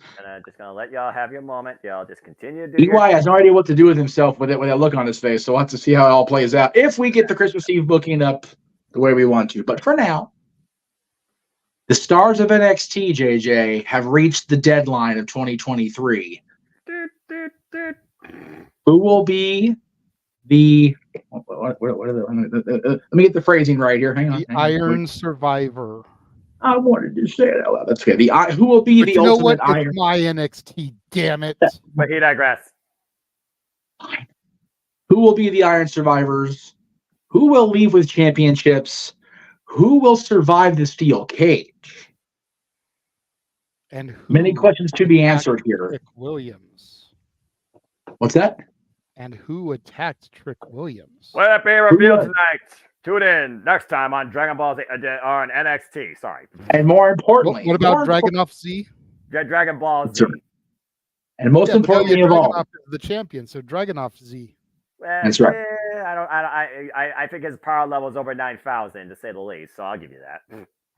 The question is, gentlemen, who now will be the one to go to the AW website, go to the shop, and buy the I Am Him shirt for Carmelo? Because damn it, I need to know this information. Right.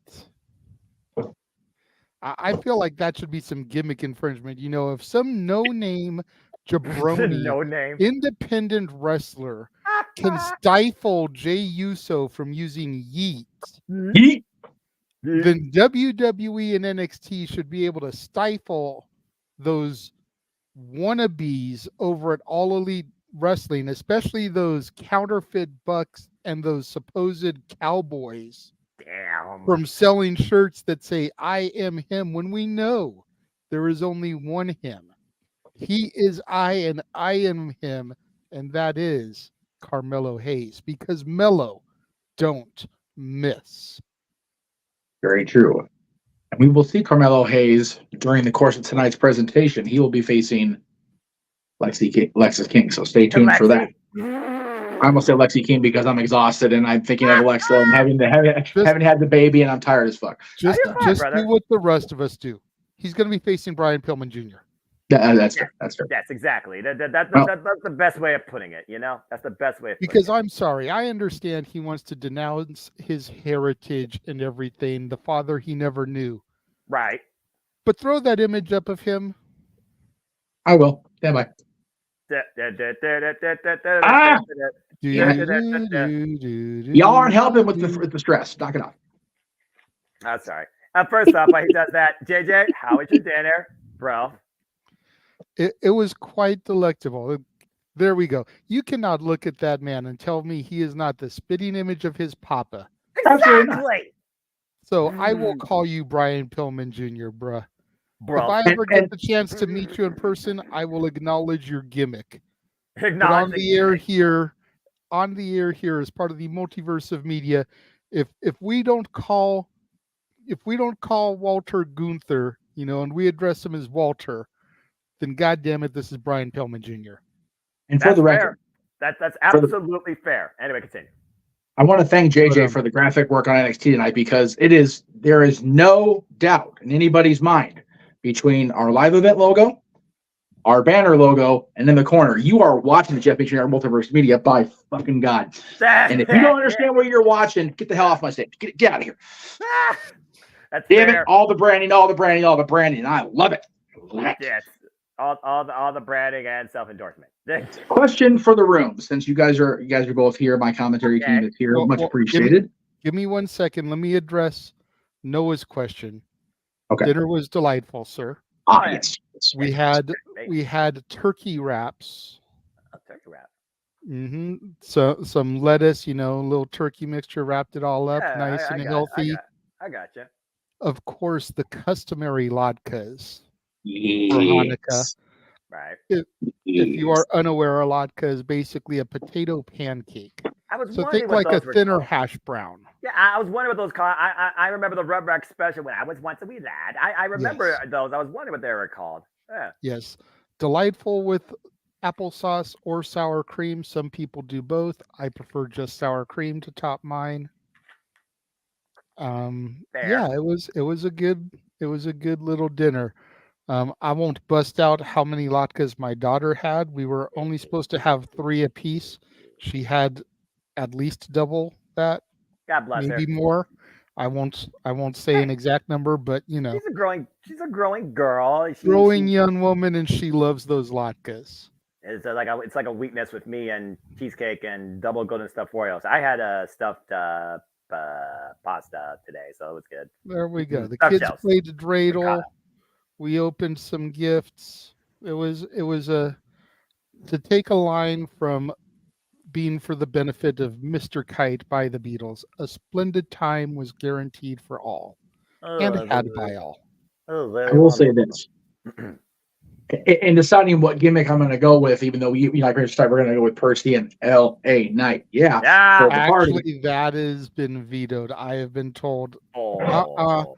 that definitely cannot happen because CC absolutely 157% refuses to hear "yeah" all night while we are doing that party. Your wife denied you? Come on. So the new theme that's being thrown around for me, as suggested by my daughter, and kind of met with approval from the majority of the room, the Renegade is going to get phenomenal. Oh, AJ Styles. Okay. Yeah, that works. All right, I'll go find the trench coat and the baseball cap. I'll do the pole Or thing. the other thing that was suggested is CC may be doing Beth Phoenix, so the Renegade may get rated R. There you go. On this day. There you go. Either way, me still being the wise man is fine. Yes. Sorry. No, Call suit maker. Now, question for you, since you're both here. Yes. Are we going to go back and call the kickoff match? JJ, this is your NXT. You make the call, bro. And I asked because I was going to mention this during our brief dissertation earlier, Noah. We completely wronged Axiom and Dragon Lee during our last double watch along.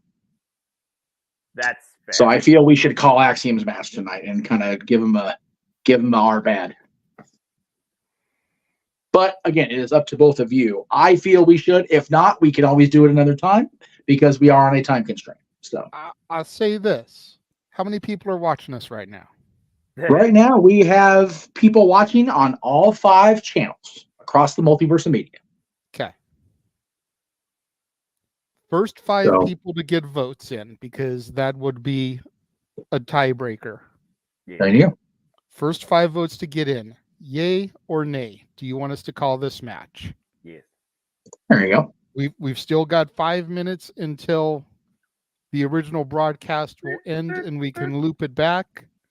So Yay or nay, do the No. people of the multiverse want us to call this match? First 5 votes. We got 1 for yay from Daniel. Ding. We're giving you people power here because of my voice. 1 for nay from Michael. All right. That's so far a tie. We're just waiting for 3 letters.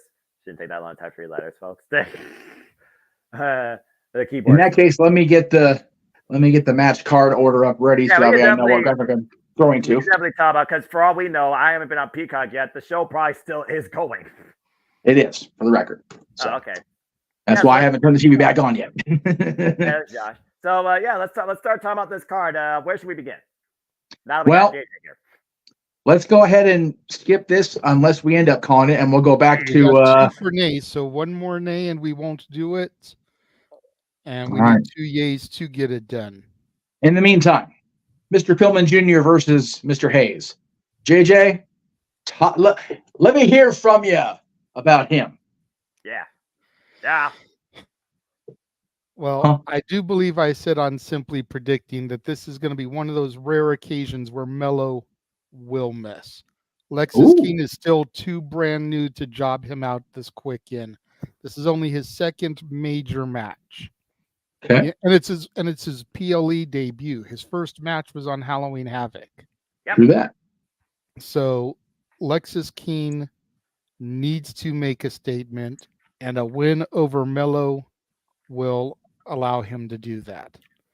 Yes. Plus, I could definitely see Mello being the name to be the NXT contingent in the US title picture, as well as a few other people that are a part of the show tonight. Yes.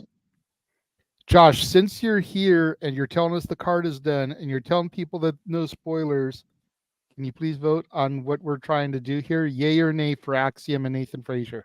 Do you want us to call that, young boy? Whoop, wrong way. Bot.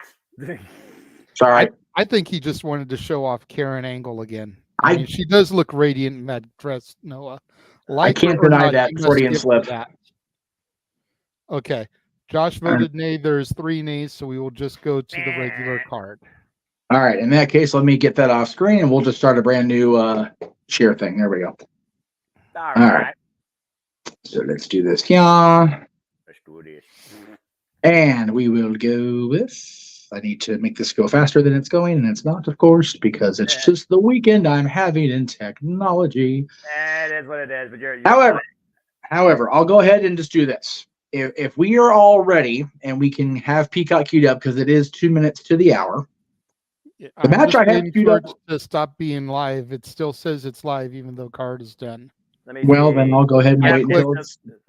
I clicked on the deadline thing, and it's showing us like promo video stuff, probably just to round out. Okay, I got you. I got Because you. you know it's got to reload to be on demand. That takes a couple of minutes, which allows us to talk more about this card and give our own impressions to kickoff. So I'm fine with this. And to JJ's point, I agree. At the end of the day, if you're gonna make a first impression strong versus where you were or who you were recognized as, you gotta win when you honestly create this for yourself. Lexus King created it for himself, accusing Carmelo Hayes to be him that attacked Trick Williams. Why, at the end of the day, him says it wasn't him. And we still don't know that for a fact or not. So it's psychological warfare really at this match. Hayes is out to basically prove it wasn't him, but he still is him. Why Lexus King is looking to ascend in NXT at the expense of him. Lexus King is in a must-win situation. There you go. She no work. Why she no work for? There you go. Speaks. I saw graphic, but then it went away. I did too. I went away. Why did I do that for? I don't know. There. Wait. Spinning. Hey, there we go. There, Kamala. So me and JJ are both in the same boat here. We think Lexus King needs to win this, or as far as I'm concerned, what statement has he made about a king on the rise when a king can't even make it to the throne room? Yeah. Right. I'll tell you this, Jeff. Pretty much everybody on Simply Predicting was in agreement on pretty much this entire show. All right then. So Let me just Well, double that's check. good to know.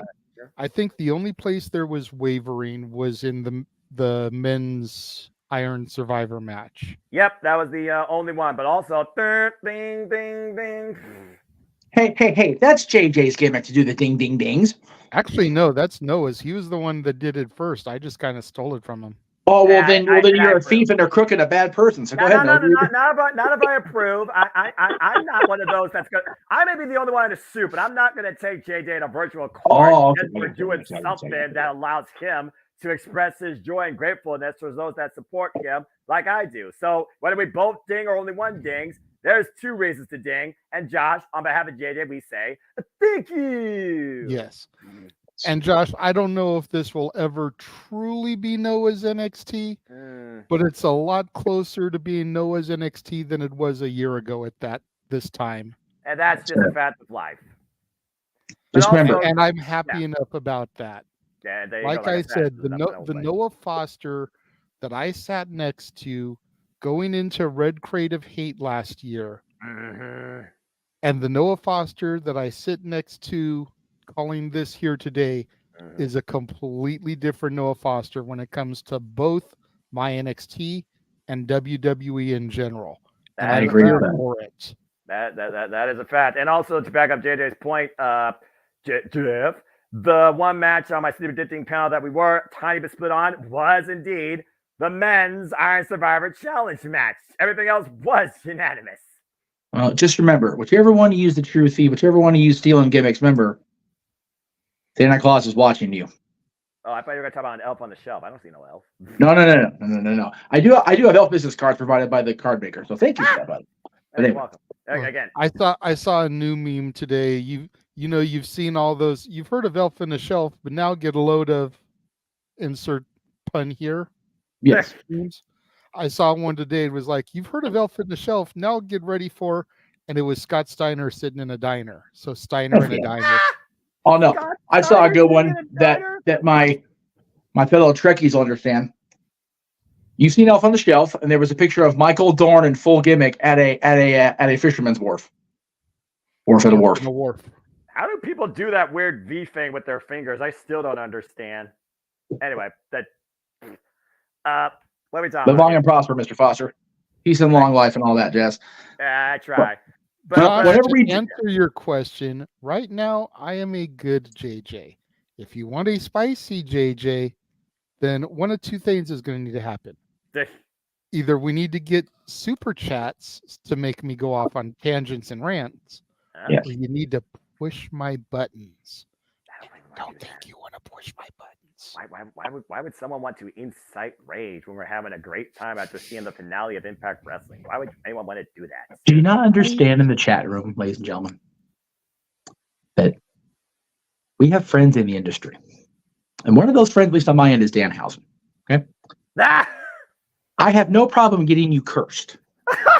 Now, if you want to be cursed at, JJ and I got that on lock. If you'll be flat out cursed, double dog dare you Bunker Brothers to push the button. I'm trying to be on my best behavior tonight. I don't want to be part of this madness. So let's go ahead and talk about more of these matches because Peacock is slow and it sucks. What next match should we talk about? Even though we were unanimously predicting, because I'm sure what we are going to talk about, Mr. Foster, is regarding one particular that I'm like, excuse me, JJ, because we are beyond the mark. Jeff, what the fuck? Well, what the match we're going to talk about next is the one that actually kicks off the main card. So when we do get that end of live stream, the first match we're going to call is for the North American Championship. So they lied to us. Okay. They did. I'm shocked by that. I really thought it was going to be the women challenge. They did indeed.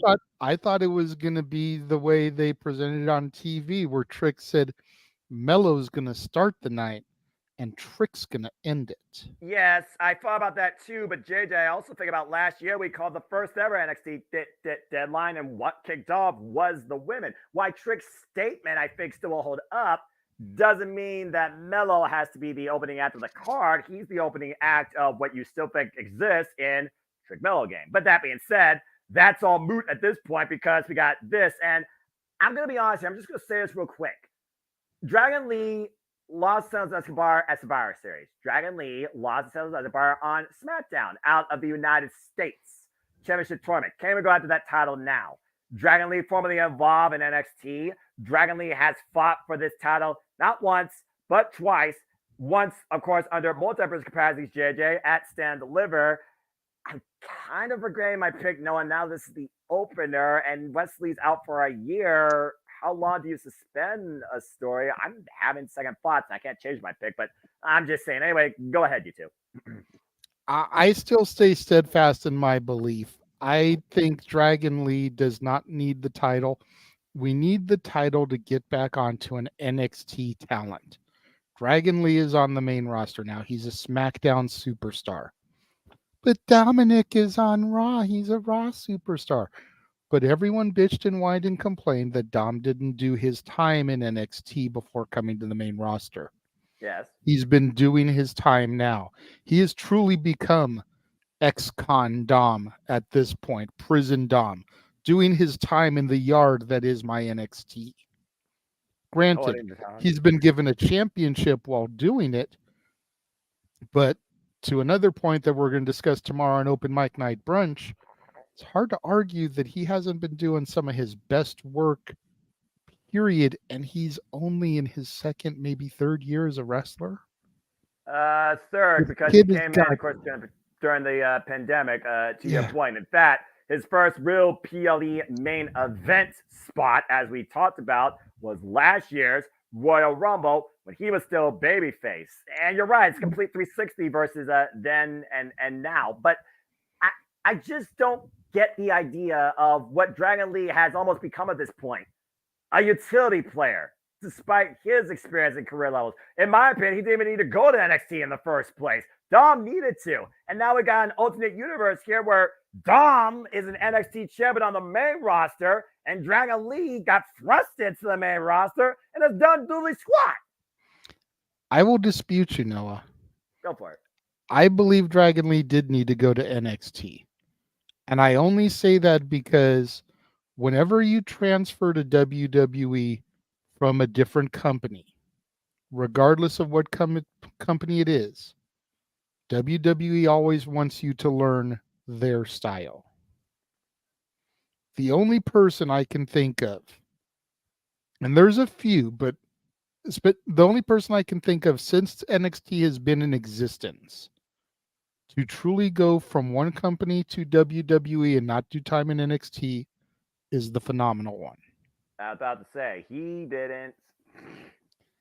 He's the only one. Yeah, guys like Jericho, the Radicals, but that was a different time. Right. That was a different time. But since NXT has been in existence, try saying that 5 times fast. No. AJ Styles is the only one. So Dragon Lee came from AEW to WWE, and they trained him very briefly in their style to kind of not necessarily rid him of, but just kind of, okay, we don't really do the full-on lucha style here. You're not going to be able to do 20-minute spot monkey matches like you do in AEW. No offense to AEW. Right. This is how we do things here. And as soon as it clicked in his head, boom, he was up to the main roster. To be fair, because also, they knew that he was the future of Lucha Libre. Right. He was going to be the guy that could take over for Rey Mysterio and sell millions of dollars in mask replicas and action figures and the whole nine. Because this dude's got probably a good 10 to 15 years ahead of him in his career, barring any insane unforeseen injuries. Yes, and to your point, it was actually AAA and NJPW he was previously involved in. He was. I could have swore he was part of AEW too for a little bit since his family's over there. Nope, he never competed in AEW, not one match. Okay. My apologies. No, you're good. That's why I'm here. I'm always here to help you, brother. Okay, I never hold anything against you. But hey, I'll just say it. Botch. There you go. Just for fun. So yeah, but again, it's just weird to me that we have this circumstance where we were 100% all in on Wesley getting the title. And now Wesley's going to be a non-factor potentially up to 1 year. Minimum, he sounded like 8 months. And suspension of disbelief in storytelling, is that really a reason to have Don keep the title for that long, let alone past tonight when this match has already been run back, I think, 200 times? Well, I hate that I keep going back to AEW. I'm not trying to drag AEW down, but it sounds like I am with these comparisons. How long did Tony Khan wait for Chris Statlander to defeat Jade Cargill? 8 months. I'm just saying. 8 months from August to freaking May. Now, personally, I don't think they're going to wait that long. But I think that they need to take some time and build up a true blue, still going to be around NXT superstar to dethrone Dom. Dragon Lee doesn't need it. He's on the main roster. Right. And then you can either have Dom drop it at Vengeance Day, New Year's Evil, or Stand and Deliver. So who would you put in that Wesley spot, though, is the question, considering that several people formerly involved in the North American title picture, not only are they involved in Iron Survivor challenges, they've kind of been MIA. I mean, you think about the people that's been involved in this picture.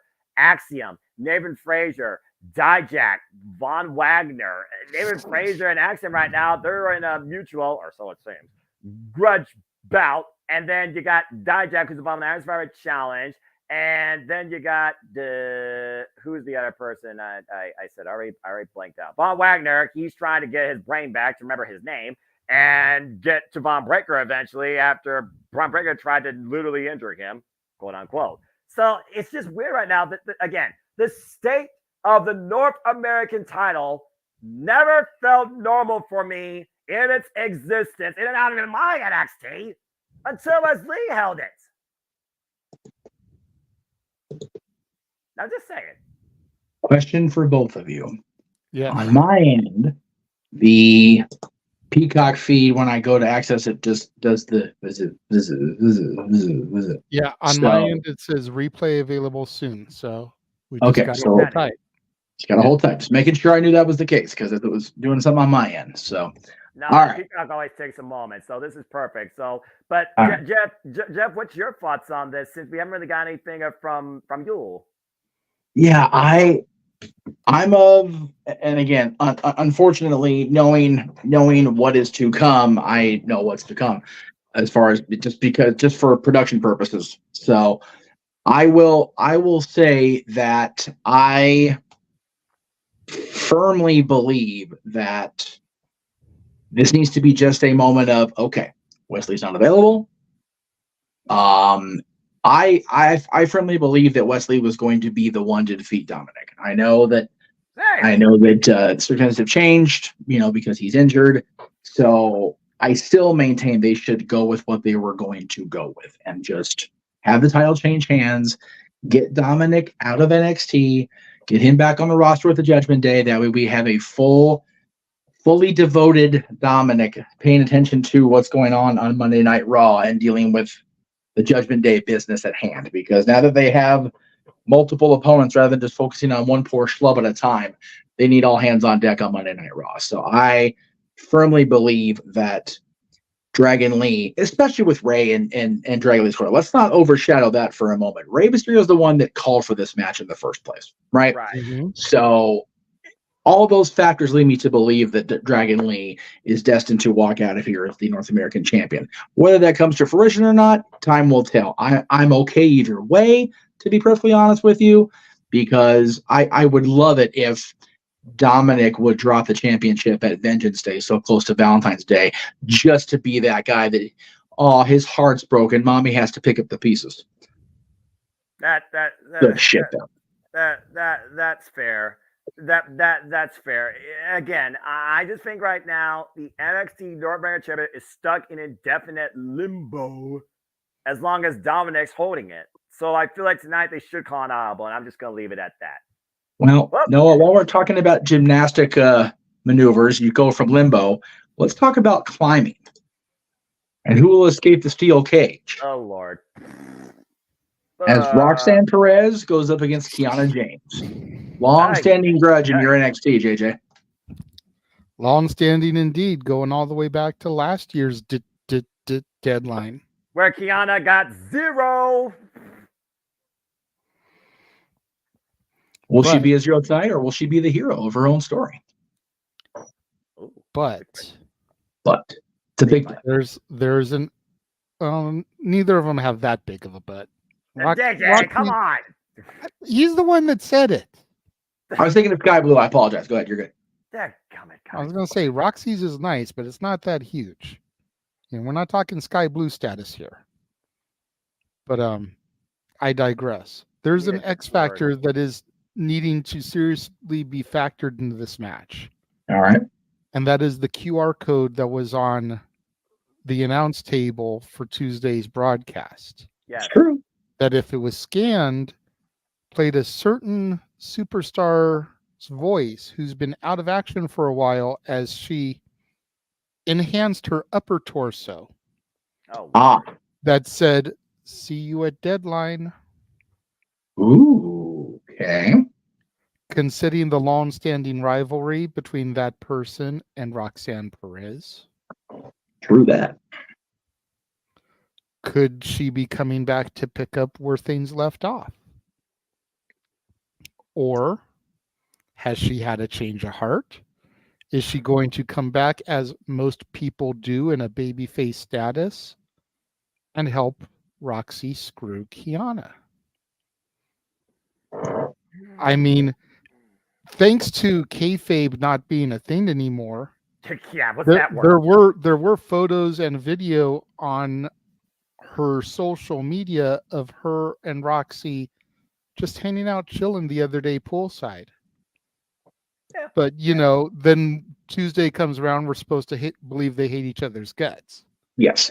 It's one of the things I hate about these days when it comes to kayfabe. But I digress. You can just blame that on social media, though, too, to be fair. It exposes it. But social media wasn't a thing for all you know. They're like, "Gah, gah, gah, gah, gah, gah." Exactly. So, does she return? One, does she return during this match, or does she do it during Iron Survivor? And how does she make her impact, pun intended, Hey. in her return debut? All those things have to be factored into this match. I still feel she's going to come back, pick right up where she left off with Roxy, and help Kiana James get the victory. Roxy's going to be on the verge of exiting the cage, and she will make her return and cost her the match. Laugh in the face, door in the face. Kiana James takes advantage, but as she climbs over the top. How many times have we seen that type of shenanigan, though, in a cage match when you think about, particularly a steel cage? Remember, steel cage, escape over the top or through the door, both feet hit the floor. Again, you're not talking about predicting, and just put retrospective on these two, despite the extra that could involve in two. Let's figure out the history with these two. Again, Roxanne Perez has done absolutely everything in your NXT. NXT Women's Champion, NXT Tag Team Champion, breakout tourney winner, how it all began. And you want to know a person that she beat during that tournament? The individual she's facing in the steel cage. You also want to know who she beat earlier this year at Halloween Havoc at a Devil's Playground. Dumb gimmick. That individual next to her. You want to know the individual that Roxanne cost the chance to get into the Survivor Challenge, an opportunity for opportunity? That individual right there. This is literally their fourth singles outing. And every time before this in singles, not even just tag team and multi-person affair, blah, blah, blah, blah, blah. In singles, Roxanne has had Kiana James' number every damn time, no matter the freaking setup. Roxanne Perez is the babyface to overcome adversity in every rivalry you put her up against. Blair Davenport, ayo. I think you have to do something different. You break that cycle. You make the fans figure about it some other way. You give Roxanne Perez a chance to overcome adversity longer than expected. Because usually I give a match like, okay, end game. No, I think this is the climax. I think it's a bridge point. I think it could be a breaking point for her, despite the anxiety, crippling anxiety that worked her down after Michael Satomura. And that's why I do think that Kiana James is going to finally pick up business for herself and get her first, let's be honest here, real needed major win in NXT on a major stage. She hasn't had a major moment since absconding the NXT Women's Tag Team Championships earlier this year at Vengeance Day for a cup of coffee and a business relationship with a freaking country boy that fell flatter than her freaking 401k probably. Kiana James needs this win, in my opinion. Cora Jade or not. All right, let me see here. Let me make sure I got the right match coming up. All right. We will go over the rules for the Iron Survivor matches as they come up on screen. For right now, we'll go to the matches themselves and give them a little once-over of each. On the men's side, we have Braun Breaker, Trick Williams, Dijak, Briggs Jensen, right? Yeah, no, that's Josh Briggs. Josh Briggs, sorry. Briggs and Jensen, tag team. I got you. I pay attention to your NXT. And Tyler Bate. Big strong boy. Very strong boy. And we saw JJ. Are you caring about Final Resolution spoilers? No, go ahead. Trent Seven signed with Impact Wrestling after debuting in a tag match tonight. Okay. So the other, I don't know who that is, but okay. Trent Seven is the former tag team partner of Big Strong Boy Tyler Bate, known as the Tag Team Mustache Mountain. They are the former NXT UK Tag Team Champions before their fallout. In fact, before NXT UK went belly up, that still hurts my soul to this day, it was Tyler Bate versus Trent Seven for the NXT UK Championship after Ilya Dragunov had to vacate it. And Trent Seven's been along the independent side, ruling Rev Pro as the British heavyweight champion before losing most recently to Michael Oku. And tonight at Final Resolution, not only did he show a surprise tag with Spin My Ability, they won and penned the paper. Scott D'Amore signed Trent Seven to TNA. Very nice. Yes, it was awesome. Anyway, back to this. Again, people, like I told you before, there isn't much history or stats with this match because, again, it's the second ever men's Iron Survivor Challenge. And all 5 of these men have never been involved in this match or circumstance. So that being said, JJ, why don't you leave this one off here and give your thoughts in the field towards those that didn't prior to this to the predicting. And then you can pass off to Jeff. Well, I look at this field and I look at it like this. Go for it. Dijak, no fucking way. Damn. All right. I'm just gonna be like it is. I respect that. You know I respect that. Continue. You know, Braun Breaker doesn't need it. Spent the better part of a year and a half as champion. He's ready to go to the main roster. They're just kind of the only reason they haven't brought him up yet is because they've been trying to test out his heel gimmick. Mm-hmm. He wins this match, gets a title shot, and then what? Loses? No. So Braun doesn't need this. So that leaves us with 3. Correct. I love Josh Briggs. But Briggs is there to eat pinfalls. It just is what it is.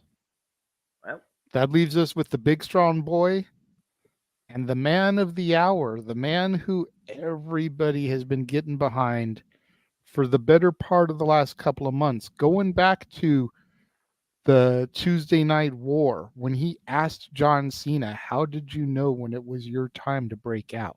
Mm-hmm. And they both walked off, by the way, while Camilla Hayes was already out of the room. And while I think it would be a great moment for Trick, I feel that the result of who attacked Trick is going to play into here, preventing him from winning. Which leaves you... My money is on the big strong boy. Big strong boy, big strong boy, big strong boy. Anyway, and it's funny because, spoiler alert here, I'll give my reasons in a minute, but both of these matches, I'm picking the people who won the last chance. Correct. Okay.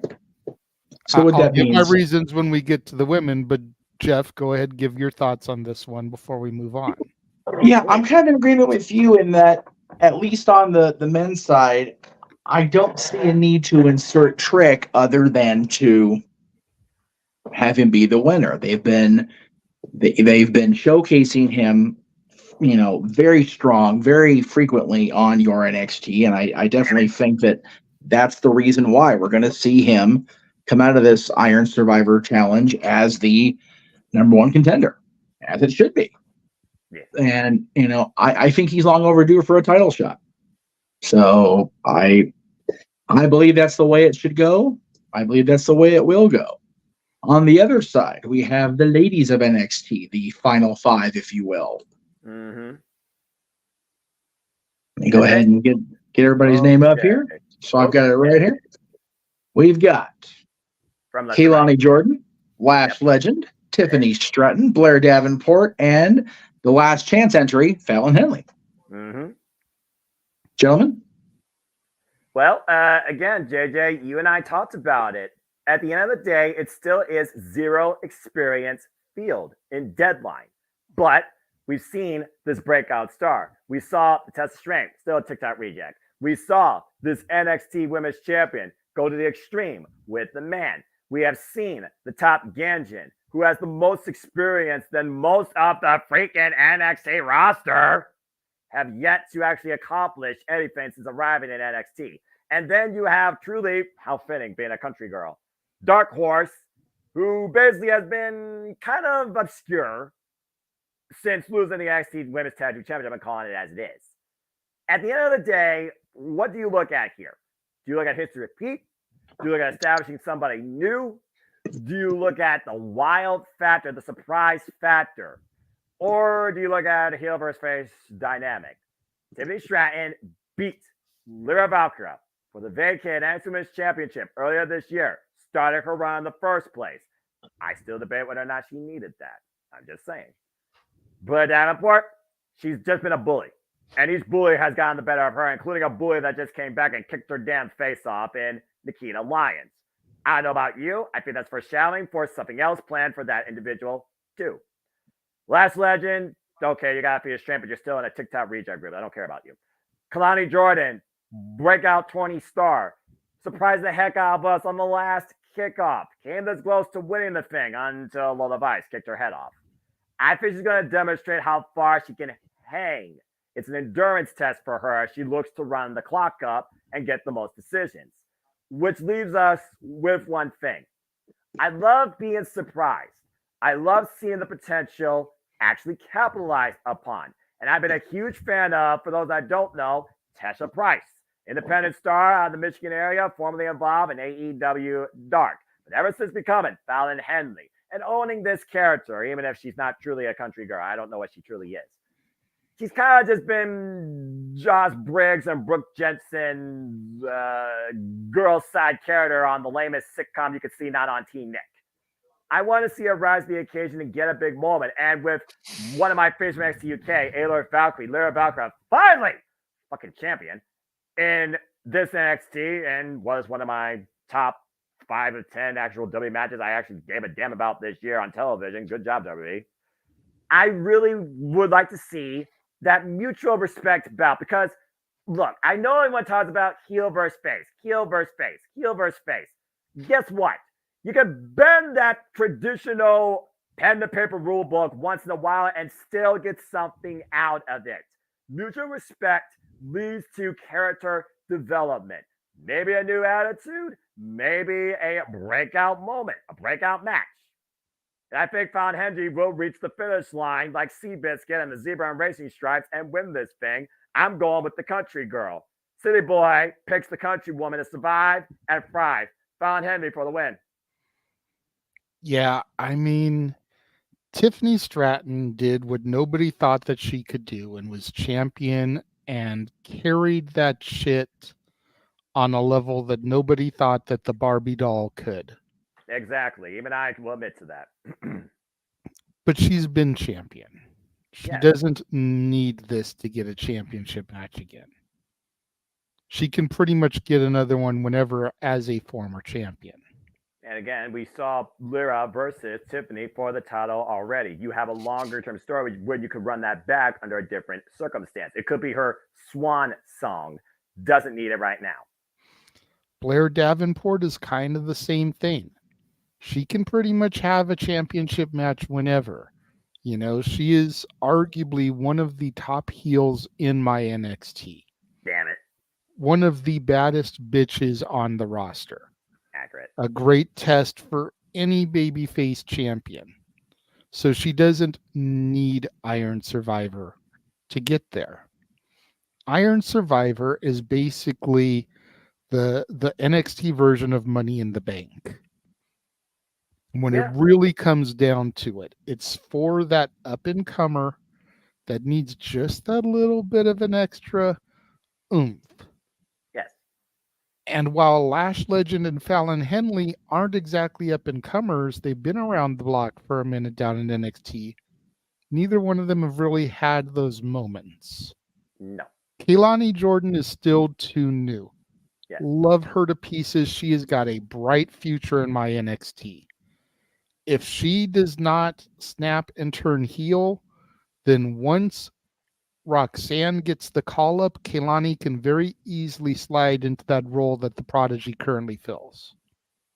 And being that over baby face that the crowd just loves. I can see that. I honestly could see that. Lash Legend. Prior to this past Tuesday, I would not have had a fucking nice word to say about her.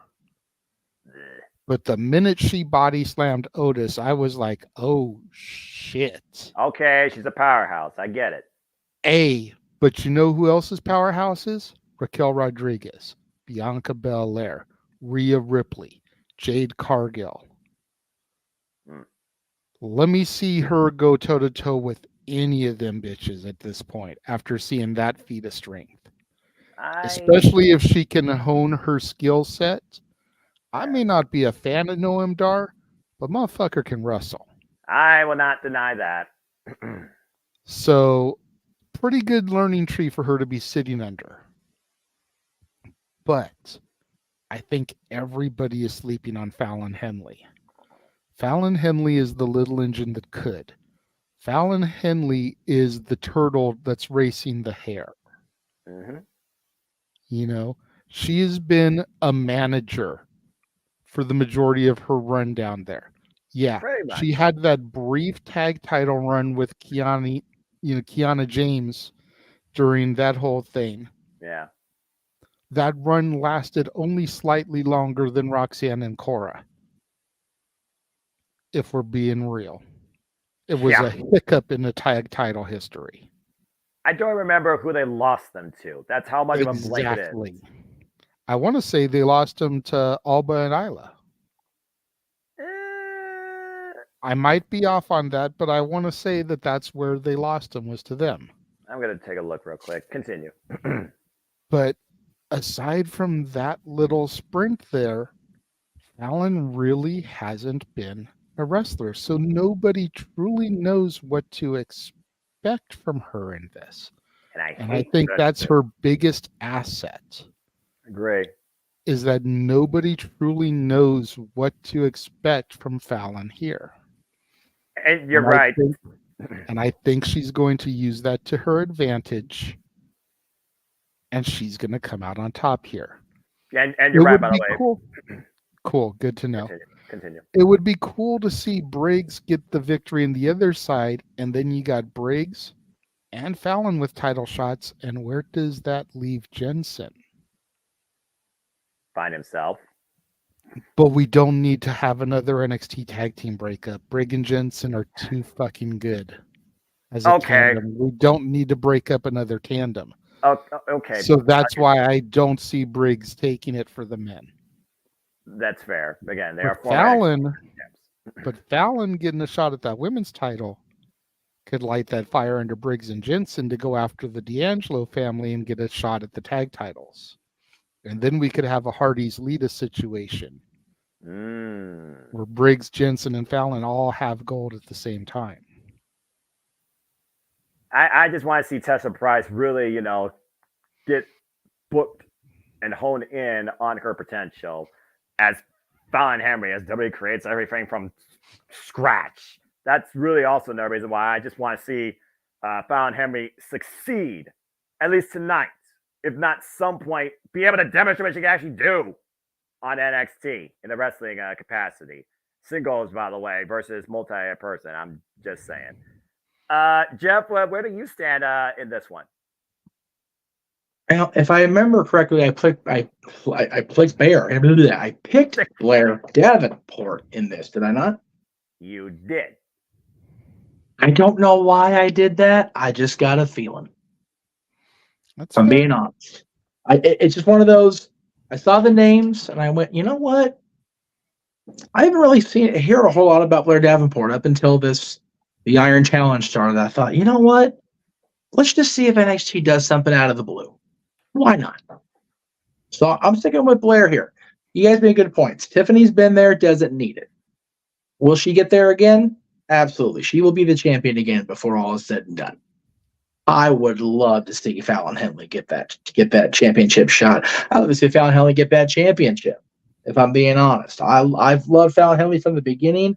She's got a look that is just begging to have some sort of breakout moment. Like she just does something that makes everybody go, holy shit, this chick's legit. Yep. You know who she reminds me of? Oh. There may not be any country in that girl, but she reminds me of a little hardcore country Mickey James. You know, she's definitely got that spunk. Yes. And everybody I know except Lou Grant loves spunk. So I'm here for it. Why not? I And like thank that. you, Walter. I take that as a great compliment. Again, Yeah, I've been saying it since you started doing Love Wrestling, man. You have regained your passion. And I am here for it. I love engaging in that. I love seeing it. The reason why, again, I look at all things wrestling. I just want to encourage you to enjoy wrestling, and I love engaging in JJ, whether we're opposites or on the same path. I can remember the last time that me and him were on the same path, though, in WWE, particularly, let alone NXT. So this already is something else to say the least. But yeah, I just believe that Fallon Henley, it's easier said than done for me. I'm tired, damn it.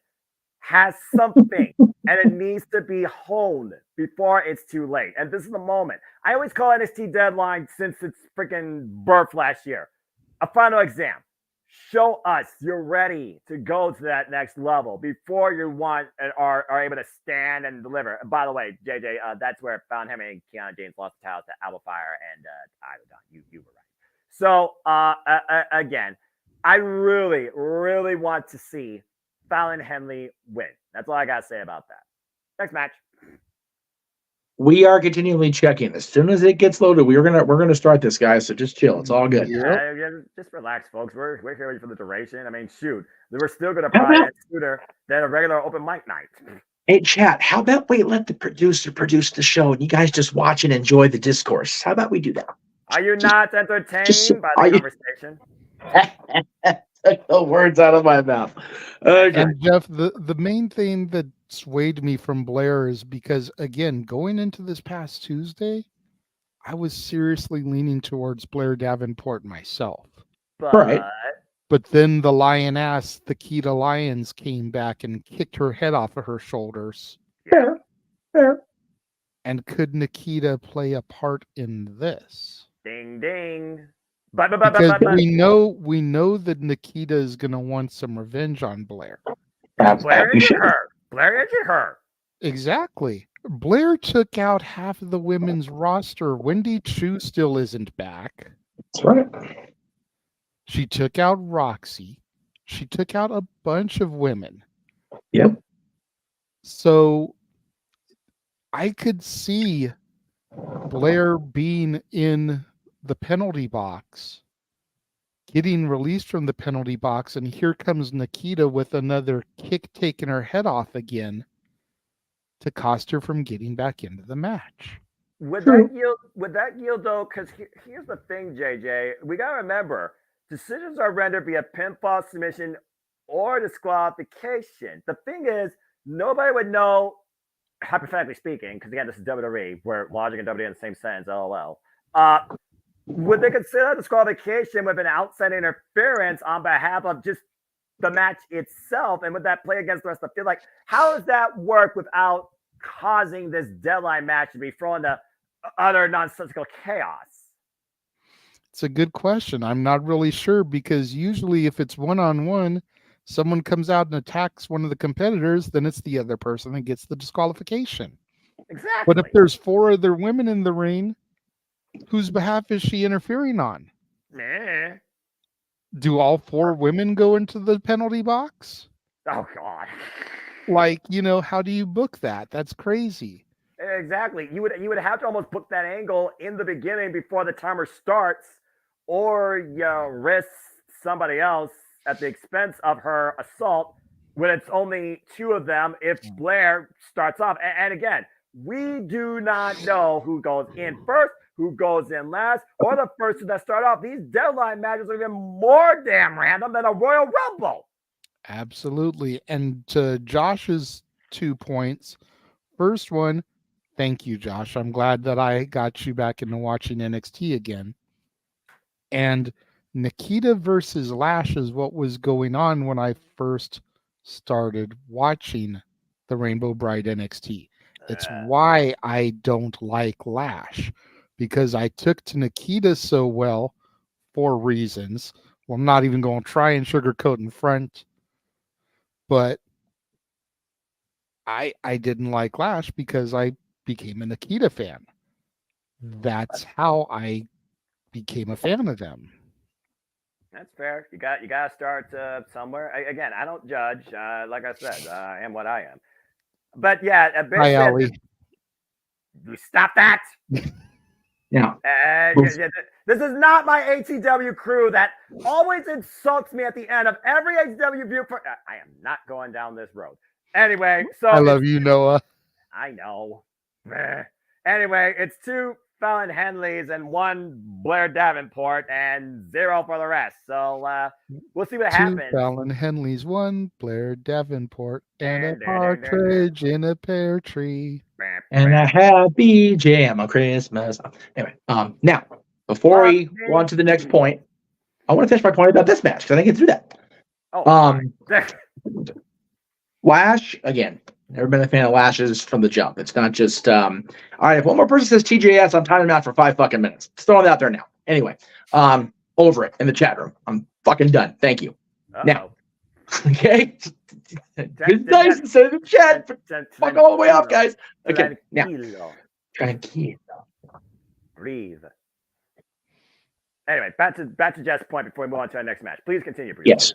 Yes. Now, Flash, never been a fan, even less of a fan now that she's hooked up with Noam Dar. Sorry. Noam Derp. Noam Derp, exactly. Christ. Damn. I knew he was going. That was freaking funny. Kaylani's the only one I don't have a strong opinion on because we're still getting to know her, but I'm okay with that. So that's why I'm sticking with Blair at the end of the day. So that's now to the chat room. I will say really quickly before you address the chat room. Yes. Go and search her matches, bro. She is. Oh, I believe it. She is a thing to watch. Her gymnastics background, again, as long as she can not get seriously injured, a la Dragon Lee, she is going to have a long and prosperous future. I agree. She's another one that can pick up that mantle. What they wanted Sasha to do, what Bianca is now doing. Kaylani can be that person as well. Yep. And really help get some of the younger minority girls really into professional wrestling because she has got it. You heard it here from JJ first. He already believes this one has it, the intangible quality that defines somebody that can make it and somebody that will never make it. And as long as you have it, everything else can be faked. It really can.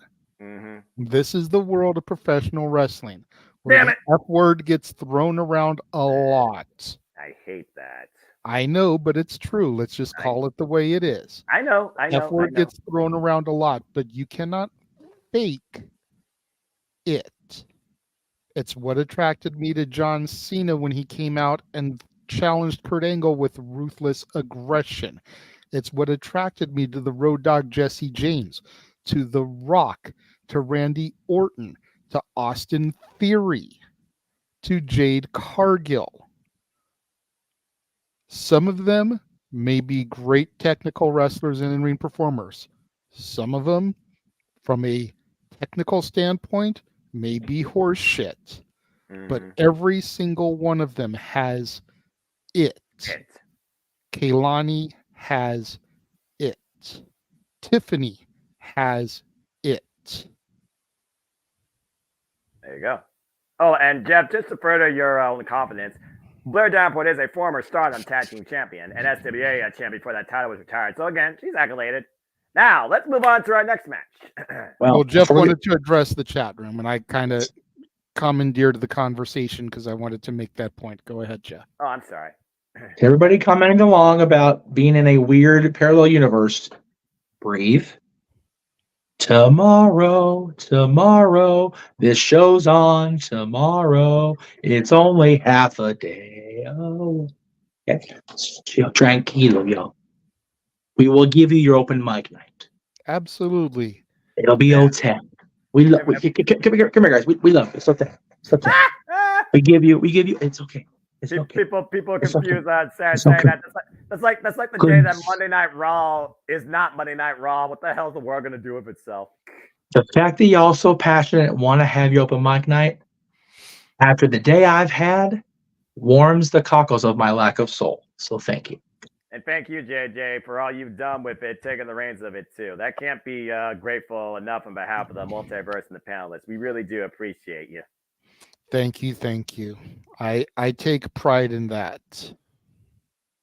Now, question, JJ. I really do. You know, I've said it before. I'll address it again probably at the end of the year when we hit 100 episodes. Unbelievable. But I take so much pride in the fact that since I took the reins, we have not missed an episode of Open Mic Night. There has not been a week where it has been canceled. No. Prior to that, not in the mood for it. Something happened. We'll just cancel it. We'll pick it up next week. The show must go on. Whether Since it's 2, 4, I took 9. over the show, it has not missed a week. It may have been postponed a day. Yeah. Thanks to double booking on WWE and Impact Wrestling's behalf, or last year on NXT and Ring of Honor's behalf. Yes. But we are still going to make it happen. All right, back to the rest of the show. What's the next match? So the question is, you taking pride in getting us to episode 100 coming up on New Year's Eve, JJ. Question tonight becomes, who will walk away with the pride of being your NXT champion? Oh, God. Will Ilya Dragunov retain, or will I get to welcome the boy home with the most unbelievable news this side of Kofi Kingston losing his fandom? Well, Blair, I fucking quit. Blair, I had a great pitch and I fucked it up. Oh. Womp, Womp, womp, womp, womp. Wah, wah, wah. Freaking Zonk. Dumb bitch. Oh my gosh, that was brilliant. That's where my botch graphic definitely comes in with the Zonk background music. Calm down. Just breathe. Clip that, James. Thank you. Now, the bitch. Will the lone wolf not be so lonely anymore, getting to go home with the NXT Championship? Take predictions away because I'm not going to pound for my bullshit. Well, I'm going to say it like this. During Simply Predicting, Noah made a comment, and I took a little bit of pride, I'm not going to lie, in putting him in check for this comment. He made a comment of, why does Baron Corbin need to win this title? Oh. And I looked at him and I said, did Dolph Ziggler need it? No. Did Becky Lynch need the women's title? No. Definitely not. So why does Baron Corbin need this? Baron Corbin does need it. Because Baron Corbin doesn't need to be on the main roster anymore. Yes. Baron Corbin is very much now in the conditioning the young talent for what the main roster is going to do. Ilya Dragunov is not going to last too much longer in my NXT. Doesn't need to. He will be gone either by or shortly after Stand and Deliver. I'll give you that. So you give Corbin the belt, and then he can make somebody at Stand and Deliver. You know, Baron Corbin can transition the belt come April to the next generation. You have just defeated the man who had Kurt Angle's last match at NXT's WrestleMania on WrestleMania Saturday in the main event. What did that do to that superstar? It does Cameron Grimes status. It takes him where, Noah? Well, I don't know if he's there right now, but it did take him to the lead. That's why you put it on Corbin. Now, I picked Dragunov to retain because I'm not stupid.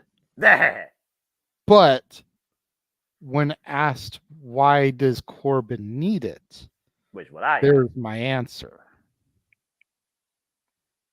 And like I said, I'm a guy that does not feed into his own opinion. I just simply give it. If somebody has a counter opinion, I hear it out. Again, I like I said, he has been a figurehead. He even said his promo. I'll give credit where credit's due. This is probably the most freaking realistic Baron Corbin's looked in a long damn time. Certainly happier and normal. He's been a constant figurehead for 8 years in this damn place. Fed every pile of shit possible since not being the lone wolf. I would give credit due for that. By the way, not my WrestleMania. I'm not looking forward to that WrestleMania either, JJ. Just putting it out there. Anyway, for reasons.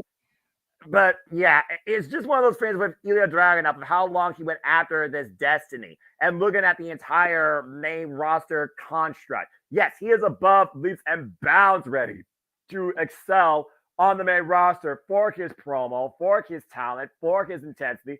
But what will they give him? What will they have him do? That's what fears me in a structure that, again, I feel like they have some direction, but is that clear enough direction? I don't know. I almost fear they'll feed him to Gunther. I still call him Walter. Fuck W name conventions for life. I am what I am. Bite me otherwise. Anyway, again, he's the guy that freaking beat Walter for the NXT UK Championship. But Ilya Dragunov, for my opinion, is above the Intercontinental Championship. And with the current state of the insert World Heavyweight Championship name here on this person, blah, blah, blah, blah, blah, WrestleMania, blah, blah, blah, blah, blah. I just don't know if they would put him in that spot. It's one of those things where how you introduce somebody to the main roster that always concerns me.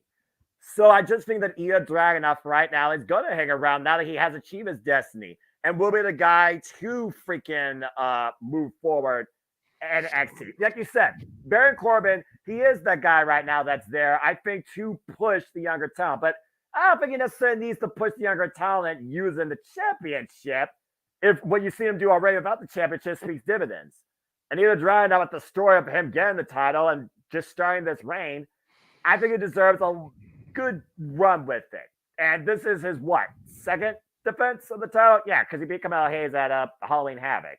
So I just think for right now, could Baron Corbin be NXT champion considering he never got a world championship on the main roster, got the United States championship for a cup of coffee, woohoo?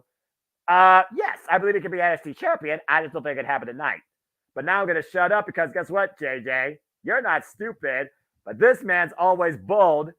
Jeff, why did you pick Baron Corbin? Why not? No, okay, before I make my elaborate point, 2 things. Josh, do you want to have timeout time? Because this is how you get timeout time, number 1. Even Corbin himself apologized to me for that. And number 2, for those of us that are empathic in the world, Josh, like I am, do you want us all to have pain by proxy? Because this is how you have us all have pain by proxy. This shit right here. People's going to die in this match if this gets booked. Just throwing that out there. Accurate. Now, and if I may, to respond to Josh, the reason I bring that matchup is because, well, you don't need to give me a solo shot, Jesus. The reason I bring that matchup is because it is still an accolade. Whether you like the outcome of it or not, it is just like Brock Lesnar ending the streak. Uh-huh. Baron Corbin defeated Kurt angle to retire him at WrestleMania. Just- Nobody else is going to ever claim that. Yep. So if you can beat the man that ended the career of an Olympic gold medalist on the grandest stage of them all at your grandest stage, being NXT Stand and Deliver, that is making history and instantly making a superstar. Now, I will accept your apology later, Josh. that's right. Right, 100 times. I will not contradict JJ. I will not contradict JJ. Thank you very much. Okay. Now, anyway, if we're gonna go into Noah and Karen, I don't know about the Karen Jarrett guy back off screen and get Noah pissed off at you just because, Josh. Don't start with me. Now, Don't start with me either, young boy. hang on. Wait. I haven't ready for that one. Wait. Oh, damn it. Here we go. He did it. I haven't used one all night. Yeah, man. I'm feeling frisky. It's on a mic night time anyway. Shut either. the fuck up, Josh! Okay. Now, That's fitting. And if I may, for Noah, the replay is loaded. I am starting to fast forward so I can get through the pre-show. I will let you know what the timestamp is so that you can be at that once, because I'm already at like 47 and change at the pre-show, so should be ending up here very shortly. Okay. yes. Jeff, go ahead and talk about your point about this match, why I work on that as well, and then we'll timestamp match ourselves up and count down into deadline and get this party officially started. To pick up on, or to piggyback, if you will, on what you guys were saying, I would kind of rephrase what JJ said as far as Baron Corbin doesn't need to be on the main roster anymore. I look at Baron Corbin's presence in NXT as close as he's going to get to finding the DeLorean and being able to drive backwards in time.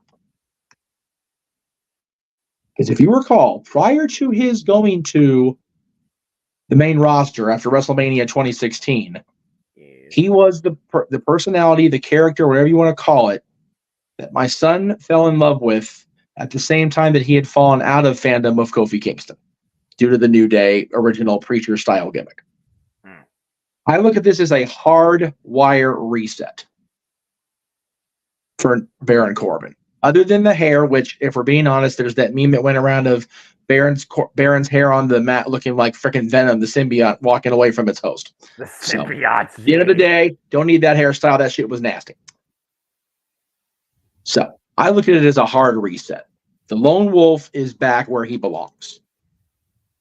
I always thought the Lone Wolf should have been the NXT champion. I appreciated bum ass Corbin.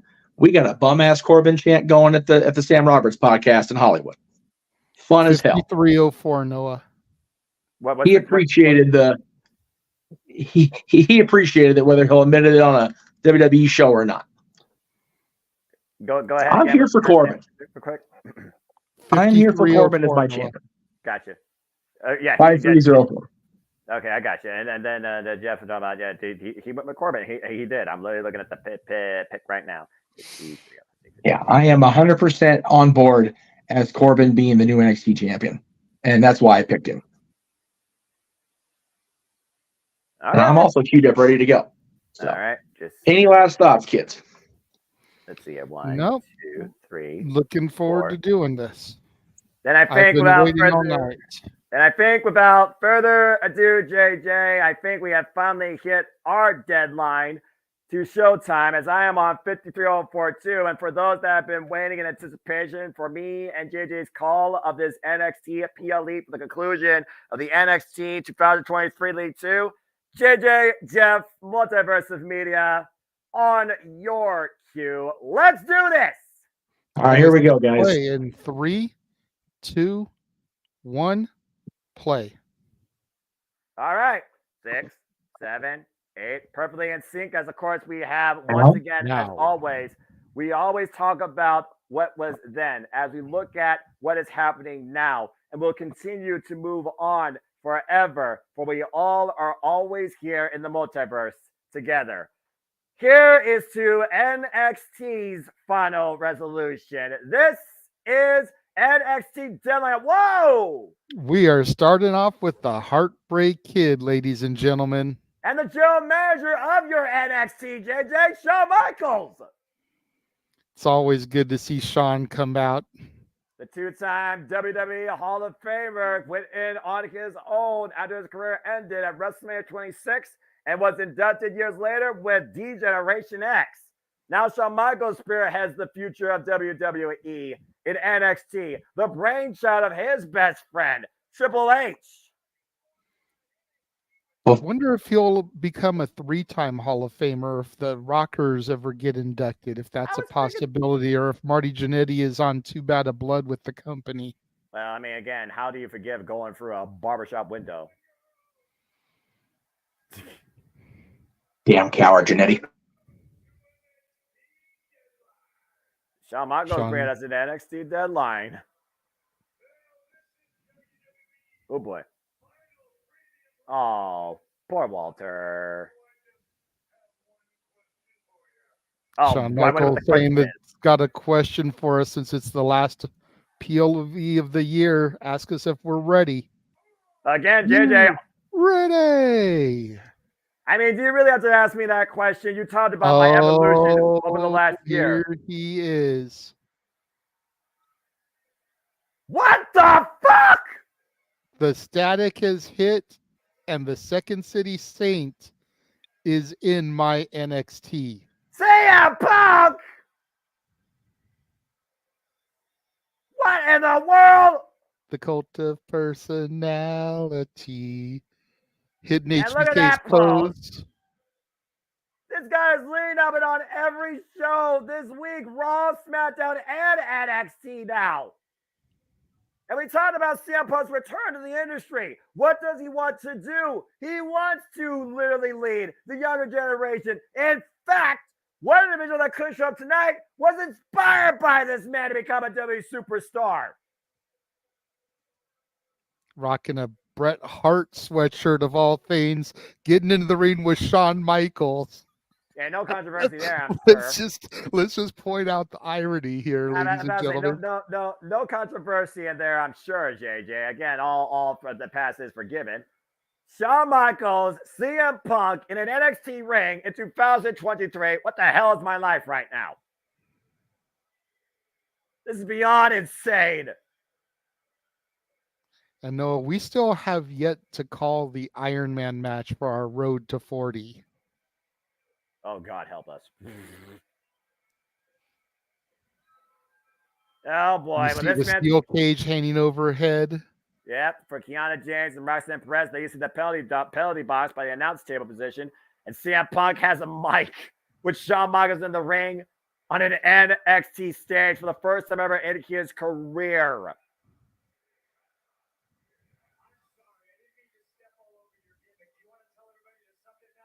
Ah!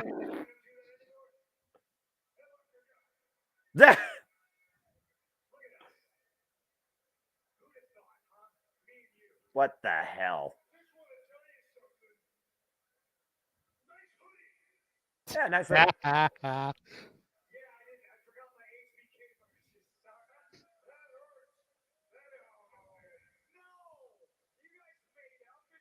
they did. Yeah, exactly. It's a healing. That's absolutely true. This year, anything truly is possible. All right. Good news, bad news. What? This is so awesome seeing him in an NXT ring. I never thought I'd ever see this in my life. CM Punk in NXT. The fuck?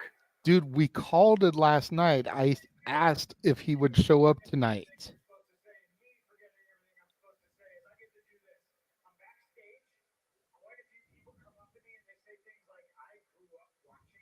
Yeah.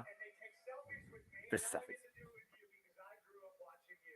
This is a real selfie. Awesome. This is a real selfie, Austin Theory.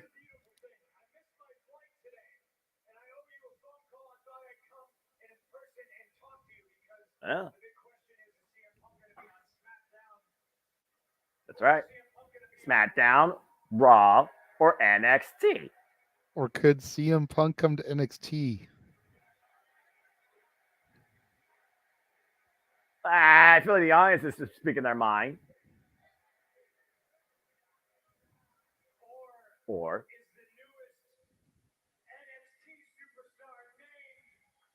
what? No. You are not. You can't be serious, CM Punk. You know what, though? Like, I know it's a long shot. I know it's a dark horse. To be continued. But CM Punk always loved working with the kids. That was his biggest point of contention in AEW.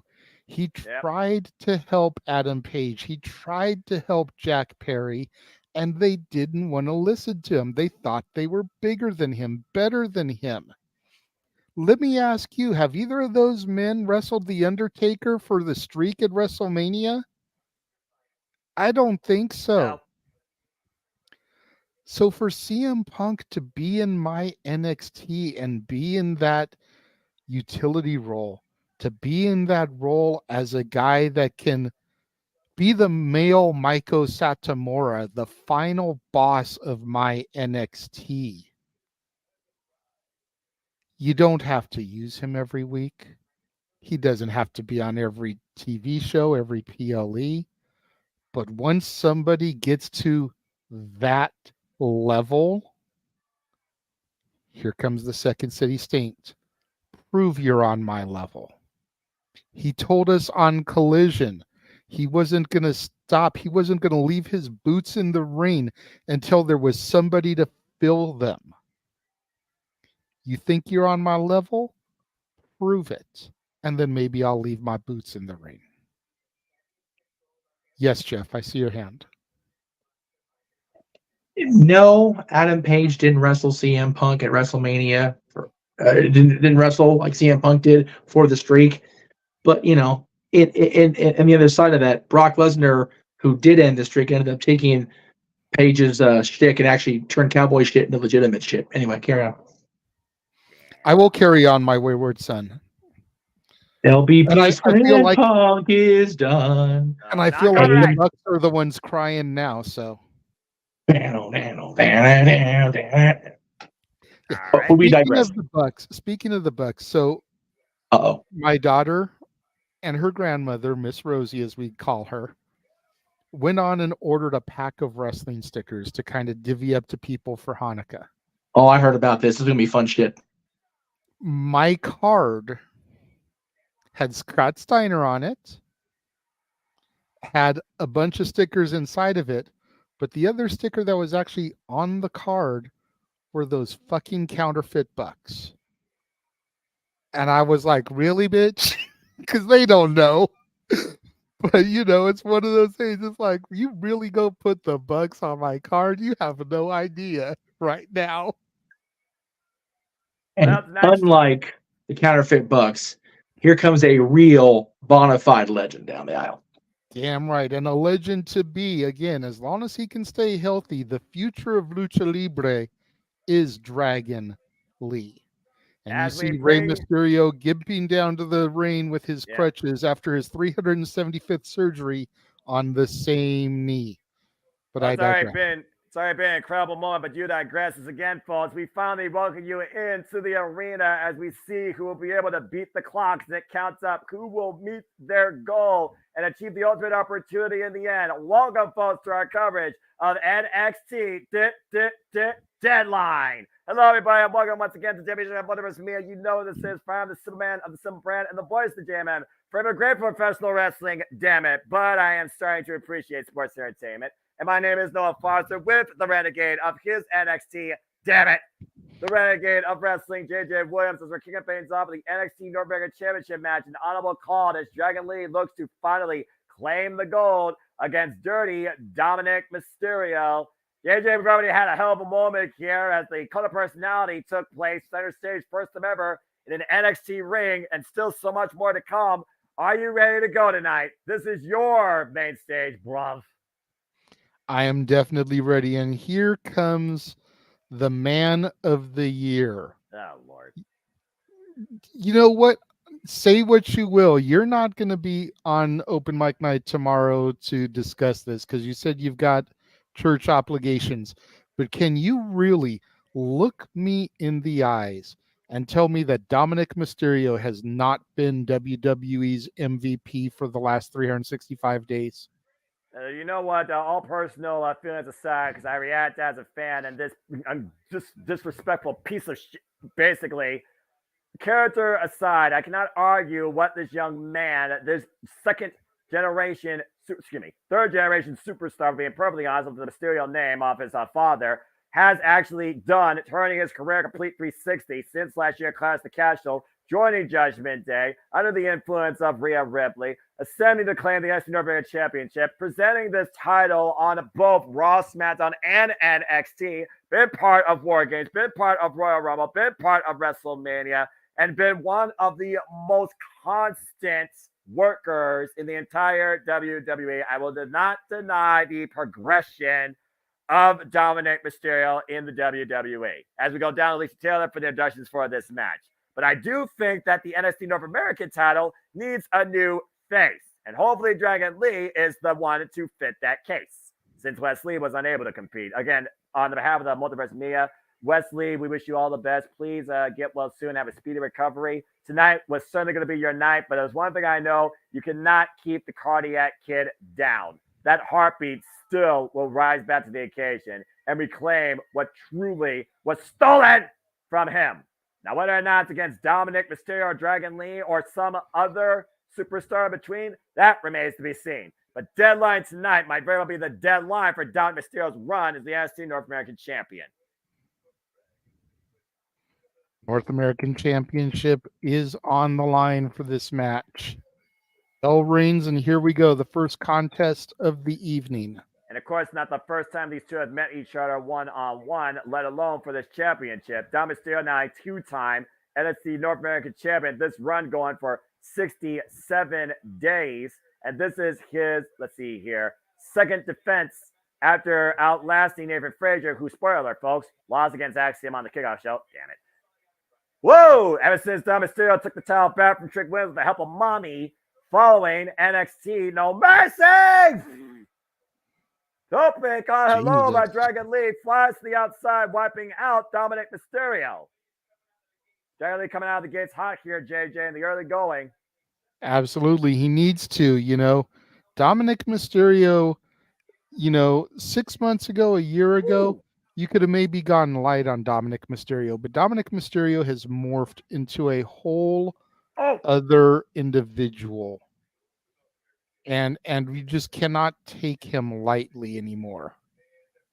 The leg up and over with the single leg drop kick. I also want to just put this out here. Rey Mysterio's out here supporting Dragon Lee on cover and one count on commentary. Yet he is seeing his son, no matter what, that is still his son, his flesh and blood, compete in that ring. On Dominic's side, though, there is no Judgment Day. Not even Mommy involved here, JJ. I was going to point that out. You almost wonder if this maybe is a test for Dominic Mysterio to see, are you able to actually, protect yourself or get something done by yourself? Looks like Dragon Lee might have a busted tooth already in the early going. So even more pressure's on him. And let's keep this in mind. At NXT No Mercy, guess what? He was in the ring by himself defending the title, and he lost that night to Trick Williams. And the other question to think about, Noah, is in the fact that there's no Judgment Day at ringside, could Dominic have another contingency plan, another backup? Could a certain leader of a former Legado del Fantasma be nearby to assist him, knowing the rivalry that's going on between him and Rey Mysterio? As we know, Santos Escobar betrayed Mysterio and injured him. That's why Mysterio right now is not medically cleared to compete. And Santos Escobar not only beat Dragon Lee at Survivor Series War Games, calling himself once again the self-professed Emperor Lucha Libre. He beat him this past Friday on Truth of the Truth and eliminated him in the opening round of the United States Championship Contender Tournament. And ironically enough, Santos Escobar's dark turn really started when he lost out on the chance of the U.S. title in the first place, being attacked by Austin Theory, and Rey Mysterio picked up the scraps in less than 3 minutes. Yeah, absolutely. And I'm just going to play devil's advocate here, but did Santos Escobar turn on Rey Mysterio, or did Rey Mysterio turn on Santos Escobar by choosing Carlito over Santos? It's one of those things where we talk about all the time in the nature of groups. You go all the way back to Keiji Muto and Sonata for that example. You go alongside me, you will be at the top, but you'll never be beyond me at the top. And Rey Mysterio may be humble, cover, hug of the near leg, and a 2 count. At the end of the day, I still think even as a Hall of Famer, you still got to look out for yourself more than others. Or maybe you saw potential more in the returning Carlito than he did in Santos Escobar. Again, they were as close as brothers, but we saw what happened back at Crown Jewel with Santos Escobar and Logan Paul and Rey Mysterio. And we've also seen how far Dominic Mysterio's words and turn have paid dividends for him. Santos Escobar following a different path when you would think that Rey Mysterio almost rendered Santos Escobar as close to him as a brother. That's fair. Not the side ahead. A wise man once said that we rely greatly on our own point of view. The truths we cling to depend greatly on our own point of view. Exactly. Again, former world champion Rey Mysterio, multiple time United States champion, former Continental champion. Rey Mysterio has done it all in this business. And as far as Dragon Lee and Dominic Mysterio goes, of course, this is literally their third one-on-one for this title, JJ. The first time they met was August, and of course on Raw cover in September, 2.5. And both of those bouts, Dominic Mysterio got the better of Dragon Lee.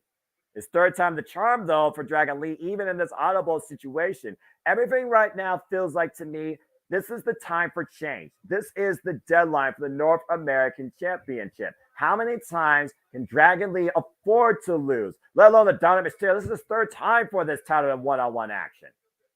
That's fair, but I mean, that many times has Dragon Lee been able to come up with a fresh approach to be able to stabilize and take down Dragon Lee? How many times do you learn something new from facing the same opponent? To your point, adaptability equals longevity in this business. Oh, you wonder if Rey Mysterio maybe told him anything, inspired him to do anything different. Again, you said it yourself. You usher in Dragon Lee possibly as the next leader of Lucha Libre. Absolutely. Because of his career, because of his experience. Again, 3 amigos, though, by Dominic cover, Lara Press. He raised his head up. Confidence on the champion, but pride before the fall, JJ. Yeah, I look at a lot of X factors when it comes to Dragon Lee. I look at his age, I look at his experience, I look at his ability, and then I look at the business side of it. One of the things that WWE has loved about Rey Mysterio is the merchandising, the mask sales, the replica masks. He's got so many different ones that can be mass produced and sold and money made. And I hate to look at it strictly from a business perspective, but you look at the mask that Dragon Lee has. Oh! Jesus, that stomp to Dom's chest there. Yeah, but I think Dragon Lee might shatter his knee, but go ahead and continue your point, because at the end of the day, I can sum up like this. WWE is a branding machine. You can brand a whole lot more merchandise that's not just black and purple with Dragon Lee as the NXT North American champion. Look at the stomp here, though. Oh, my! Golly. Dragon Lee has got plenty of time, though. Dominic, like I said, man, Dominic has been on a whole other level this year. Going back to when he lost to his dad at WrestleMania, like from that point on, Dominic has exponentially gotten better and better with every match. Both men able to break the count before the title almost was rendered a draw. As we know, the title can only change hands via pinfall or submission inside the ring. Disqualification and count out means nothing. Irish whip reversal, Dragon Lee sent up the ropes, flies the Dominic Mysterio, takes it down with a clothesline. Dragon Lee trying to pick up momentum. Up in the fireman's carry, countered by Dominic Mysterio. In the corner, able to scout it though, up and over. Whoa! God, caught with that super kick. And every time Dominic Mysterio tried to bring some offense in, he tried to make an homage to Eddie Guerrero and make it personal for Rey Mysterio. And Dragon Lee's saying that this is what you deserve, you little brat, pendejo. Again, you got one that's going for Rey Mysterio. Smash Dragon Lee picks up speed. Whoa! Hesitation, drop kick in the corner. Yeah, Dominic Mysterio might literally be knocked out here, Jada. This is the moment Dragon Lee might need to win this match. And do this in front of his idol, Rey Mysterio. We talked about how many people have been inspired by Rey Mysterio. And Dragon Lee looking to once again drive his soul through the black heart of Dominic Mysterio. Double stop, bring it inside the cover, hook of the leg, new champion on! No. Damn. Dominic with great wherewithal, great ring awareness. Even his father had to give it to him there, right at the rope to get that breakup. The sixth sense, but also awareness of the opponent not able to grab the near arm to prevent the rope break. Might be looking for that incinerator knee. Oh my God! What a drop kick! Covered by Dominic to retain. No. 2.5. Whoa. Dragon Lee at the last possible second kicking out there. Woo-wee. Dragon Lee did not see that coming. Rebound. Suplex off the ropes. Dominic on I speed love rope. that. Super kick. Rising knee strike. Fast free assignments by both men here. Hugging Dominic up. Oh. I think he was going for a tiger driver. And meanwhile, Dominic. Power bomb. High stack to retain. Deadline. No. See, and it's little things like that that Dragon Lee needs to work on. That's why he went to NXT in the first place. If he had done that to somebody on the main roster, on a main level PV, that could have seriously hurt him for a little while. Dragon Lee set up now for the 619. Dominic going to go for his father's signature maneuver here. Oh, come on. You can't be serious. Dial operator. And Your call cannot be completed as dialed. And meanwhile, up and over. Dragon Lee hobbling on one knee, hooking out. Dominic Mysterio. Powerbomb, sit up, shoulders down, cover two. No. Nice recovery, as that was obviously the move he was going for earlier, but they were able to kind of come back to it here with a little improvisation. Damage in the knee, by the way. Ooh. Nice, calm down with the sliced bread cover. Hook in the far leg. Dragon Lee did it! Dragon Lee did it! Dragon Lee did it!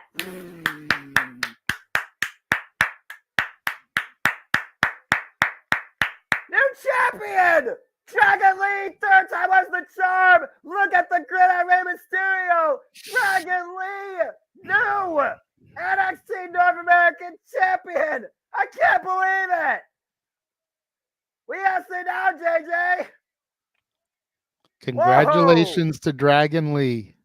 Let's take a look at the replays here. Look at this double stomp. And they're really going, oh my God. It was the deadline tonight for Dominic Mysterio's reign in NXT. But I will give Dominic Mysterio credit. He fought all on his own, but he tried to make it personal every which way possible. And I think that led ultimately to Dominic Mysterio's downfall as he was caught with that ridiculous move that allowed Dragon Lee to get the win too. And you see the happiness in Rey Mysterio's face. It was deadline tonight for Dominic Mysterio as Dragon Lee ushers in a new era as the new NXT North American champion. Congratulations. Muy bueno. What a match and what a moment. In front of his idol, nonetheless, Rey Mysterio, that embrace. That's all you need to know right there, JJ, to your point. Again, I said it before. If Wesley was in the spot, it was guaranteed. It wasn't the individual that guaranteed it. It was the moment. Congratulations to Dragon Lee.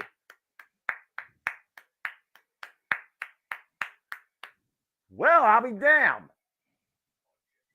Well, we are on the deadline tonight for your NXT, and the countdown towards maybe a new NXT champion is upon us.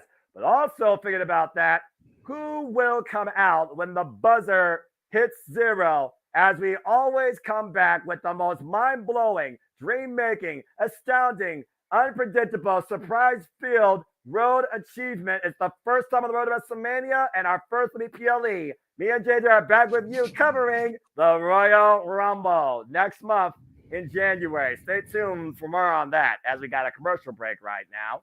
And again, figured everybody are crouching across the JMN Multiverse across all the rooms. Hope you enjoy the conversation. A very game-opening match, JJ, and already one title change.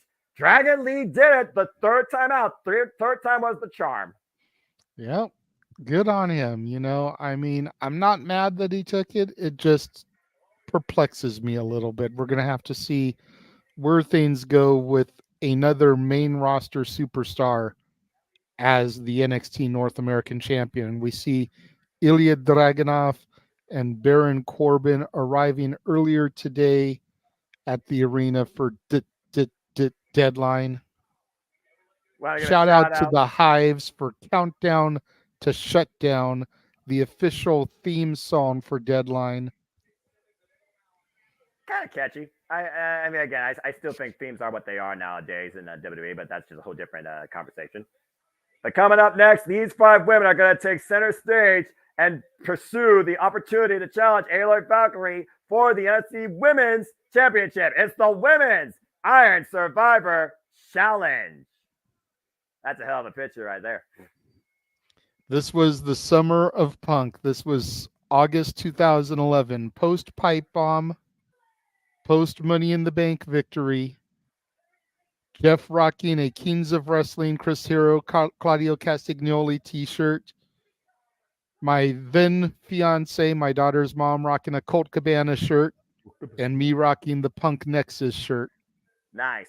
Well, let's go ahead and bring everybody into the rules for this match, JJ. The second ever Women's Iron Survivor Challenge. 25-minute time as the clock counts up, with 5 superstars competing to become #1 contender. 2 superstars will start the match, and every 5 minutes thereafter, a new superstar will enter until all competitors are in the ring. So 5-minute, 10-minute, 15-minute. Falls can be won via pinfall, submission, or disqualification. A fall gets you 1 point, while the one that loses the fall is forced out of the ring into a penalty box for 90 seconds before they can re-enter. And the superstar with the most falls when the clock hits 25 and we meet the deadline will be named the Iron Survivor and challenge for the NXT Women's Championship at NXT New Year's Evil. And here is our dark horse going to go the entire distance, Fallon Henley.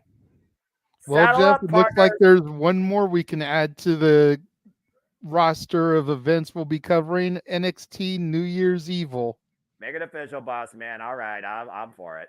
Especially if Fallon Henley wins this. Again, to your point, JJ, 4 of these women qualified in singles matches. Fallon Henley coming in like Seabiscuit, got one last chance to qualify in Fatal 4-Way action, and she was able to overcome the field after Kiana James and Roxanne Perez kind of took each other out in the process.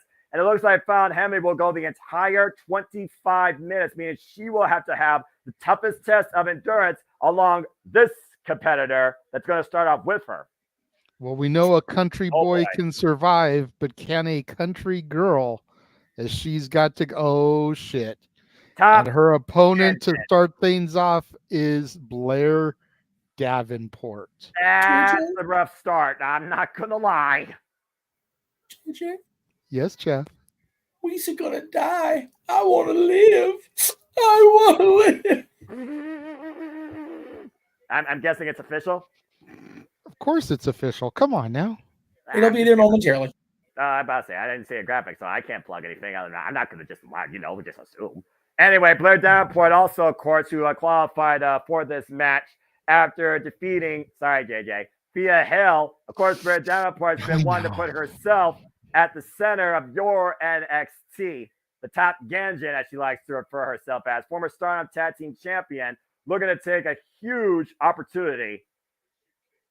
Again, it's kind of hard to bet against Blair Davenport with the most experience, not only right now in the ring, but also the overall most experience among most of the women's roster in NXT. The bell rings, the timer begins. We are underway for the second ever Iron Survivor Challenge. And let's keep in mind, JJ, in the first ever one, it took 10 minutes to finally register a fall. And that, of course, involved 3 competitors in the ring at once. We talked about it before. This is a unique match where the clock counts up, like football, like soccer. And you see immediately these two going for quick covers. What's the smart strategy here? Do you try and go for a cover out the gate, or do you try and wear down your opponent just enough before the next player comes in? Is it more important to last longer, or is it more important to wait till the field gets bigger to try and find a better opportunity?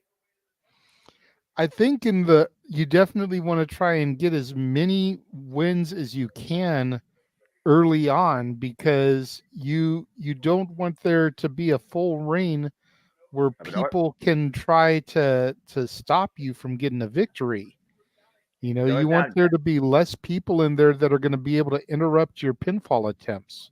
But if you think about this, there's more people in the ring, that's more distractions. And you figure about if they're focusing on somebody else, you got a chance. You see right now the waist lock, the cover, the reversal, the roll up, the roll up, the roll up. 1, 2, 1, 2, 1, 1, 2, 1. There's not pick 4 or pick 3, folks. This is just people trying to pin each other for 3 seconds. All you're getting is 1 and 2s. Miss the kick. Oh, wait a minute. Roll up again by fouling. Gets a 2 count here. I think I've counted maybe 10 near fall decisions in the first 9 sets. Cover. Hook both legs. 2 count. This is really going to true me this is really what's going to test me as an auctioneer voice for damn sure. Jesus Christ. Yeah.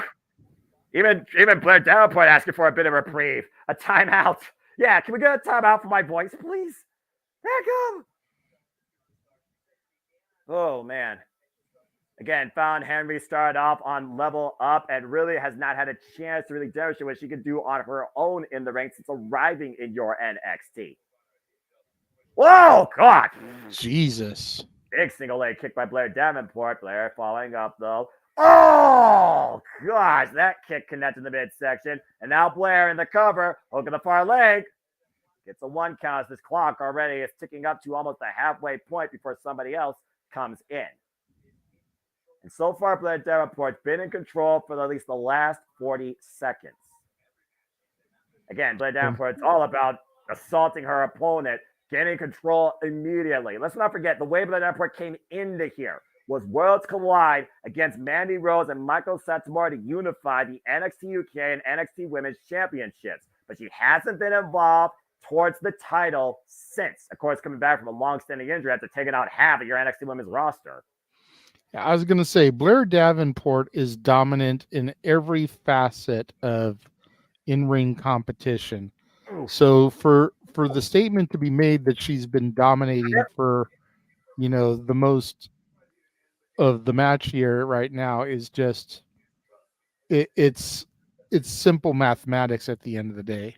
But right now, like you said, it's 1-on-1, but in a minute and freaking 40 seconds, it's about to become a triple threat field. So far, no falls rendered. We've already had 10 near fall attempts plus.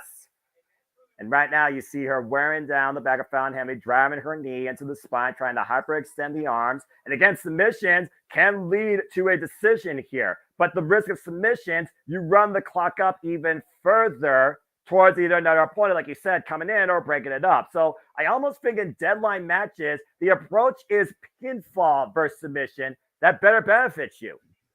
Yeah, no doubt. You want to get those quick 3 seconds, because if you try to go for a submission, that's just longer and longer for somebody else to try to break it up, especially once the ring starts filling. Now, maybe you can try to squeeze those submissions out. But Fallon Henley, using her agility there to flip out of that submission, how much damage has been done to her back, though? Again, you figure about how much wear and tear so far in this match. Like we talked about before, these two have been in this since the 0 mark. Nice kick to the back of the head.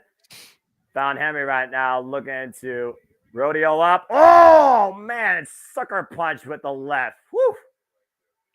That was a mean right hook, excuse me. And now Walter, that might be it. Cover. Go ahead. Walter, the clock on deadline right now says 4:43, 4, 5, 6. So you know about, okay, you need to pause it then. You're at 4:55, positive 5 minutes if you haven't already passed that. 5, 4, 3, 2, 1. Deadline. 5 minutes. Well, it's Tiffany Stratton, the former champion herself. You got to consider her being a former NXT champion. She has to be a favorite because she knows what it means to hold that title and gain it. But of course, Fallon Henry, Tiffany Stratton, no strangers to each other. City versus country here. Ooh. Whoa, and Blair with the interception. off that distraction. Again, found Henry taking her eyes off the task at hand. That was wearing down Blair Davenport. I almost want to figure out that right hook, JJ. That moment she took to just admire her work cost her potential first decision. And we've also seen in this match before how sometimes you get a handicap situation to wear down who you think might be weaker, or maybe an enemy in your right. I don't think Blair Davenport and Tiffany Stratton are friends, but I don't think neither of them can stand Fallon Henley, especially because she's the dark horse in here who qualified the last minute, quite literally. Yeah, I mean, it's just one of those things where the heels are going to stick together. You know, you don't have to be friends as heels, but you're going to be more likely to team up and take out one of the baby faces. And this is already a very heel dominant match with 3 heel women in it. But right now, it's a handicap affair almost. You got 2 heels, 1 baby face, but still no decisions rendered as we are right now just at 6 minutes and 30 seconds. Again, in the first deadline match, a fall wasn't rendered till practically the 10-minute mark.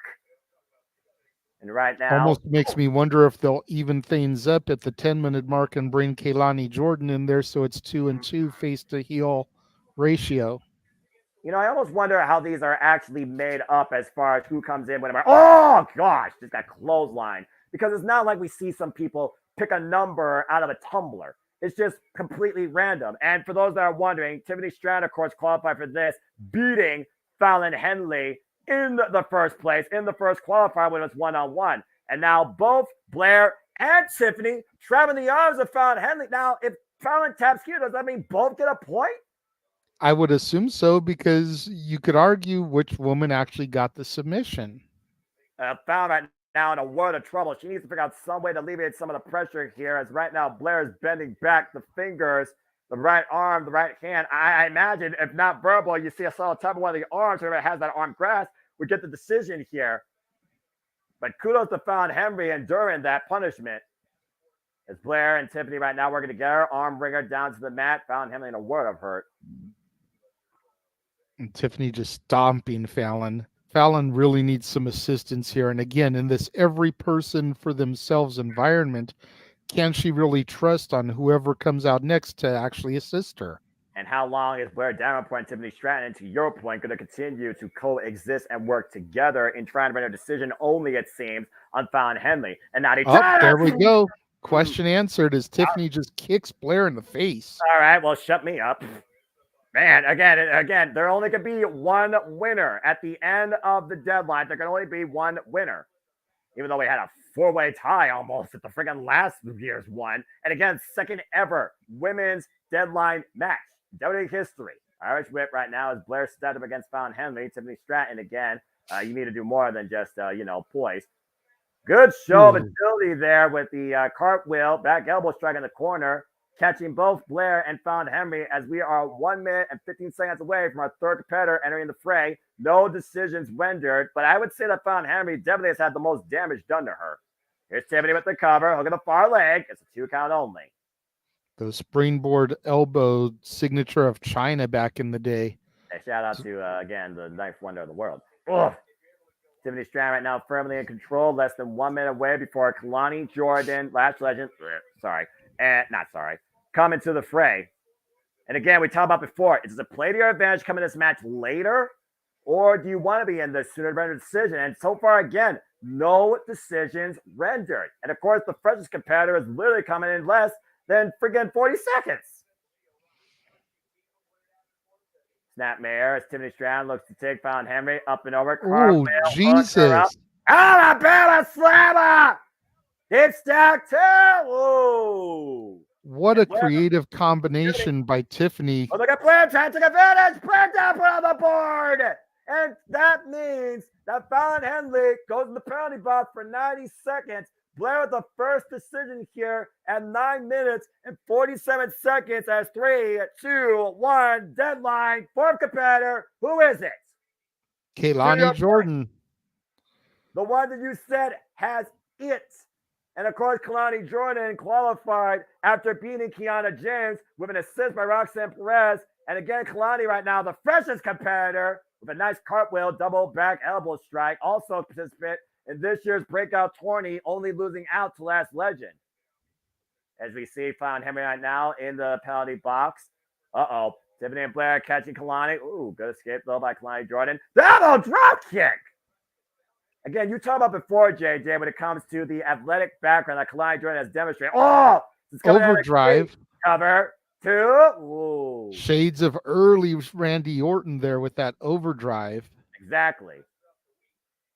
Kalani Jordan right now squaring up against Blair Davenport. Up and over with the drop kick. And now springing up, being a one-time wonder! The moonsault, the cover, the hook of the folly. Tiffany prevents the decision. Great split-legged moonsault there by Kalani Jordan. And right now, Kalani Jordan in a huge position once again. And let's also keep this in mind, JJ. How was Kalani Jordan introduced to us? It was the kickoff at No Mercy. And who was her opponent? Blair Davenport. Mm-hmm. And Tiffany Stratton catching Kalani Jordan. The power coming into play as Fallon Henry will be back into play now. And Fallon Henry has had 90 seconds to think and recuperate. Coming in like a bat out of hell. Ducking into the clothesline off the ropes and takes Tiffany Stratton down. Nice spinning Sova. Bends Tiffany over. Big right once again. Country girl hitting hard here in this bout. Oh! Uh-oh. Okay, here we go. This is what happens when country meets city in a negative capacity. Now out of the corner, off the second rope. Nice blockbuster. Beautiful blockbuster there by Fallon. Oof. And the sliding forearm shot to Blair. Face first goes Tiffany as we are at the 12-minute mark here. Shining Wizard! Shining Wizard! The cover on Tiffany Stratton! And Fallon Henry's on the board! Yes. Yes, way to go, Fallon. Yeehaw. Fallon 1, Blair 1, and Tiffany Stratton in the penalty box as we're at the 12-minute and 25-second mark. You see the clock ticking up. Kalani Jordan, though, looking for a roll-up. Pushed off, though. Kick out 2. We are officially halfway through this deadline match. Now, hook up both legs. Fallon Henry and Kalani Jordan gets a 2 count. Again, I feel like that clock counts faster once all 5 are in. Jackknife cover. And Kalani bridge up on Fallon Henley. Woo. Great reversal, setting her up for the crucifix backslide there. Oh, backslide too. Ooh. Wasn't able to fully get her body weight, though, down on the shoulders. See, this is what I'm talking about Kalani Jordan, man. She just has it. She's got a firm grasp on some of the fundamentals. Yeah, she's got a little bit of room for improvement. She's definitely green still, but you can just see the fire in her. You can see the determination. You can see how quickly she has learned, and you can just see that natural charisma that oozes out of her.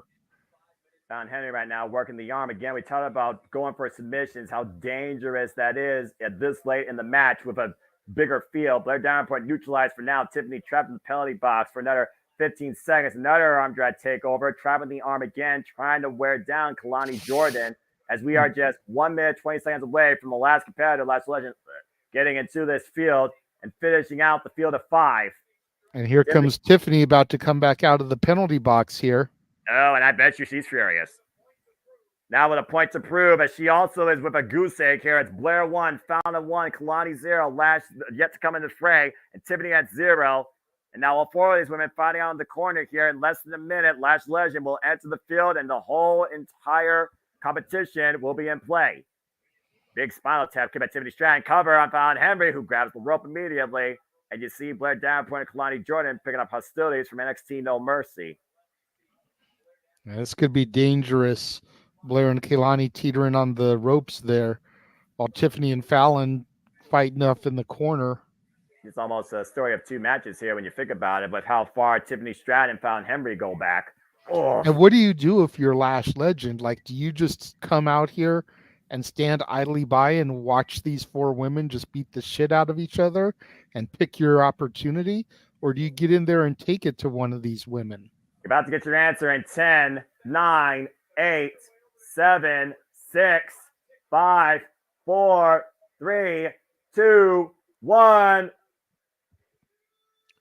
And here she comes, the TikTok reject, as you call her, member of Metaphor, woman who showed her strength on Tuesday. And you see all 4 women kind of set up in the corner. Uh-oh. I think this is going to be one of those feats of strength. She's going to be that cornerstone. Oh, boy. Big risk here by Lash Legend, trying to measure her power. Oh, God! Takes found him Tiffany Stratton down. Somehow Blair Davenport and Kalani Jordan remain in the corner. And I was going to say, prior to her coming out, you got to go in hot because at the end of the day right now, you need 2 falls Noah. to win this. Noah. What? Uh-oh. Oh, no. Double vertical suplex from the top. Double and a superplex. hip hop like it was nothing. All right, I'll admit, she's got a little proud. She's still a TikTok reject. I'm not seeing anything else otherwise. Big choke slam. And planted. And now the game has changed. Now found Henry up. Uh-oh. Wow, God, what a power bomb. Goozle into a power bomb. Wait a minute. Stacked and pinned. What? No way. What? Cover 2. Are you kidding me? She just scored 2 points, Noah. Oh, hell no. You know what? What? I got to give this bitch a little bit of respect right now. Oh, God. I don't believe that. I don't freaking believe that. Now found him and Tiffany Stratton are stuck in the paybox together for the exact amount of time. And meanwhile, double sleeper stack up here on top of Last Legend with Blair and Kalani Jordan right now. Trying to wear down literally, if Last Legend falls face first, that could literally render a flying measure for both Blair and Kalani. But Last Legend showing incredible endurance and a feat of power here, fully in play, driving Blair and Kalani in the court. I gotta give credit where credit's due. That was unbelievable. That just like that, 2 falls instantaneously. And we are just under 8 minutes left in this match. You're the one that always says seeing is believing. You just saw and you still can't believe. No, I can't. Whoa! Beautiful take over to Harris, though. It's Kalani Jordan, though, needs to bring somebody back inside the ring. Up and over to the apron. And what's this? Up the second pin. Oh God. Oh dear Lord. Oh, that could have been nasty. I don't know how much damage may have been done to Kalani's back there. She hit the announce position hard. Her back lunged into that announce table off that second rope moonsault. Not the right side to do a move like that. You talked about that earlier, I think, on Tribute to the Truth about how much of a danger that is. With how many tables at ringside.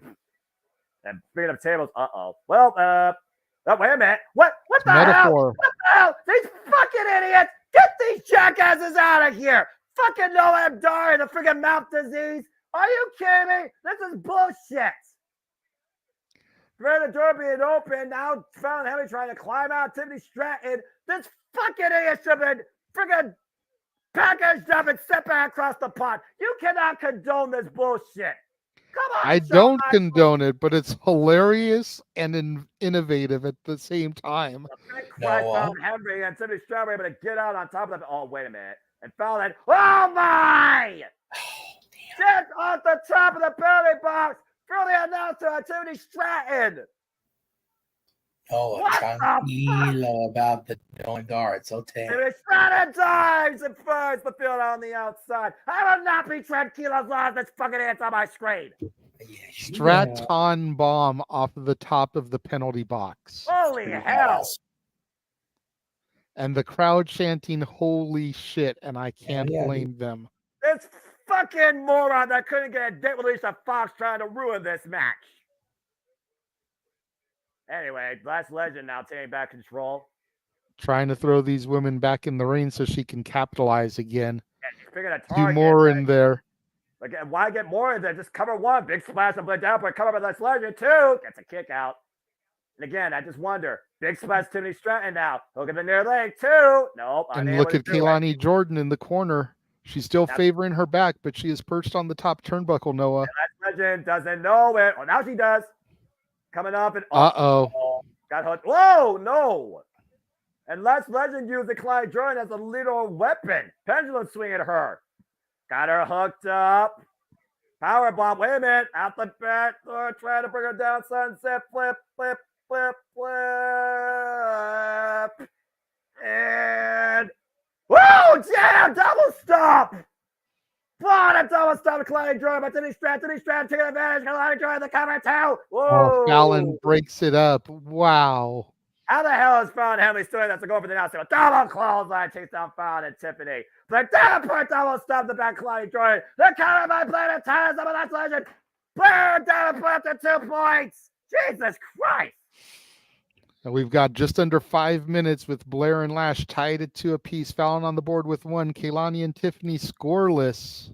Yeah. And Kalani's also in the penalty box now for 90 seconds. A very crucial point of this match as we got Timmy Strand, Blair Davenport, and Fallon Henry in the ring. You cannot afford to go in the penalty box this late in the match, in my opinion. That's almost do No, or definitely die. not. Let's not forget what Definitely not. happened at the end with your girl, Cora Jade, last year. Of course, Roxanne Perez able to capitalize. And when Cora Jade came out, she only had like 30 seconds. At least we know that Kalani Jordan will have a little bit more time than that. As we just now hit the 20-minute mark. Oh! Fallon Henley and Blair Davenport just brought Tiffany Stratton. Now let's Legend come into play. What is this? Oh, look at that. Trapping her into a submission. And now, are you fucking kidding me? This match is all about putting Lash over as a powerhouse, dude. You just look at it with every spot that she's had. Yeah, no kidding. Oh, drop kick! And a prompt to Fallon Henry. Fallon Henry, though, with the advance, the crucifix. No, Tiffany broke it up. Now, Tiffany hooked both legs. 2 count again. Man, if Fallon had gotten that and we'd been tied across the board there. Yeah. Again, Tiffany has no points. Kalani has no points. Blair and Lash are tied at 2, and we still don't know what would happen if you have a tie when the deadline hits. Ooh, big forearm smash as we have 8 seconds before Kalani comes back into the fray, and we are just under 3 minutes, just about. Big elbow drop. Ooh, and Fallon breaks it up. 3 minutes left. Did I hear you say 3 minutes? Yes, you did. Go ahead. Whoa, wow! Reverse leg lariat by Kalani Jordan. Whoa! Bump kick by Last Legend. Last Legend is definitely impressing me, despite what I think about her and her group. Nice stunner there by Kalani Jordan as we have all 5 women here in the fray. Fallon Henry out of the corner. Cazadora. Double drop kick. Whoa, and a bulldog. Beautiful. 3 for 1. And again, Fallon's got 1. She's got a chance still, though. Double stop by Blair Davenport, the Last Legend. Fallon just clotheslined Blair over the top rope there. Again, smart strategy. Take out the body. Drop kick by Kalani Jordan. And this is where I think the clock really is your enemy and counts up faster than normal. It's like the buzzer beater time. The last 2 minutes in a freaking basketball game. Big cross body. Betsy by Kalani. Cover. Hook of the leg. 2 count only. Tiffany breaks it up. We are down to just 2 minutes. Steamroller. Didn't get Last Legend, though. Prettiest moonsault ever. And got boom! Got Last Legend, covered by Tiffany. Tiffany's on the board. Last Legend in the penalty box for almost the remaining duration of this match. This is very important here, though, JJ. They took out one of the leaders. Blair still leads with 2, but Tiffany and Fallon each have 1. Kalani is in the worst spot possible, though, in this match. And we have 90 seconds left. Over the fireman's carry. Drop face first. Fallon Henry nowhere to be seen right now. Kalani going again to the top rope. Sense of urgency. 550 slash connects. Cover on Blair and Tiffany. No. Damn it, Fallon. Fallon, though. Cover on Blair. 2. No. And kick out. Cover on Tiffany. 2. No. Near fall for near fall. We are down to 1 minute left. Single leg crab by Fallon Henry. Blair Davenport, though, with a rear naked choke. To Fallon Henley. Kalani Jordan now with her own dragon sleeper to Blair Davenport. These 4 women stuck like Cornwood here. Oh, ripped off Blair. Kalani and Blair in the corner. Tiffany Strand able to escape. 45 seconds left. But Burnette's kick denied again. Last Legend will not have no time to do anything here. Went for that split leg moonsault. Blair Davenport denies it. Again, the final 30 seconds. A fall can still be rendered. 2 falls can still be rendered. Gunting some big spider suplex off the corner. Kalani Jordan, though, rolling outside underneath the ropes. We are down to Blair Davenport and Fallon Henry in the ring. Nice knee strike, though, by Blair. Blair to take the whole thing. 2! And Blair Davenport is on the board with 3 points with less than 10 seconds remaining. And Last Legend taking advantage by Blair placing it and run. We are down to 5 seconds. Desperate times, desperate measures. 3, 2, 1. Blair Davenport is your Iron Survivor. Holy hell.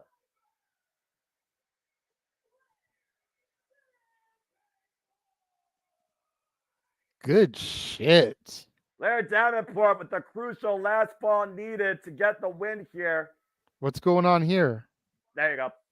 Okay. All 5 of these. I'm just going to say this though real quick, JJ. I'll give credit where credit's due. All 5 came out and show out once again in the second ever Women's Iron Survivor Challenge, even with the fucking TikTok recheck group that needs to be freaking extinguished from NXT, in my opinion, before I ever call it Dream NXT. But what a match. Let's go ahead and take a look at some of the action here. You see Blair Davenport taking advantage of Tiffany Stratton's work, and that was picking up the first fall of this match. Then you see Tiffany Stratton coming off the penalty box. What you called that? Freaking I called it a bomb? Strat-ton bomb. Yeah, I just took Yeah. the Swan Tom and flipped it to her name, Strat-ton bomb. You're brilliant. She took out the freaking TikTok reject group. Kalani Jordan with, if she got the double fall here off this perfect 450 splash, I think very well Kalani Jordan could have won this. But Fallon Henley prevented the decision. And then Blair Davenport with the spider suplex. Shaves of Mercedes Martinez. Unable to stay hooked on the top rope, though. Takes Kalani Jordan up and over to the outside. Bang! Squared off. Target knee strike on Fallon Henry for the decisive fall needed for the win. Final score. You had Kalani Jordan 0. You had Fallon Henley 1. Tiffany Stratton 1. Lash Legend 2. Blair Davenport 3. And now we're going to hear from the champion himself. TikTok indeed, as it will be New Year's Evil. NXT UK represents. I'm actually looking very forward to this damn match. And speaking of, we knew she was here. The NXT Women's Champion, Lyra Valkyria and Blair Davenport will be defending New Year's Eve. Wait a minute! What the hell? What? Hold the phone! JJ! It is my girl, Cora Jade. Oh, shit. She's The back. resident mean girl of NXT is back, and she has set her sights on the NXT Women's Championship, but right now is not her time, but certainly a deadline has been met. Lyra Valkyria, you may have more than one enemy, but say hello to your next opponent, Blair Davenport. But the resident mean girl is back. Hey, Jesus. I will be back, gentlemen. Okay. Okay, cool. I was gonna go hop on social to try to find something because I did see something I wanted to share. I got a picture of it just now in my inbox, but I do have a video clip that I want to share. Since it's a short clip, I can get away with it in all likelihood. Fair enough. That gum, the freaking match that makes Hell you of a sound match, like though. I'll tell you what, man. The freaking match that makes you sound like an auctioneer, especially in the last damn minute. Jesus, Shawn Michaels, Yeah, why? no kidding, Why right? is that a Good fucking grief. thing? Oh my God. By the way, shout out to our buddy Ariel Belvalere, who is at, I believe, their children's hospital. If not, they're somewhere nearby. Just kind of jamming with the kids and Christmas PJs with Debbie Gibson tonight. Hey, look, Trick Mello game in the locker room together. Yes. Mello Hayes and Trick Williams. Let's see here. That's what I wanted to do. Okay. All right. I'm gonna find it. Just hang on here. Probably under NXT, I would think. But we'll see. Again, Trick Williams trying to say, you best take care of business now with Lexus King. Yeah, all right. That's fair. As Melky's trying to say that Lexus King coming in between Trick Mello game. Again, there's still that suspension of disbelief. You can see it literally in Trick Williams' face. And speaking of which, Carmelo Hayes, time to take care of business or King may rise tonight. Lexus King has arrived. Time for the singles exhibition. All right. I'm going to try really hard to share this. So give me 1 second here. No, you're fine. Also, good job, Jeff. You were right. It happens every once in a while, you know. That's fair. Every once in a while, I get shit right. So much anticipation that we're gonna die here on the JMN Multiverse of Media. But we got Elimination Chamber, Right. Friday Night SmackDown, and Bash of the Birdland, along with so much more to come in 2024. Oh boy. But now is the time for a king to rise, or once again, will him prove why he doesn't miss? And also, will he prove, JJ, that he is innocent? Oh boy. I'm just listening to this theme because I'll admit this is actually a good theme. This is one of my favorite NXT themes, period. JJ? It always gets me hype. Yes, sir. JJ? I'm just going to say this real quick because it doesn't happen often. I agree. If I may, JJ, this is particularly for you because of who is involved in the video, but I do want to share this.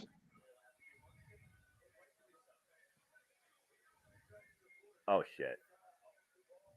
This is not going to be on NXT TV as far as I know, so. Of being a professional wrestler.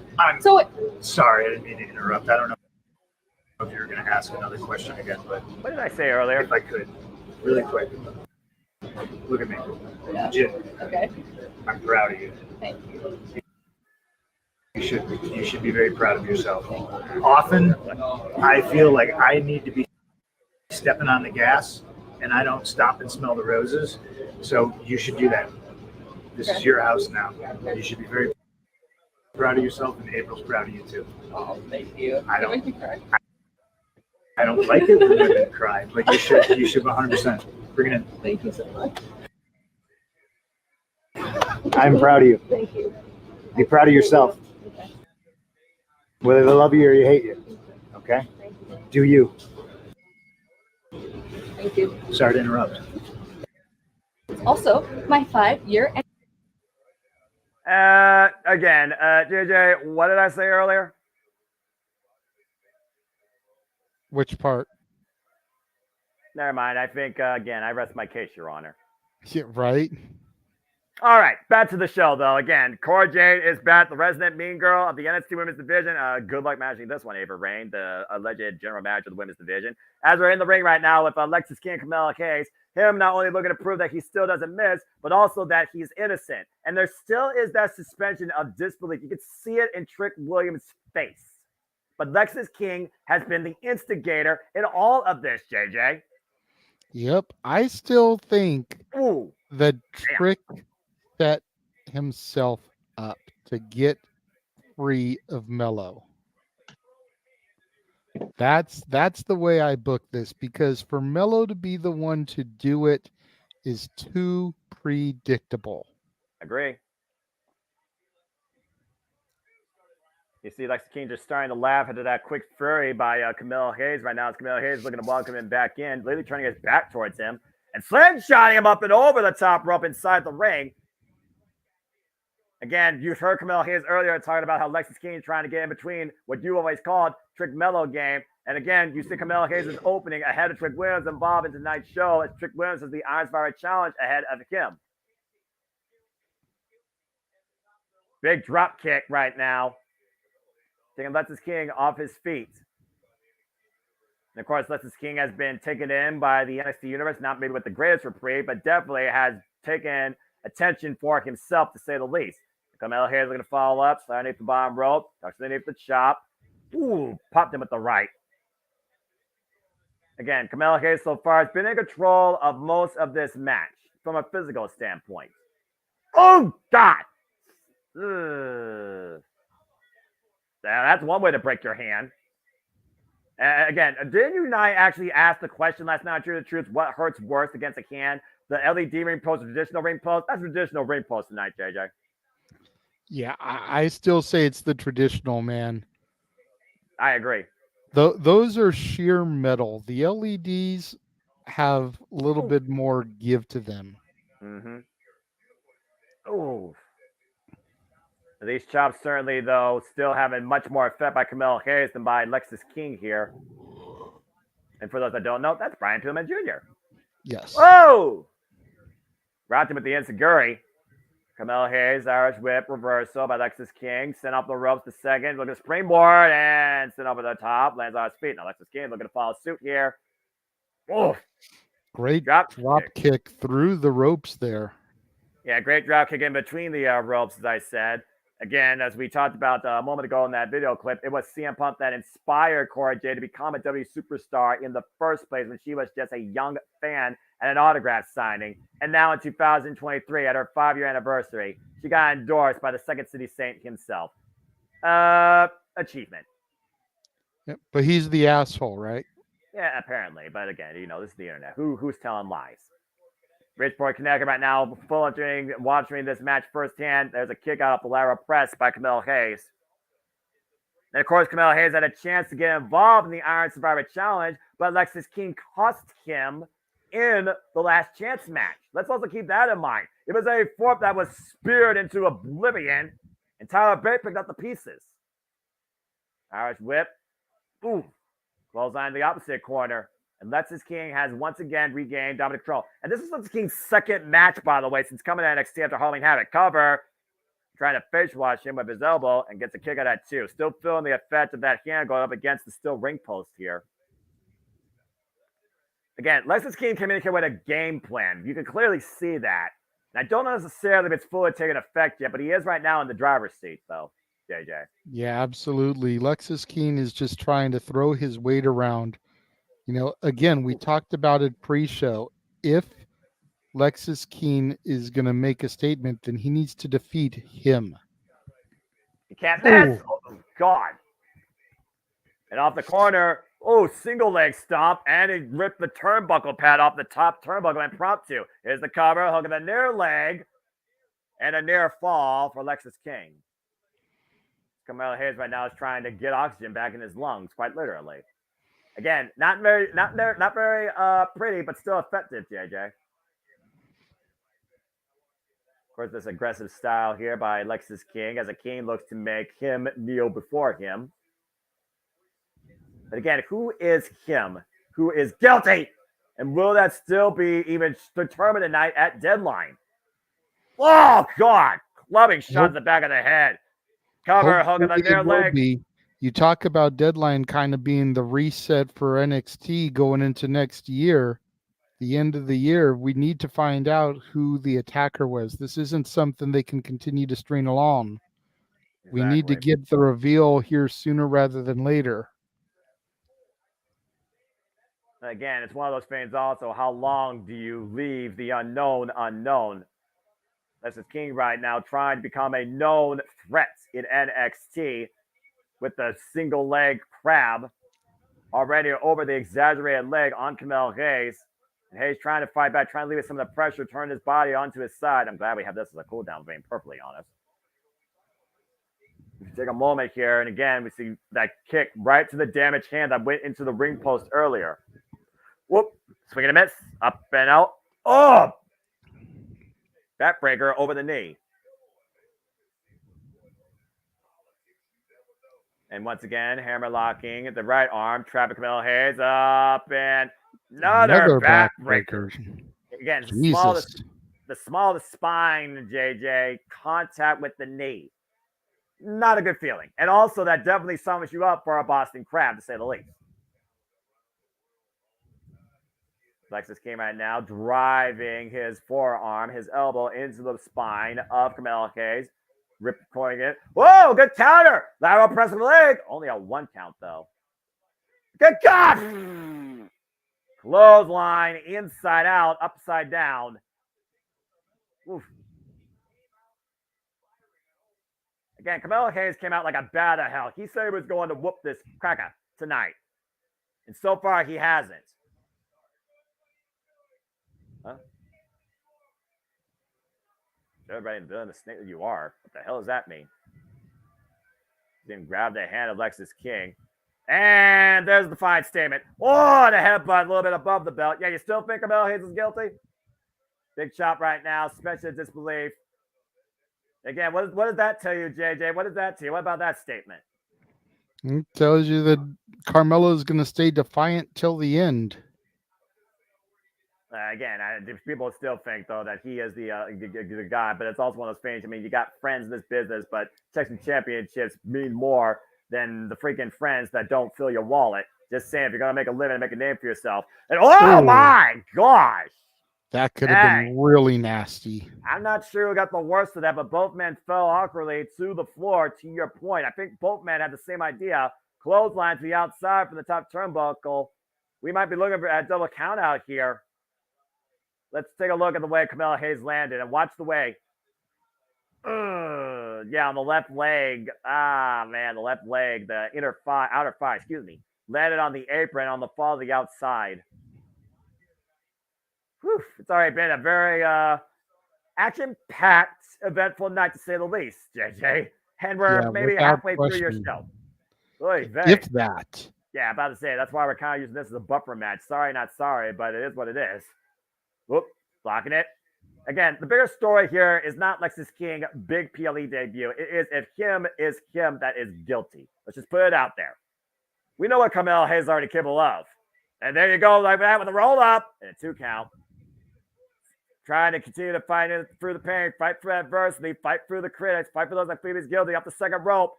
Flying clothesline. Flying for the air like nothing. And I gotta watch out right behind him, that exposed turnbuckle. Carmelo Hayes, though, looking to fall in, though. The snapmare out of the corner, off the clothesline. Trying to round Lexis King up and around. Takes him down. Face first. Cover. Look at the leg. Deep hook. And a 2 count. No, not enough. Able to get a shoulder off the mat. As long as your shoulder breaks contact with the canvas before 3, that stops the fall. That's all that matters. Doesn't matter how strong you do it, but you can definitely see Lexis King has been worn down. But how much has been taken out of Carmelo, too? Lexis King came on pretty fast and furious in the early goings, and then that fall on the ring apron didn't do any favors for Carmelo. To your point, cover. 2, hook of the leg and arm. Ooh, 2.5. And again, the damage done to the left leg throughout the match, including that awkward spill to the outside. Again, I've always been impressed with Carmelo Hayes, but I haven't seen Lexis King this fired up in a long damn time. Not flying Brian Pillman Jr., I'll guarantee you that. Trying to create his own legacy, not forge to continue legacy in the name of family. That is Lexis King. Now looking to hook Carmelo Hayes, stalling, vertical. Oop, counter. Ooh, just ripped down to the mat. Ooh, hesitation. Caught with an up kick. Bust security. High kick by Carmelo Hayes, though. Good receipt. Off the second springboard. Oh! I'm going to knock you out. And a third backbreaker. King! Get caught with a freaking lung blower or cold breaker. Now Carmelo Hayes looking to go to the top rope. Oh, boy. And again, that turnbuckle's not there. Can he find his balance? Spraying it off. Nothing but net, JJ. He got him. Cover. Carmelo Hayes with the win. Him didn't miss. I think I've missed every match so far, but that's okay.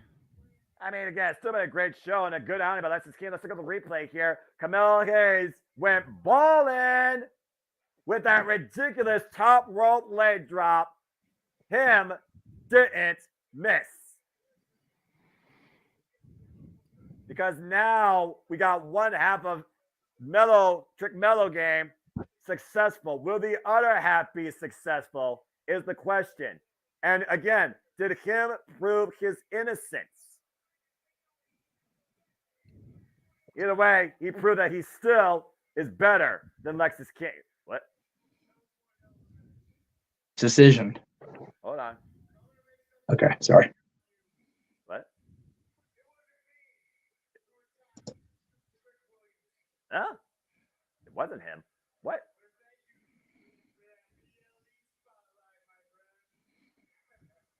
Oh, come on. At the end of the day, literally, Lexis King lured Carmelo Hayes in to an opportunity for himself, even in defeat. You can kind of say Lexis King won. That's fair. But again, valid point. Yeah, it is what it is. What's that trick? Seriously. Well, got a moment of reprieve here, so you guys can talk about amongst yourselves about what we've seen so far and what's still to come tonight. Of course, we have the men's Survivor, the steel cage match, and the NXT Championship. So, JJ, what's on your mind so far? You're kind of quiet during that. I figured you were recovering from the Iron Survivor Challenge. Kinda, yeah. And I wanted to ask Jeff what he thought of Kehlani Jordan now. I'm impressed. I liked it. I liked it a lot. Okay, so they're showing Cora on screen, so it looks like they had this moment here on stage, and then they did something similar backstage and went, "Yeah, we'll go on stage because the moment with Punk deserves a special spotlight." I agree. Which is fun. Yeah, like I said before, it was CM Punk that inspired Cora Jade, a young fan, to pursue this career. And now 5 years in her career, yeah, CM Punk just endorsed her. Yeah.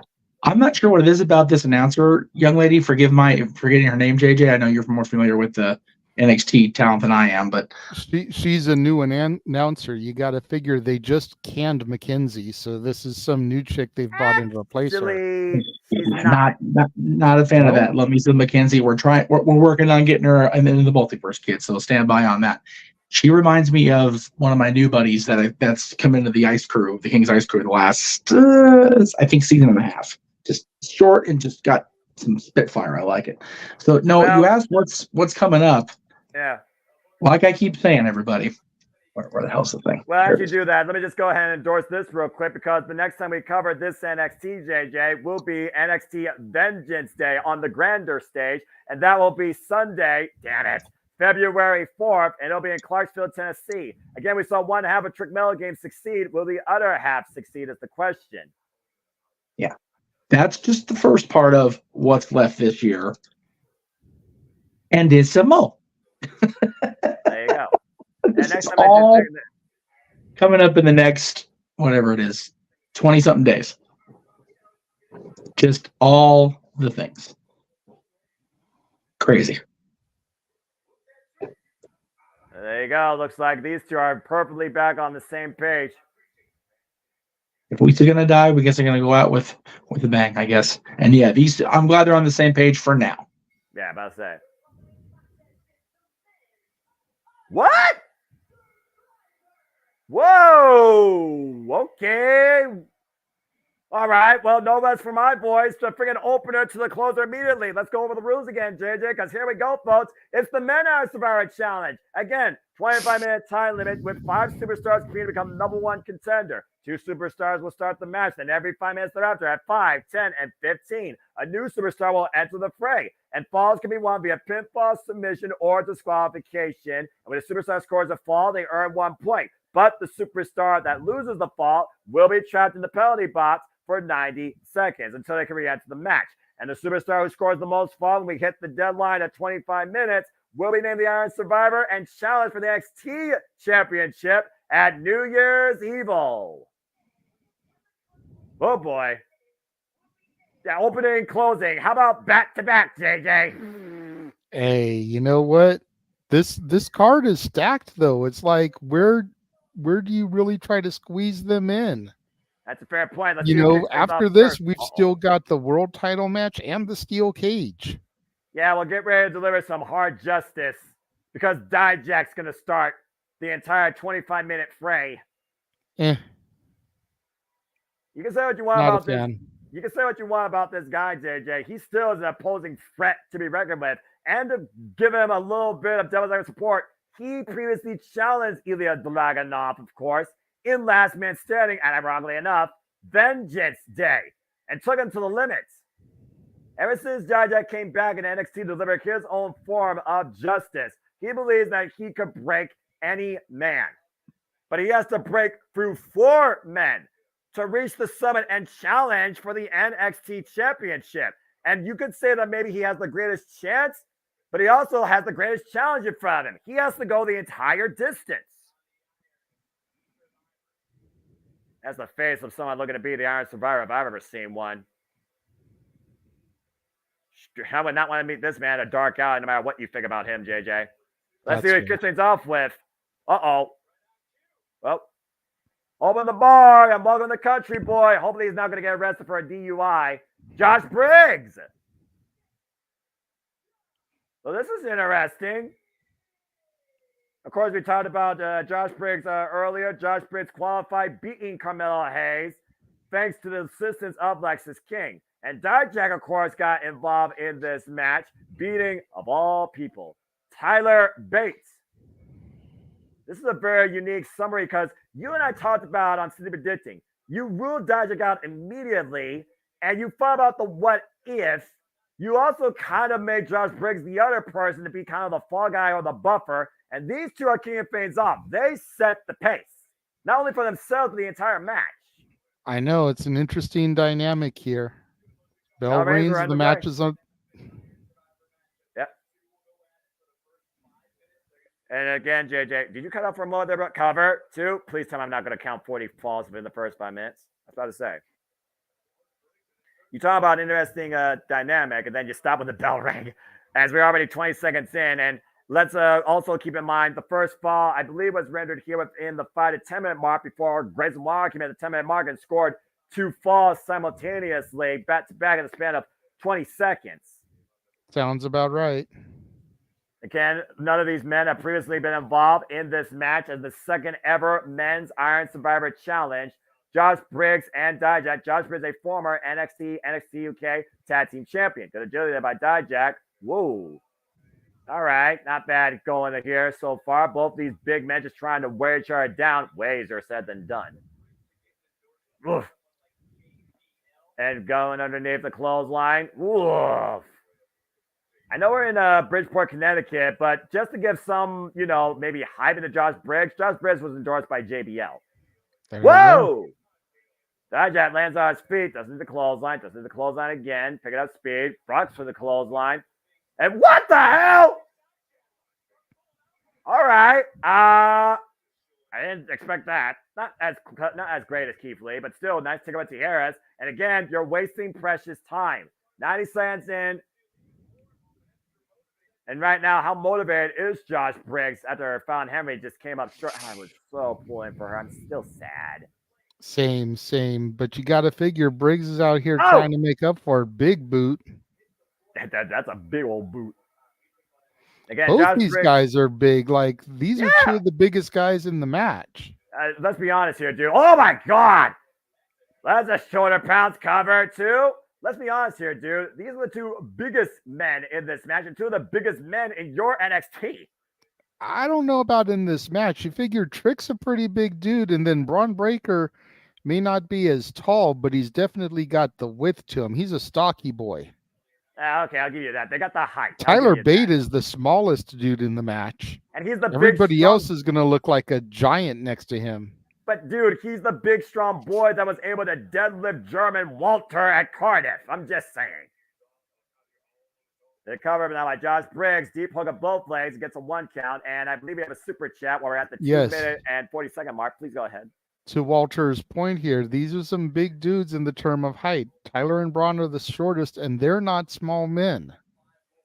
And the dynamic across the board here when it comes to power, size, experience, endurance level, it's all across the board. Again, that's why it's anybody's game. Even if we did roll out Josh Briggs and Dijak kind of immediately, you really kind of give them credit's due when they start paying off here, especially that suplex takeover. And again, New Year's Evil is where opportunity will be capitalized upon. Now, whether or not it is literally secured with a win is a whole different story. And as we saw in the Women's Iron Survivor matchup, it will be Lara Valkyria versus Blair Davenport, NXT UK represent. Now, Dijak going to hook Josh Briggs up for a big suplex Beal release. Jesus. Yeah, you talked about it before. Long, tall, rangy men. No falls rendered yet, though. Dijak, previous challenger for the NXT North American Championship back in my NXT against Keith Lee. One of the standout men at NXT TakeOver Portland. And now Dijak putting up Josh Briggs. Big choke slam, stand out. Cover. 2. No. Nope. Got just about a minute until the next person comes out here. Yeah, let's take a look at this replay, though. Look at this choke slam. God. And he sat out on it. Deep hook of that single leg. But no weight on the shoulders. Less than a minute left. Looking for that cycle. Oh! Big boot. Dijak's out. Briggs in the cover. Woo. I feel like it's going to be a babyface coming out next because this match is babyface heavy. 3 faces to 2 heels. So I got a feeling I'm going to guess it's going to be Tyler Bate coming out next, the big strong boy. The numbers. What do they mean? Anyway. It's just a hunch. It's a unique hunch. And again, we do not know the order. We do not know. There was no advantage given to anybody else. We just know how each man qualified, and this is their first time involved in this match. 15 seconds, though, of course, to our next competitor. Count it down with us, folks. Deadline 10, 9, oh, God, 8, 7, 6. But Dijak, looking to feast your eyes. 3, 2, cover, 2.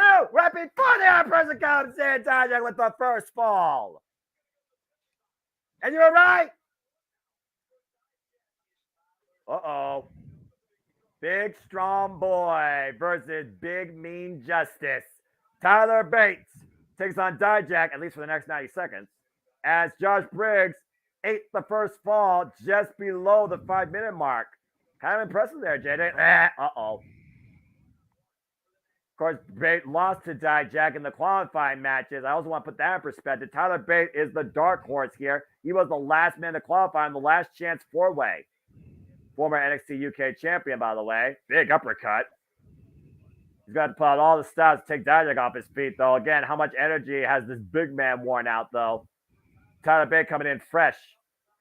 And now trying to hook. You're not going to suplex Dijak like that this soon, though. Even if, again, he's already been in this bout for 6 minutes. Up on the shoulders. Again, we picked Tyler Bate because, again, he is the dark horse here. Oh, no way. No way. Got Dijak hooked. Dijak can't believe it. Exploder in the corner. Dang. Question is, can Tyler Bate capitalize here? He's trying. Cover. Hook of the arm and leg. No. Whoa. Kick out. Former guru of Chase U coming out of meditation. Not as meditative, though, as Bryan Danielson, but I digress. Trying to breathe new life into himself in this NXT as Josh Briggs waits to come back in for another 10 seconds. The front headlock right now is Tyler Bate looking to take Dijak up and around, maybe airplane spin action as Briggs is back in. We are at 6 minutes, 45 seconds. I feel this match is a much slower approach than the other. Whoa! Briggs didn't hit Bate, though. He hit Dijak up in the airplane spin. Dijak disoriented. Now Briggs looking to follow up. Clothesline! Good God! Cover 2! And Briggs is on the board. Whoa! And how wise is this? Oh, Jesus. Yeah, I'm about to say, that's plexiglass frame, but that held up as Briggs immediately going after Tyler Bate. And right now, JJ, it's a one-on-one match for the next 90 seconds. This is brilliant strategy. The one person we kind of counted out in the beginning is already tied for the lead. Whoa. And really taking it here to the big strong boy who has already been beaten down by Dijak for most of that 90 seconds that Briggs was in the penalty box. And now Briggs just needs to capitalize here, and maybe he can go up 2-1. Possibly, but Tyler Bate out of the corner. What's Tyler Bate looking for here out of the corner, second rope? European uppercut. Big European uppercut. Rob Briggs, can he get a cover, though? Here's the cover. Look at the arm. And no! Briggs able to kick out. 8 minutes right now into this deadline bout. Take a look at the replay here. Springing off the second rope. Catching Briggs with that uppercut. Not enough for a 3 as Dijak is inactive for the next 30 seconds. Again, you talk about the dynamic of heels, faces, the tall and lanky, the strong, the small. It's a whole different dynamic in this men's match. Good God, what a splash. Cover, deep hook of the leg, and a 2 count. Damn, thought he was going to have him there. I think if he hooked both legs, he probably could have, but I knew the left leg was unhooked, and I think that gave Tyler Bate enough leverage. 3 seconds, 2, 1, and Dijak is probably furious and back in the fray. Now hoisting up Tyler Bate. Tyler Bate able to count. Uh-oh, double underhook. It's a Tyler Driver. 97! Cover! Stack up! And Dijak prevents the decision. Uh-oh, up on the shoulders. Dijak. Whoa, wait a minute. The roll up on Dijak. Now by Tyler Bate. Tyler Bate's on the board. And Dijak immediately going back to the penalty box. Well, wait a minute. Tyler Bate. He fell on top of Josh Briggs. Ref, turn around. Count the decision. Turn around. Cover. 2. Oh. Come on. Damn. Can you imagine? Can you freaking imagine? To your point, Dijak knocked Tyler Bate out right on top of a fall for 7 seconds on Josh Bristol. Remember, wasn't that Maji Dijak Tyler Bate would have been up in the lead. Come on. Anyway, up and around. Josh Bridges, Tyler Bate, one-on-one match right now for the next 15 seconds. And right now trying to wear down Josh Bridges with a sleeper. But again, is submissions a smart strategy, especially with the title comparison in this match? We're at 3 seconds for our next competitor. Ooh, freaking stunner. Who's next? Hey, JJ. Whoop that trick. There you Whoop go. That trick. Go ahead. Yep. Yeah. I dig it. I like it. Doing my Whoa! Booker T impression. Nice one. I think your impression was better than the actual one. Whoa! What a leg lariat! Harlem sidekick. Shades Yeah, of Booker T. Yeah, can you dig that, sucker? Tyler Bate right now just got decked with a leg lariat, and meanwhile, Trick Williams whooping that trick on everybody right now. Looks like he's ready to go into combat. Trick Williams right now up and over, takes out Tyler Bate with a flying clothesline. Is it Trick's night? Is it Trick Mellow game here at Deadline? Dijak, though, back in the frame. We got 4 of the 5 men involved here, which means that Braun Breaker will have the least amount of time available to capitalize in this Deadline bout. Meanwhile, clothesline, catapult, splash, domino effect, triggered by Trick Williams. Trick does not meet the clothesline. Whoa! Double neck breaker and a double pin on Dijak on Briggs and nearly gets 2 points. Woof. Almost pulled a last legend there. Pow! Pop up uppercut. Good night, big strong boy. Good grief. Trick Williams came out like a bat out of hell, and he's only been involved in this bout for 90 seconds, JJ. Trick is just on. Yeah, gotta be fast and furious. Uh-oh, Dijak up the second step up. Oh my God! Wow! Cover! 2! Oh! Bate literally just saw light flash before his eyes. I think Dijak did too. Step up, mid-air collision clothesline by Trick Williams to Dijak. Stepping off Josh Bridges, whoop that trick indeed, but Tyler Bate prevents the 3.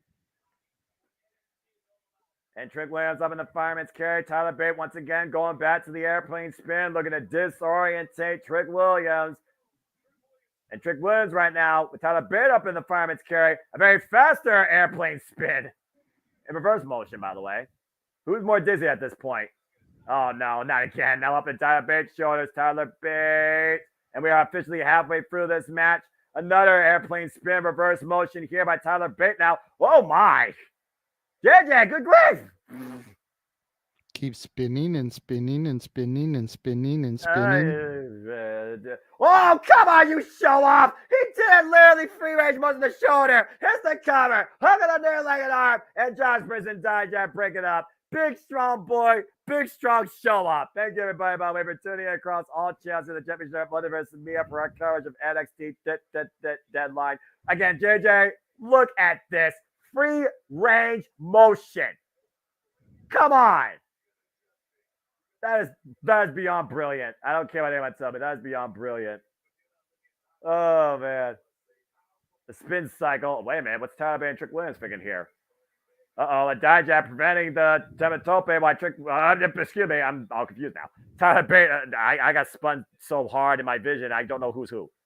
Whoa. Step in Seguri. I know that's Dijak going shoulder first, but still ring steps.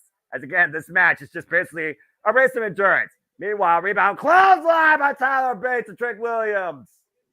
Is that going to be enough, though? Tyler Bate still tied with Dijak and Briggs. Trick Williams with no decision. We retire driver. 97. Cover 2. Tyler Bate takes the lead.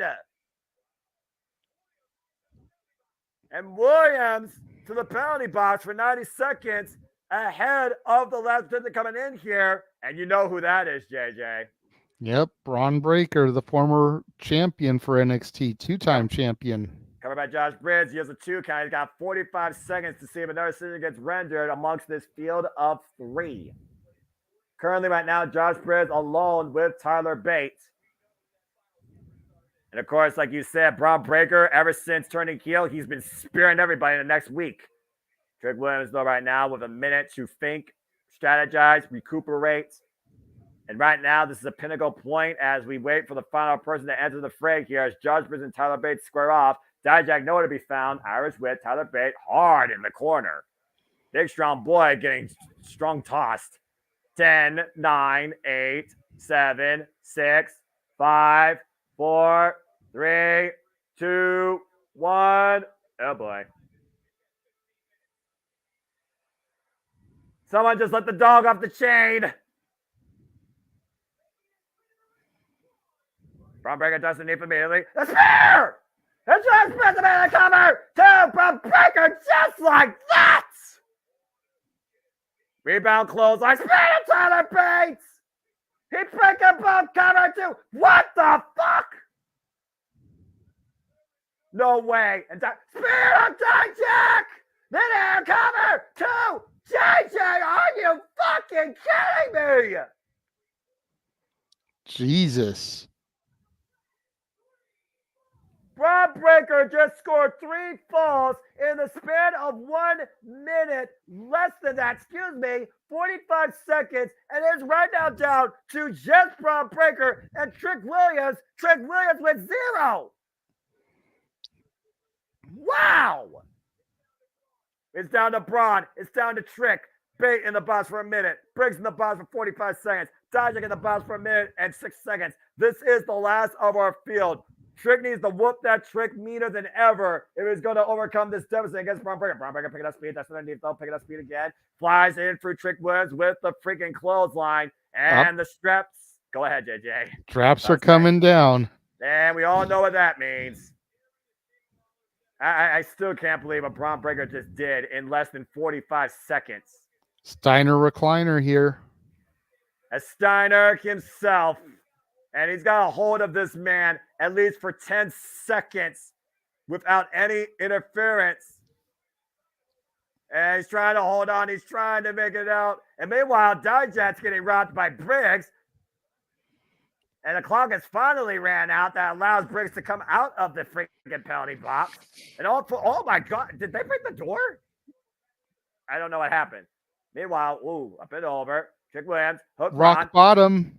Big rock bomb, electrifying movement. Braun rose immediately to the outside. Or should I say bookend? I'm about to say, I guess with those Harlem sidekicks he was throwing earlier. Yeah, if he's not being inspired by Harlem Heat tonight, I don't know what's inspiring him. You do bring up a very valid point. I mean, and his tights are a throwback to G.I. Bro, just saying.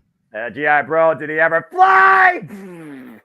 Yes, he did. The Harlem Hangover. And that just wiped out the entire field. But again, he is down a 3-fall deficit. He's the only individual right now with no decision. He needs at least 4 to win this. Is that even possible? Let alone in less than 8 minutes. Blah! Cyclone kick. Did we think it was possible that CM Punk would come back? No. Well, to your point, is it possible to come back? Don't call it a comeback after you go back in the penalty box for another 90 seconds. Dijak just wins another fall. Yeah, and Trick is going in the box for a minute and a half, Noah, to your point. So now not only does Trick have to score 4 to win, he's only got an extra minute and a half, minute 20 deficit on top of that. Which means he has literally just under 5 minutes to score at this point. 4 falls. LeBron Breaker. Oh, God! Breaker starting the problem. Come on, Tyler Break! Tyler Break! It's time, Braun Breaker! You gotta be kidding me! That was Braun Breaker's own doing right there, man, that he literally just freaking cost him. Damn. Said the man the marquee speaks from beyond the chat room. Tyler Bate, Braun Breaker renewing hostilities. Remember, it was Tyler Bate versus Braun Breaker that unified the NXT UK NXT championships. Ooh, gutbuster. And Braun Breaker in the cover to go to 4. No. Able to kick out. I cannot believe how many falls have been rendered in this match. Seriously, we have scored 9 pinfalls so far. And Trick has 0. But he still has a little over 5 minutes to get some here as he's about to come out of the box in 10 seconds. Yeah, but he has to come out he has to come out and do something unbelievable if he's going to have a chance to come back from this deficit, JJ. And seriously, this is almost one of those battles of a no point of no return situation. Dijak grabs his belly boss. Meanwhile, Braun Breaker. Oh, God! What the fuck? Cover! Falls in the cover. Oy. And Briggs breaks it up. It's a freaking avalanche faraway slam. Cover by Briggs on Bate. Bate kicks out. Now Trick Williams back into play. And Trick Williams trying to hit anything that moves before Dijak comes back in. We are officially down to 5 minutes. And again, the winner of this match has either Baron Corbin or either Dragunov waiting for them at New Year's Eve for the NXT Championship. I don't know what happens when it comes to a tie, like I said earlier, because we never had that situation. But right now, Braun Breaker and Tyler Bate are tied. Josh Briggs can Tyler Bate up and over. Lands on his feet. Bop, bang, bang. Whoa, and a kick. Takes Josh Briggs down. Now Dijak has Tyler Bate in his clutches. And Josh Briggs and Dijak. Whoa, are you kidding me? Look at Tyler Bate. Oh, God, double choke slam. Came down hard on the back of his head and neck. Now Trick Williams trying to come in the fray. Clothesline. Imagine these two become a tag team. I'm just saying. Braun Breaker right now getting rocked. Dijak and Josh Briggs are taking control of the field as we are just literally under 4 minutes. About wait, hold the phone. What's happening here, JJ? Why am I seeing two giant men descend to the top rope? I don't know. We're gonna have a double moonsault here. Oh, God! Yes, we did! Stereo covered by both Dijak and Briggs, each with a fall! Three-way time. Go ahead. Trick is again going to the penalty box here. Huge deficit for Trick Williams. A point of no return. Tyler Bate, though, rebound. Double clothesline takes down both men. Bate 3, Breaker 3, Briggs 2, Dijak 3, Trick 0. Breaker and Trick in the penalty box for 1 minute and 17 seconds. We're up to 21:35. 3 minutes and 25 seconds left. Tyler Bate desperate right now for another decision. We have a 3-way tie. Tyler Bate outside. Just flies, throws caution to the wind and clears the top rope. Rebound. Wow, clothesline. Briggs knows how desperate right now he's in. He needs 2 falls to win or have a chance to win. And we are down to 3 minutes. He's going for a big kill shot here off the top rope. Big man can fly, but can a country boy survive? There's a big boot by Dijak. Catches him, takes him down to a knee. Again, who's going to take the leaderboard here? Dijak with a huge chance. Tyler Bate in the middle. Josh Briggs other corner. 30 cents for bringing Trick Williams come back into the fray. And Tyler Bate. Wow, boom, and taking turn down with a boot. Oh, my God. Josh Briggs and Dijak seeing stars right now. 2 minutes and 30 seconds remain, JJ, in this sold-out crowd. NXT Deadline Men's Iron Survivor Challenge. Take a look at this field. Oh, my gosh. What's going to happen here? 3 seconds left. Breaker and Trick back in. Nobody can afford a fall now. If another fall happens, they are done. They are out. I don't care what you tell me. Trick sent into the ring post. Braun Breaker now trying to take advantage. Braun Breaker sending up Trick Williams in position. Braun Breaker, the spear for the barricade. What the hell? Good God. And Dijak caught Braun Breaker. Jump slam through the table. Braun is down. Dijak's down. Trick is down. Tyler Bate. And Josh Briggs up. In the corner. We're just under freaking 90 seconds. A fall has to be rendered here. And meanwhile, Dijak hoisting Josh Briggs up on the shoulders. Will he make him feast your eyes? No, counter. Push up into Tyler Bate. Ooh, bad landing. Trick Williams on the board. 1. Oh, there's a kick. Super kick to Tyler Bate. Super kick to Trick Williams. 1 minute. 5 seconds remaining. Trick on the board with 1. Josh Briggs in the penalty box for the rest of this match. Now up in the shoulders. Look at the feast your eyes. There it is. Dijak with the cover. The definitive cover to win this match. Wait, what? Eddie Thorpe? Eddie Thorpe? He's been having heat with Dijak for a minute. It looks like he's come out here to try and cost Dijak the match. I remember when he assaulted his tree or whatever, right? And we're down to 40 seconds. Again, wait a minute, the roll up by Trick Williams. Trick with 2. What the fuck? Tyler Bate, corkscrew splash. Less than 30 seconds. Look at him, dug him up. Wait, double leg, jackknife, cover, 2. What the fuck? Trick with 3. Trick with 3. 15 seconds. 4-way tie. All that's left is Braun Breaker. And he's tied with Trick. 10 seconds. Reversing knee strike. Reversing knee strike. Cover. 2. Trick did it. Trick did it. Trick did it. 1 second left. What the Trick? Trick fucking wins.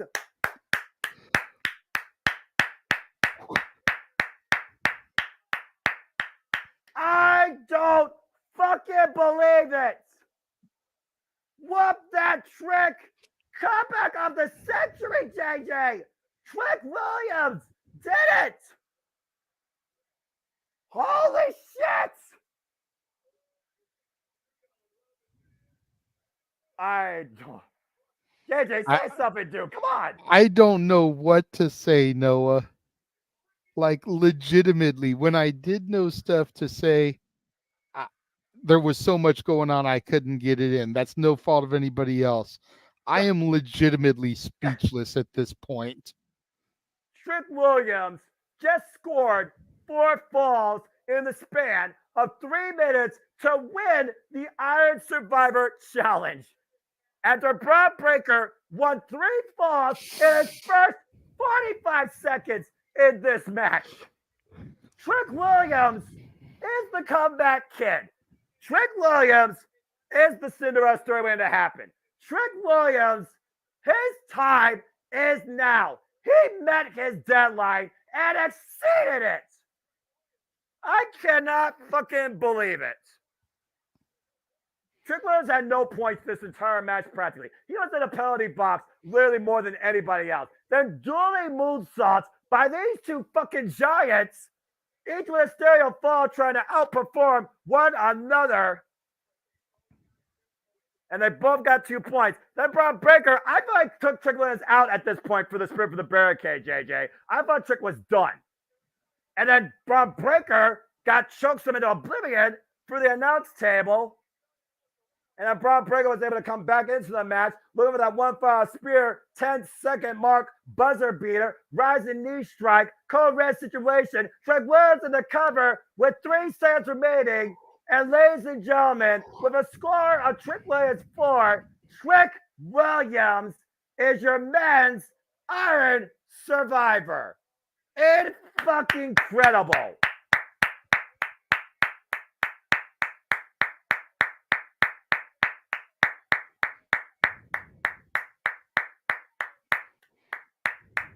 Whoop that Trick. Wow. Wow, wow, wow, wow, wow, wow, wow, wow, wow, wow. Wow. Yeah. Wow.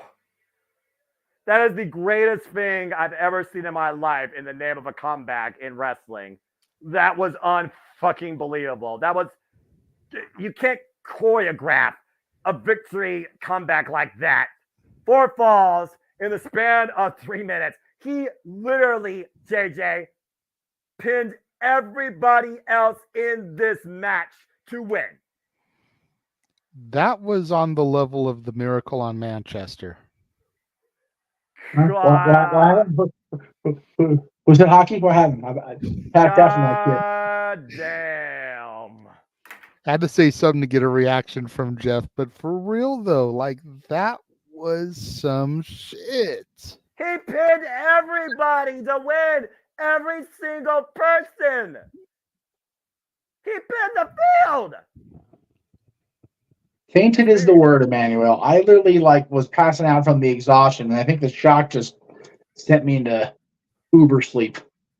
That was crazy. Been a long time since I've been fucking shocked. Love to see this on screen right here, guys. Oh man, look at this. Again, Josh Briggs defeated. Look at Briggs. Good lord. Briggs and Fallon Henry with huge opportunities. Oof. If y'all needs a massage, I'm here. I'm just throwing it out there. Right. Both Fallon Henley and Josh Briggs need to hold their heads up. Oh, this fucking TikTok reject group. freaking mouth. Doobie doobie doo. Oh, doo doo.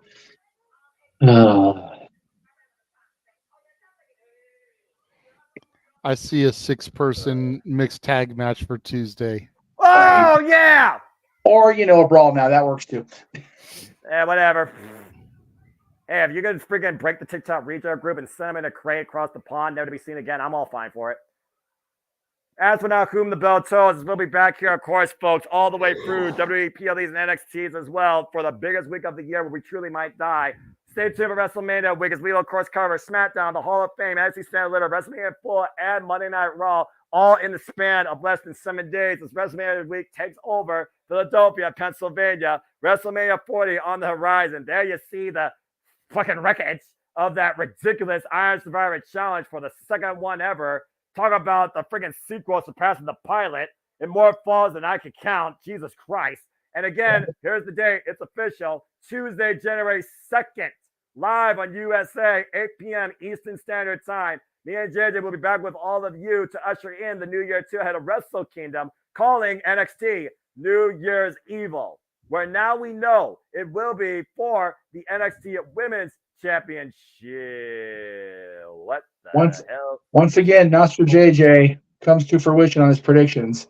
He says, go ahead and send me updated graphics. I'm not going to do the updated trailer until after tonight. Well, and we got another one to make.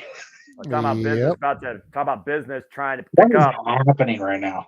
Kiana James is trying to finally make a profit and win on the grand stage against a rival she has yet to beat. I'll tell you what. Continues. If somebody showed up to a shopping spree looking like that, she could just take the store. Like, I'm good. Good. If you ask Kiana James, she already invested in the store. But these two have been brawling, pretty much fighting forever since JJ's NXT. Both have cost each other everything to this point and are at a crossroads in their careers. Neither can succeed or exceed beyond their expectations until they get past this. It finally comes ahead tonight. It's gotten this personal. It has to be contained. It has to be resolved. And tonight, that is the plan as Kiana James fights Roxanne Perez inside a steel cage. And very rarely you see very rarely you see the squared circle in NXT surrounded by the iron of the steel cage, and here we are settling the feud this way on the black and the white and gold brand here. First time in a long time. We did have one earlier this year when Gigi Dolan and JC James solved their feud inside of one. Yeah, I remember that. These women in NXT just get along, boys. My goodness. I mean, again, if you're gonna prove a point to yourself, you gotta pick your spots and you gotta own it. Sometimes being nice just doesn't cut it. You gotta develop an attitude and show how bad you want it. And Roxanne Perez, as of late, has demonstrated that. But Kiana James has always been a girl with attitude. She is straight up business, but she has yet to beat Roxanne Perez. I will tell you this right now, JJ, before I go back off screen and let you do your thing, brothers.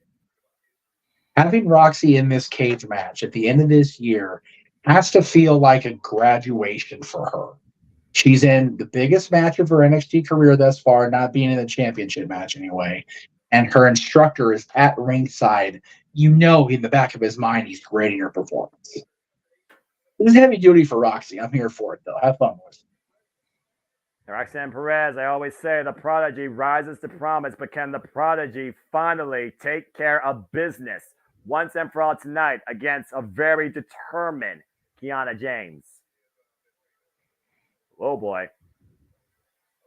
You see that look of defiance right now. Kiana James and Roxanne Perez have been at each other's crosshairs since the breakout tournament that, of course, Roxanne Perez won and ascended to further greatness, winning, of course, the NXT Women's Tag Team Championships, becoming the first Iron Survivor Challenge winner last year, where Kiana James and her were both involved in that match, and Kiana James went butt kiss. 3 days later, following that deadline match, Roxanne Perez became the NXT Women's Champion. And Kiana James, of course, is going into her 4th singles encounter with Roxanne Perez, still yet to beat her. And, of course, Kiana James and Roxanne Perez, JJ, have never competed in this type of match. That is news to me. I thought maybe Roxy would have competed in one prior to her NXT debut. No. There's a lot of bad blood here, though. Both of these men have to prove a point. Whoa, the purse! And right now, both of these women just trying to build a final resolution for this feud and a brighter beginning into the future. Got James starting off hot here, driving Roxanne Perez into the ring corner. Of course, the only way to win a steel cage match is via pinfall, submission, or escape. Escape goes over the top or through the door with both your feet hitting the floor. I think to just play a little bit of analysis here, I look at Roxanne Perez being one of the shortest competitors here in NXT. That might play to her advantage because, again, she can alleviate herself away from going into the steel cage. You saw earlier how Kiana James was trying to push Roxanne Perez face first into the steel cage and was unable to. Now looking for a catapult here possibly. Sending her up and over. Roxanne, great counter. Now Roxanne looking to send Kiana James up and over. Catapult. Face first into the steel cage. Wait a minute. Blocked it. Now looking to climb. Ooh. Kiana using her agility here to grab the steel cage. That was resourceful, though. Drop kick to the cage. Make Kiana lose her balance. Fall drop kick pushes Kiana into the steel cage. Now bringing it back towards center. Here's the first cover. Hook of the leg. Gets a 1 count. Oof. Again, that 15-tall structure that has been the final battleground for many rivalries over the years for many women. Talking about Becky Lynch. Talking about going all the way back to one of my favorites, Victoria. Woof, Irish whip. NXT Deadline trending #1 as it should have been after that freaking comeback start of the century. Whoop that trick indeed. I'm still recovering from that if I'm being quite honest here. And again, Kiana James right now. Oof, eats a boot here. And Roxanne now looking to make the ascent up and over the structure. Of course, Roxanne Perez was also involved in this year's Royal Rumble. Whoa, Kiana James catching her, though. Kiana James also coming off a loss against Judy Dolan. Oh, and a rivalry as well. And the most recent encounter these two had, JJ, was Halloween Havoc, where Roxanne Perez got the better of Kiana James, and Kiana James got a nod in her head for it. Yeah, right. That Weapons Wild match. Oof. Oh, and just wedging her hand into the steel cage and literally pushing her boot up against it, trying to shatter the fingers of Roxanne. Hard to climb when you can't get a grasp of the cage. I was just going to say that. Took the words out of my mouth, Noah. Again, analysis. Again, we talked about before, though, JJ. Again, you talked about the X Factor. Yeah, she's back, Resident Mean Girl, but clearly she's not focused, I think, on her friend. She's focused on bigger things. She wants the NXT Women's Championship, a feat that Roxanne has already achieved. But if Cora Jade doesn't want to repeat history, I think she's strictly focused on that. So at the end of the day, if Kiana Jade is going to win this, she's going to have to rely on her own wherewithal and come up with a strategy to prevent constant. I think it's just about picking a time and place. You don't want to jump right back into things when you can slow build it towards something like Stand and Deliver. Those two women will definitely renew their rivalry, but it needs to be done on the biggest stage that there is. Cover. Look at the legs. And a 2 count. Again, I always said, I'll say it once, I'll say it again. Deadline is final exam. Stand and Deliver should be your swan song. I do believe the biggest story should culminate at NXT Stand and Deliver. Now, whether or not one of these two stand and deliver, they have to beat their deadline first. And I think it's a deadline that Kiana James needs to win this, or she might well go back to business 101. Shot to the body right there and I wouldn't say Chase U because I know Chase U's in a financial crisis. I knew they were an accredited institution. How can you be accredited if you can't even afford yourself? Irish whip reversal. Sorry, did I say that out loud? Uh-oh. Spine buster. Deep stack by Kiana James. Cover. 2 count only. Again, the first ever Women's Iron Survivor Challenge winner here, Roxanne Perez, against the first ever woman to have a goose egg, might I add, in the Women's Iron Survivor Challenge. Not a great statistic for Kiana James. Up and down with the spine buster. Beautifully executed here. Deep stack matchbook cover only yields a near fall. But Kiana James has been in control, and she's focusing her attack so far on that hand. And again, thank you to everybody that's watching across all the channels here at the JMN Multiverse of Media. We hope that you are enjoying the presentation. If you are, please subscribe, comment, tell a friend. Super chat, Kesney Steele, leave a super sticker. We appreciate all of you. And if you want to do the conversation, don't have to dictate. Super chat, as simple as that. Now traveling the arms, almost like the gallows for Roxanne Perez. But first, good. That is not a friendly collision into the steel cage head first. And just as a special programming reminder, keep in mind, we will be doing open mic night, not immediately following this broadcast, but tomorrow as a brunch, noon Pacific, 3 o'clock p.m. Eastern. There you go. And of course, that's hosted by the Renegade, JJ Williams. So stay tuned for more on that. Cheers to all of you. And Roxanne right now just trying to climb her way up to the second rope, looking for her base. Lufez press out of the corner in the ground and pound. Roxanne Perez wailing away at Kiana James. Every rival that stepped up towards the Prodigy. The Prodigy has risen to promise and overcome. Blair Davenport being the most recent victim. And to your point, last time she was involved in repertoire before Kiana James, it was against Cora Jade last year at Halloween Havoc. And Roxanne Perez won. And funny enough, that was the last time that Roxanne Perez and Cora Jade ever collided with each other. For now. Oof, head first, lunged head first in the steel cage on both sides right now. Roxanne taking control here. Ever since finding more of an aggressive, mean side of her after overcoming Blair down for a personal encounter, Great American Bash in front of her family, there's been a renewed confidence in Roxanne Perez. But as I said earlier, Kiana James caused Roxanne to be involved in the Iron Spirit Challenge and vice versa. Neither of these two can move forward unless they beat the heck out of each other once and for all inside this structure. Look at Perez right now. Russian leg sweep takes Kiana James down. Very fluid motion, very focused attack here. Roxanne off the ropes, the bottom rope. Big uppercut to the back of the head. Here's a cover, deep hook of the leg, and a 2 count. Not enough. I like the fact that right now Roxanne's focusing on near fall. She's not thinking about escape at all. Again, all you got to do, open the door, and both feet hit the floor. It sounds easier said than done, but we've seen countless times many individuals go for that and never really able to fully capitalize on it. Well, I think it's more of a heel strategy to try to exit the cage, escape from the babyface that's out to seek revenge. Whereas the babyface mentality is to brutalize the opponent that's been causing him so much strife and turmoil across the feud to finally get their revenge. And what is Roxy doing here? Perched up top of the cage here. Oh boy. She could very easily just swing her leg over and start the descent to the other side.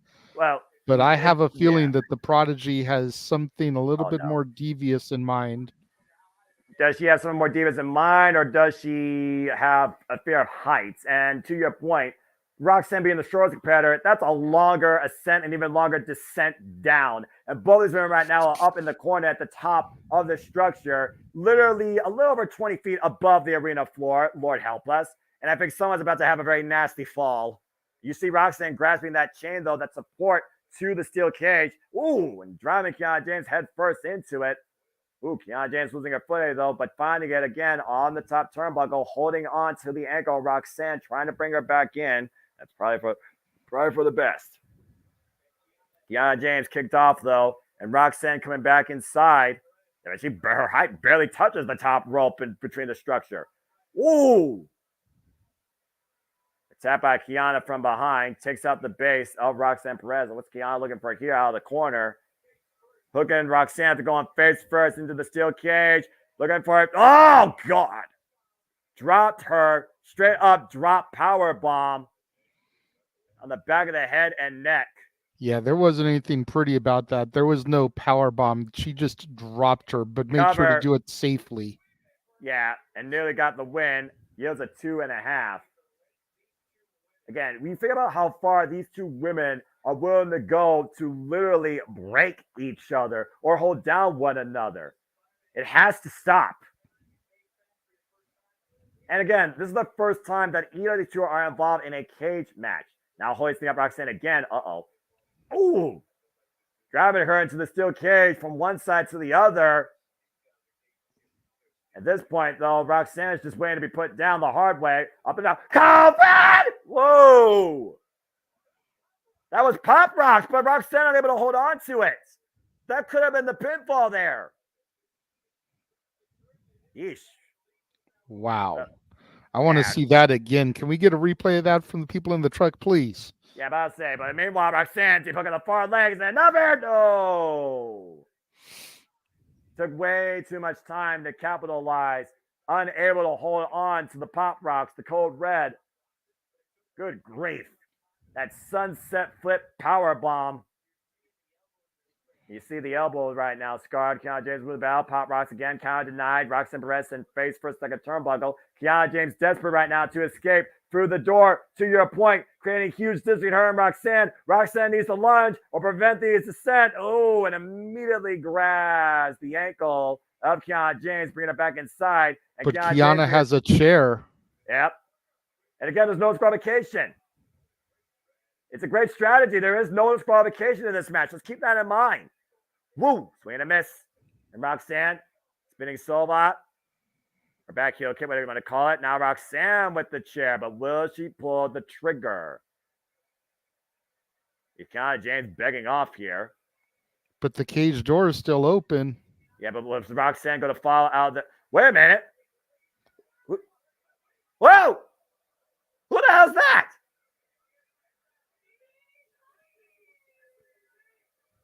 Who the hell's Izzy Dade? Izzy Dade, what the fuck's she doing here? Who's that blonde bimbo? She's been at the Sarah Kiana James, I think. I finally saw her in the medical room with her. Is this the business that Kiana James invested? And then sits the chair.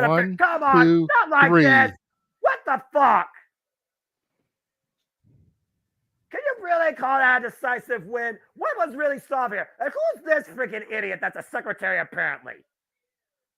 I'm not going to lie. When I first saw the blonde hair, I thought it was Tiffany coming back. No, that was definitely not Tiffany Stratton. She's actually a blonde I can tolerate. But let's take a look at the replay here. Again, Pop Rocks, there's your replay, JJ. Literally popped out, pun intended, of the Pop Rocks. Roxanne unable to capitalize. Then there's whatever the fuck her name is. Secretary for hire, if we're going to call it that. Literally at the right time, allowed Kiana James to cash in, score a cheap pin, and I mean that in the highest degree for a businesswoman. Stock plummeting for Roxanne Perez, and maybe Kiana James can finally rise higher to an occasion. I don't know what this necessarily means going forward for these two. I don't necessarily you can say things are done, but I guess Kiana James get the win here. But talk about a way to suck the air out of the building. Who the fuck was that?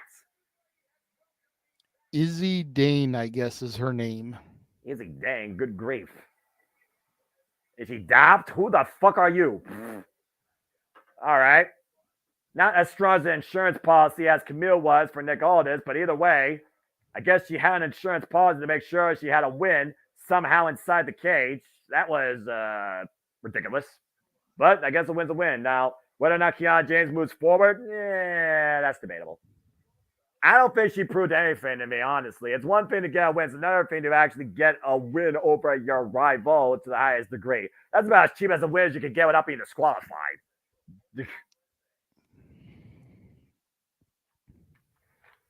And, of course, we talk about who the fuck are you. We'll, of course, learn more about new potential stars in WWE as we have the women's breakout tourney already. The men's breakout tourney is ahead for your NXT, JJ.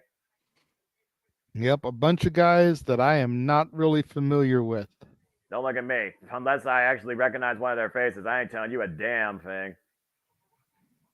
And of course, I know that the first guy they showed, Riley Osborne, was in the Chase U press conference this past week, and it looked like my girl Thea kind of had eyes for him. So it'll be interesting to see what happens here and if that was, in fact, who I thought I saw. Yeah. I guess we'll find out soon enough. Bunch of interesting individuals being showcased here, and I'm sure we'll see what these people are capable of soon enough in your NXT, as the men's breakout tournament is ahead for NXT. Good luck to all the competitors, I guess. Again, ground zero. No, that's finest.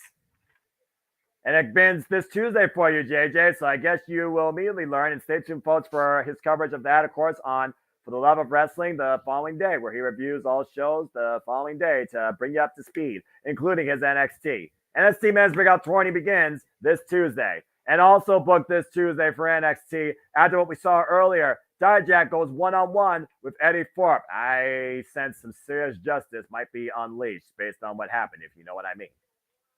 Should be a very violent encounter. Feast your eyes on that. Also now, but the TikTok Reject group takes on Josh Briggs, Brooke Jensen, and Fallon Henry. 6-person mixed tag team action play us as JJ basically booked. Called it. Yeah, you did. But we're still not done here tonight at NXT Deadline. Deadline has come to see who will lead into New Year's Evil with Trick Williams waiting and who leads 2024 NXT. Ilya Dragunov defends the gold against Baron Corbin, looking to burn ships down in his own image. And let's go back and find out how this main event came to be. Whew. Oh, or not. Wow. Botch. Well, here we go, JJ. Well, that's interesting, Tron. Not burning down ships, he's burning down the arena. And here he comes in on the Harley. I mean, you said earlier about Baron Corbin, and of course, you know, his status quo in WWE, for what it's worth, he even said himself, he has been a constant figure on screen, booked weekly in every facet of WWE for 8 years, no matter what shit he was fed. And what we witnessed this past Tuesday, Baron Corbin endorsing himself and reminding the Dragon of exactly who he is, what he's capable of, and what he's done. And why you can say he's done a lot, here's one thing that Corbin has not done. He's never won a world championship. And that can all change here tonight, going one-on-one with Ilya Dragunov. Again, we saw how long and how far Ilya Dragunov was willing to go to achieve his destiny. The question I have, JJ, is Baron Corbin willing to go that far to achieve something simply for him? In the end, it may not even matter. And shout out to Linkin Park. Good song. Non-copyright. Again, when you actually talk about music I care about, I'll actually acknowledge it. Unlike Roman Reigns. What? Anyway, hashtag NXT Deadline, our main event here tonight for the NXT Championship in the finale of our double feature. And thank you everybody again for tuning in. Hope you enjoyed the entire commentary, reactions, ride, and the conversations. As the Tsar enters into his kingdom, Ilya Dragunov, the fire-breathing dragon himself of NXT, looking to conduct a violent symphony. And once again prove why he is Ungba Singba, unbreakable. But again, JJ, you're a father. God bless your family, especially your gifted, talented voice that we have heard so far of your daughter. Hello, Natalie. Hope you're doing well. Again, when you push a man's boundaries so far, how much does that play into your strategy? And to counter that, we saw what happened on Tuesday. What did the Dragunov said? The only one that can break the Tsar is the Tsar himself. Baron Corbin thought he had the mental game. According to Tuesday, he doesn't.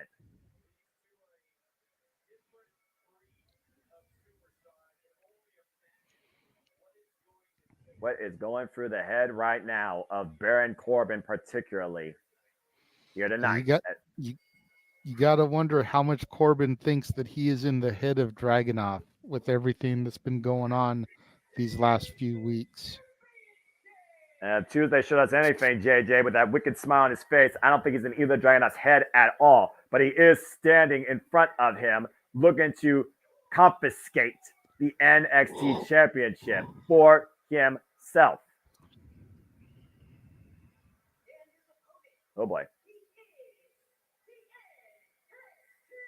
I still hate that rainbow color, not gonna lie. I still hate that.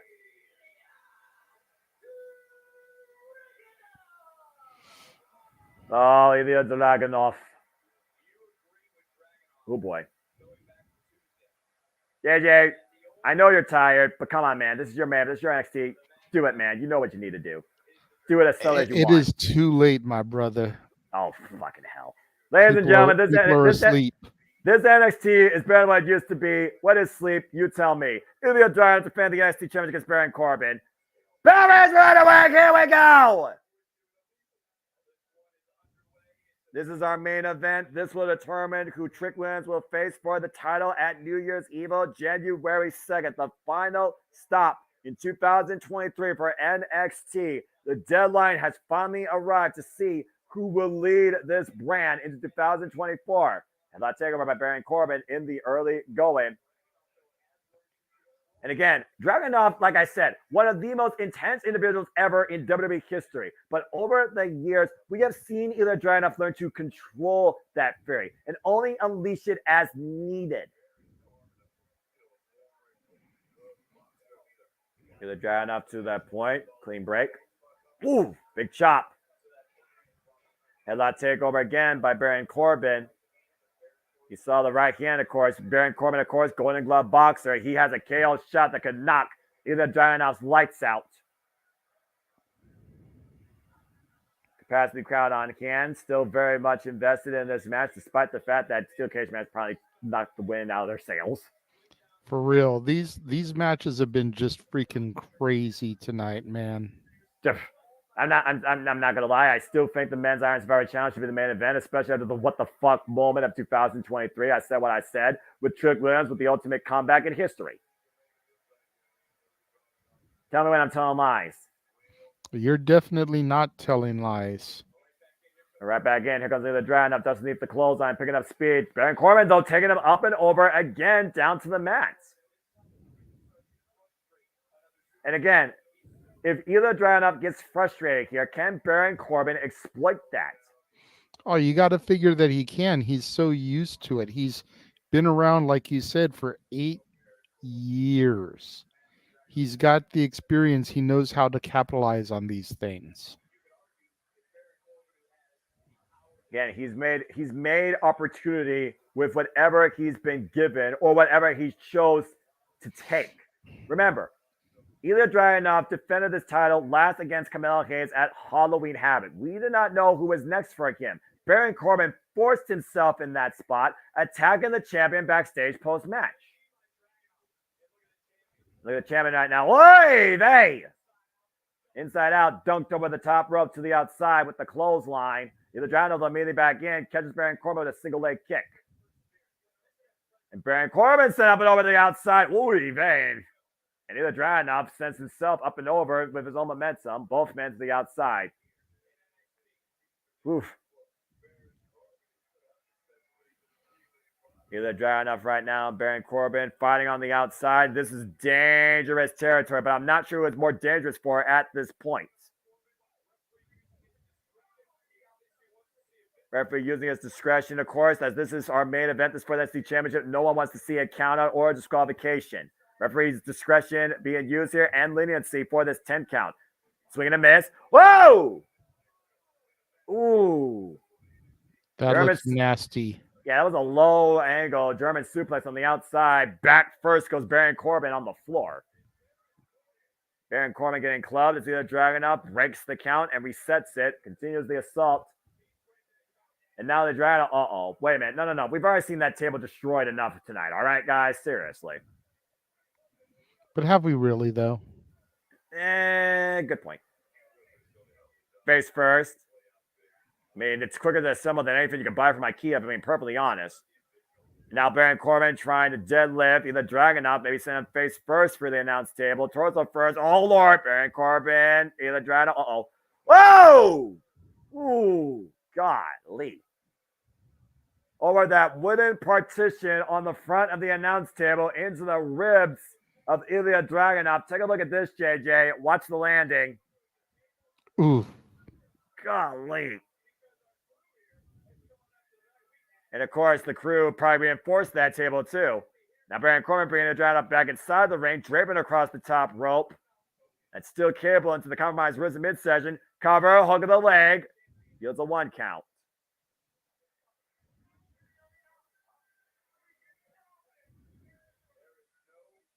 Again, there is no stop in Ilya Dragunov, all right? There is no reverse in Ilya Dragunov. I'm pretty sure this guy doesn't have a freaking break.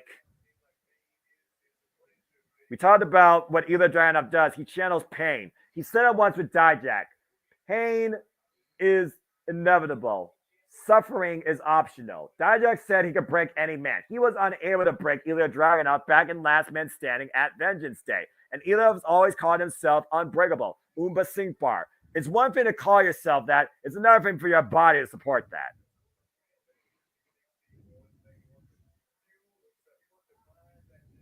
And Baron Corbin right now having his way with Ilya Dragunov. Ilya Dragunov still fighting back though. Forearm shiver exchange here. Big sniper chop. Oof. Head chop. Big uppercut. And again, knocking the wind out of Ilya Dragunov. You see the wind literally gasping for air. Ooh, and that right hand. Wait for the enziguri. Baron Corbin scouted that though. And now hoisting him up. Sending him face first in the top turnbuckle. And again, the compromised ribs and midsection. Look at the pain and angst on Ilya Dragunov's face. Oh, yeah.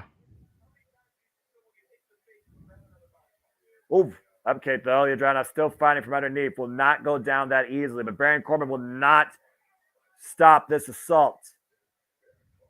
Baron Corbin in the driver's seat right now, which kind of surprises me. Irish whip from the opposite side. Ooh, sent side first. Again, ever since Baron Corbin re-emerged in this NXT, it's a newfound reset. Self-confidence, I think, for him, JJ. That's agreeable. You know, Baron Corbin came down to NXT to try to find something. He was lost. And I think he has begun to find that. He is, to take the bad pun from his ship thing, he has realigned the rudders to steer the ship the correct direction. Again, like you said, ground zero. He burnt everything that formerly defined him. Burned ships down in his own way for himself and nothing more.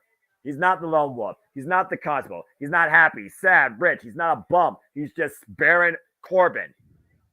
Ilya Dragunov holding on to his mistress though. Santa bomb miss. Oh, jeez. More damage done to the ribs. Now Baron Corbin off the second rope. Boom! Flies him with the clothesline. Folds him up and over. And here's the cover. Taking on both legs. New champion nearly crowned. So close. Oi. Look at this. Watch the impact.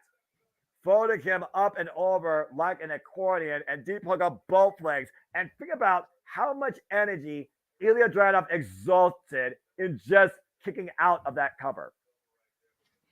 That's fair. It definitely takes a lot out of you. Trust and believe. You get beaten down enough. Again, if we think about the compromised midsection, compromised ribs, whether they're bruised or not, JJ, you know as well as I do. When your ribs are affected, they are never the same again. And ever since that table spot, Ilya Dragunov has not been, honestly, acting the same way since. You see him gasping for air with everything he's doing. Mouth wide open. And right now trying to lift Baron Corbin up and again, the midsection right now, and the energy and the oxygen not there. Standing switch to the DDT. Baron Corbin able to take the Dragunov up and over.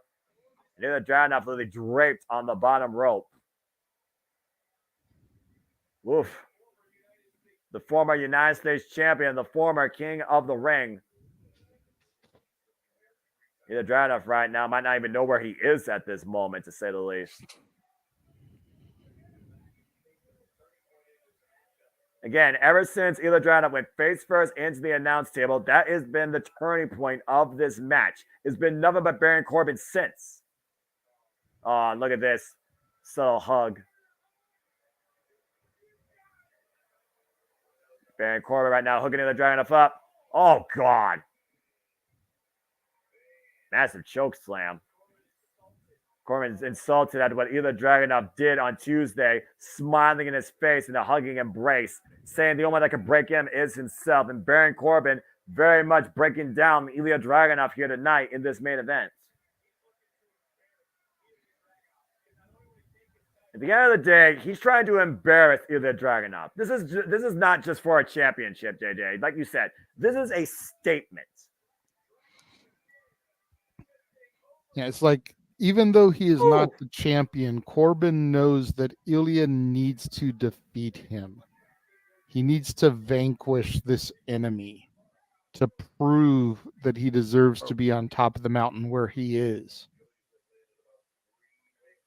Ilya Dragunov able to land 3 big knee strikes, though, after Baron Corbin looked for the attempted Dragon Sleeper again, trying to further damage and exaggerate those ribs and compromise the breathing of Ilya Dragunov even more. Oh, and there's a body shot by the bare knuckle Golden Glove former boss himself.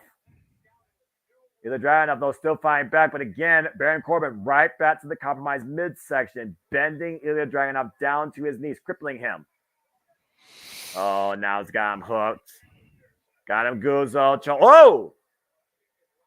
That rocked Corbin down. Didn't get all of that kick, but got enough of it. It didn't get all of it because of how tall Corbin is in retrospect to Dragunov.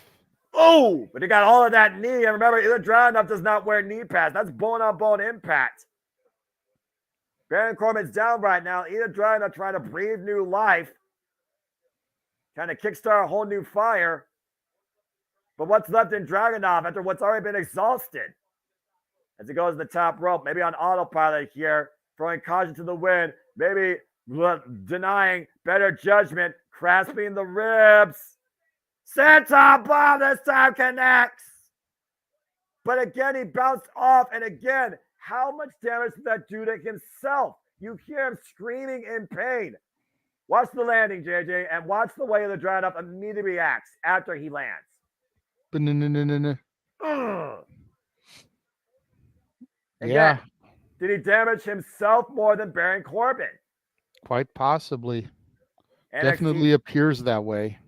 NXT Deadline main event here for the NXT Championship. A very tired Renegade JJ Williams of headed NXT, and an exhausted voice here, right here for y'all with the call. As we are about to hit the deadline of this double feature. Both men right now squaring out, trying to get into another gear. I don't think we've hit the final hour yet here.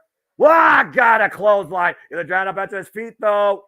Whoa, are you kidding me? Open palm strike takes Baron Corbin off his, and both men down for now. Good Lord. Yeah, I've been up since 8 o'clock in the morning, worked for 5 hours, then went to the dinner, and now back here to call this action for you folks at home. Yeah, I am ready to go to bed. Yeah, we'll GTS. We'll GTS for sure as soon as this fan's over. God bless you, Jade. I'm just making sure that A, you're able to talk, and B, I keep you awake. That's why I've been pausing. I know how quiet it is in your house. God bless your family. No. You're good, brother. You're good. I'm just making sure, bro. Jesus, this is something I don't want to be involved in, a chop fest between these two. Yeah, again, open palm strikes to the side of the head, to the open chest, to any available body part here. Ilya Dragunov, though, still asking for more. Wow, Jesus! Rolled through that clothesline, knocking Corbin back into the turnbuckle there. Hey, he rocked him with that lariat. Again, Ilya Dragunov, though, still trying to wear down Baron Corbin, but look at the way he's constantly grasping his midsection, his core. Baron Corbin down off his feet, though, and again, another chop. Ooh. Again, we mentioned these two not being the standard cut you would think in the WWE environment, being perfectly honest. Oh! Well, no, not at all. I think that's part of why Baron Corbin has had such a hard time getting any kind of true momentum throughout the years.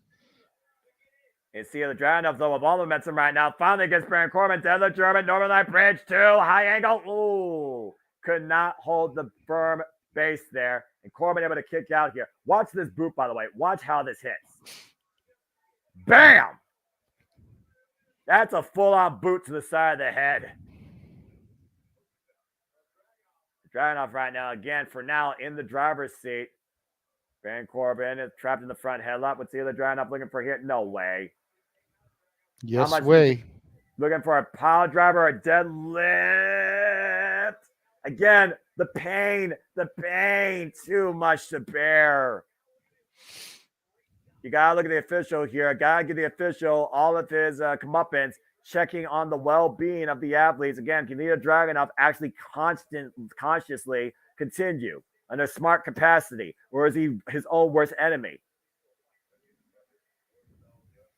Of course, we also know how important this is for Ilya Dragunov. Again, this is for the NXT Championship. How much adversity, how much pain, suffering, setbacks did he endure on his path to achieving his destiny against him, of all people, at NXT No Mercy? Baron Corbin right back to the ribs. Again, the most vulnerable part of Ilya Dragunov. If he can't break him mentally, Baron Corbin damn sure can try and break him physically. Another midsection. Baron Corbin right now hooking Ilya Dragunov up. Oh my God. Oh, damn! Choke slammed him off the top. Corbin just crumbled afterwards. Super choke slam from the top rope to your points. As he crawls over into the cover, hook of the far leg. Do we have a new champion? No. How Dragunov kicked out. Jesus. Divine intervention or convulsion? You be the judge. Watch the way Ilya Dragunov lands. Oh, God. The bounce off the mat and the impact to the damaged ribs. Now looking for a dragon sleeper. Doesn't have Ilya Dragunov fully grapevine, but look at the way, again, he is exaggerating the core and the ribs. Look at the way it's rising and falling. His chest, the heavy breathing right now. Dragunov not trying to submit. Dragunov trying to just find a way to continue to breathe. Trying to counter the pressure. Trying to take Baron Corbin up and over. Now countering into his own side headlock up to a vertical base. Baron Corbin still has hold, though. Taking the Dragunov up and over. Dragunov able to land to his feet. Waist lock. Back elbow strike, though. And somehow Dragunov still able to endure and stay in this. Oh, wait a minute. Ilya got Baron Corbin with the shoulders. Whoa! Death Valley driver in the corner. Oof. Again, this is literally a match of endurance. There's no clock here, by the way. There's no clock counting up. But I do wonder if Ilya Dragunov's time is running out to get the win. Uh-oh. And now look what Ilya Dragunov is going for here. Target sighted. Torpedo Moscow. Whoa! Deep six cover. 2 and no. Not done just yet. Up in the shoulders again. What's Baron Corbin looking for here? Wow, God! Death Valley driver in the middle of the ring, and now Baron Corbin looking to hook the Dragunov up again. Brain Buster! In the cover of the far leg. Is that never? No! Jesus. Corbin should have these by now. No disrespect to Ilya, but there's no reason why Corbin shouldn't have had a couple of these falls at this point. Again, though, that goes again to the resolve of Ilya Dragunov. And like I said, is he his own worst enemy? This is how bad he fights for himself, to maintain his destiny, to fight for his family. Now Baron Corbin looking at the end of the day, so he's Dragunov. Nope, up and over, counter. Now he's Dragunov hooking Baron Corbin up, looking to go for it again. Can he pull him up here? Got him up, got him up. Can he execute? Hey, no, he can't. Oh, man, again, the damage done to the ribs. Still not quitting on this hold, though. Was not want to be denied. Powerbomb connects! Jackknife style powerbomb. Ilya just was not going to give up until he connected. Some people may say that looked a little bit sloppy, but again, your point of his resolve. Yeah. Oh, God. What's Dragunov thinking here, though? Blowing a kiss to Baron Corbin. You cannot be serious. From one side into the other. Coast to coast! And again, the damage done to the ribs, to the core. How much more damage can Ilya Dragunov withstand? I'm not sure he got all of that either, Noah. The way the camera cut. He may not have connected fully with that coast to coast. I'm pretty sure if we got a friggin' replay, he probably connected with one boot, but he still connected enough. And Baron Corbin right now is in a very vulnerable state. One last shot. Torpedo, Moscow. Oh, got hooked. Whoop, and a day's counter. Meanwhile, the Dragunov up. Baron Corbin, they'll counter again. TNT! Desperate move by either Dragunov here. Drops the bomb on Baron Corbin. And again, this is for everything that Baron Corbin tried to use to insult Ilya Dragunov's pride, to insult the value of this man and his family matters. Running in with the bomb for the last time. And wait a minute, not going for the cover. What the hell's the Adriano doing here? He's got him completely vulnerable. What? And the hug. What do you think he's saying? I'm not sure what he's saying there. JJ, what was that about? The hell you make of that? I mean, not really sure. Either he was taunting him or he was calling the spot. Well, here it comes. Torpedo Moscow. Ladies and gentlemen, this match is over. Dragunov retains.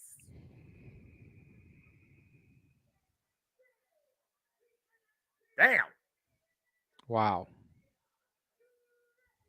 It was definitely another test for Ilya Dragunov of a whole different sort versus what he do to achieve the destiny. Tonight, though, he preserved his continued legacy and remains the czar of NXT. But again, at what price? What a match. Let's take a look at the replay here. You saw that deep six earlier. We thought that was it, JJ. You thought it was it on at least 2 or 3 different occasions. Deep look at the leg and arm. Ilya still had fight left in him. And to your point about the replay, the coast to coast clears the distance and just catches him to the side of the head. And there's another angle. Oh, just enough to the side of the head. But again, landing on the compromised ribs. Looking for end of days, countering it into a DDT and did nothing but continue to drop every fireball possible into Baron Corbin's face. And then this right here was the final shot needed. Torpedo Moscow. Baron Corbin burnt down. Unlike Corbin's self-proclaimed prophecy, Ilya Dragunov is still the long live. Wait a second. Well, as the Czar's era continues, will we whoop that trick into a new year as we head into 2024 for the Renegade of NXT, JJ Williams? I am the Superman Noah Foster. This has been NXT Deadline. Thank you for tuning in as we definitely whooped that trick. Boy. TV off.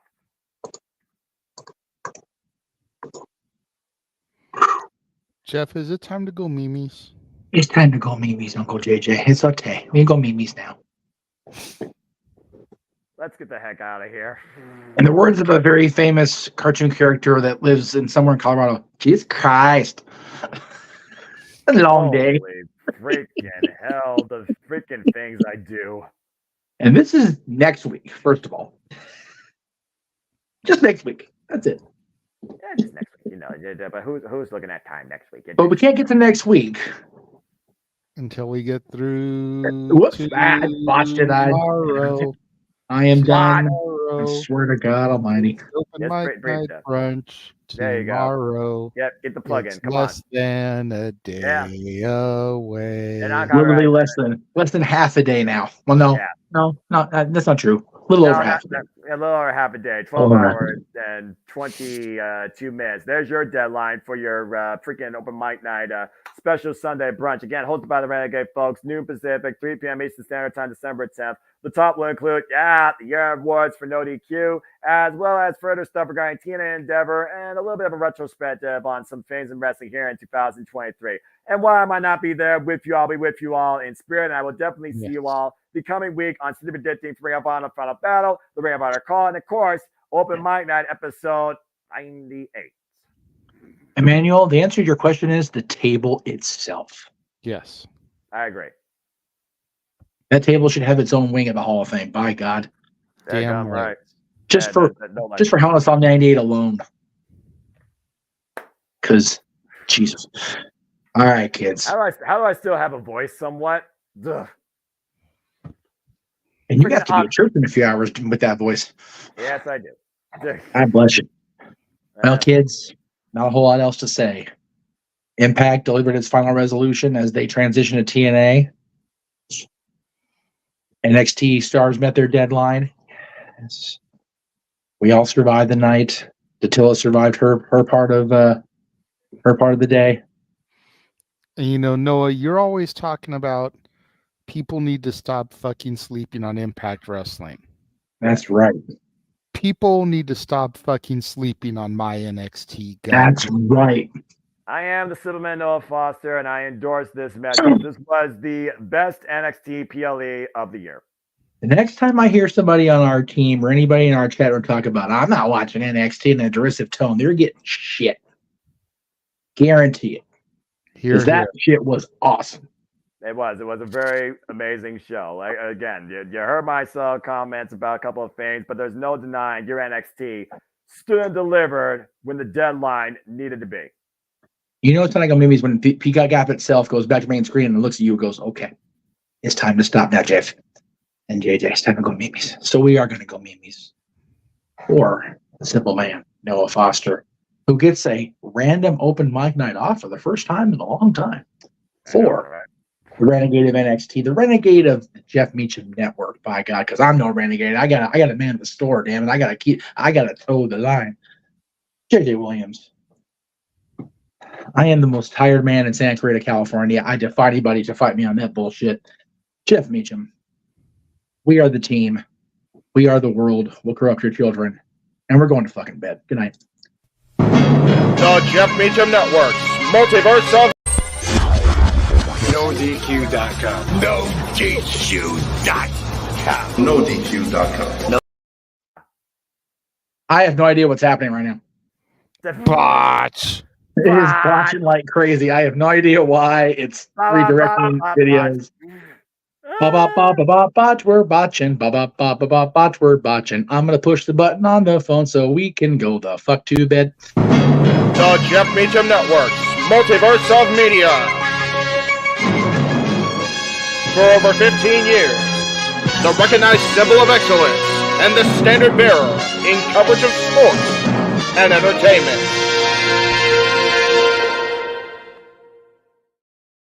Everybody's got a plan till the computer decides to be a smartass, kids.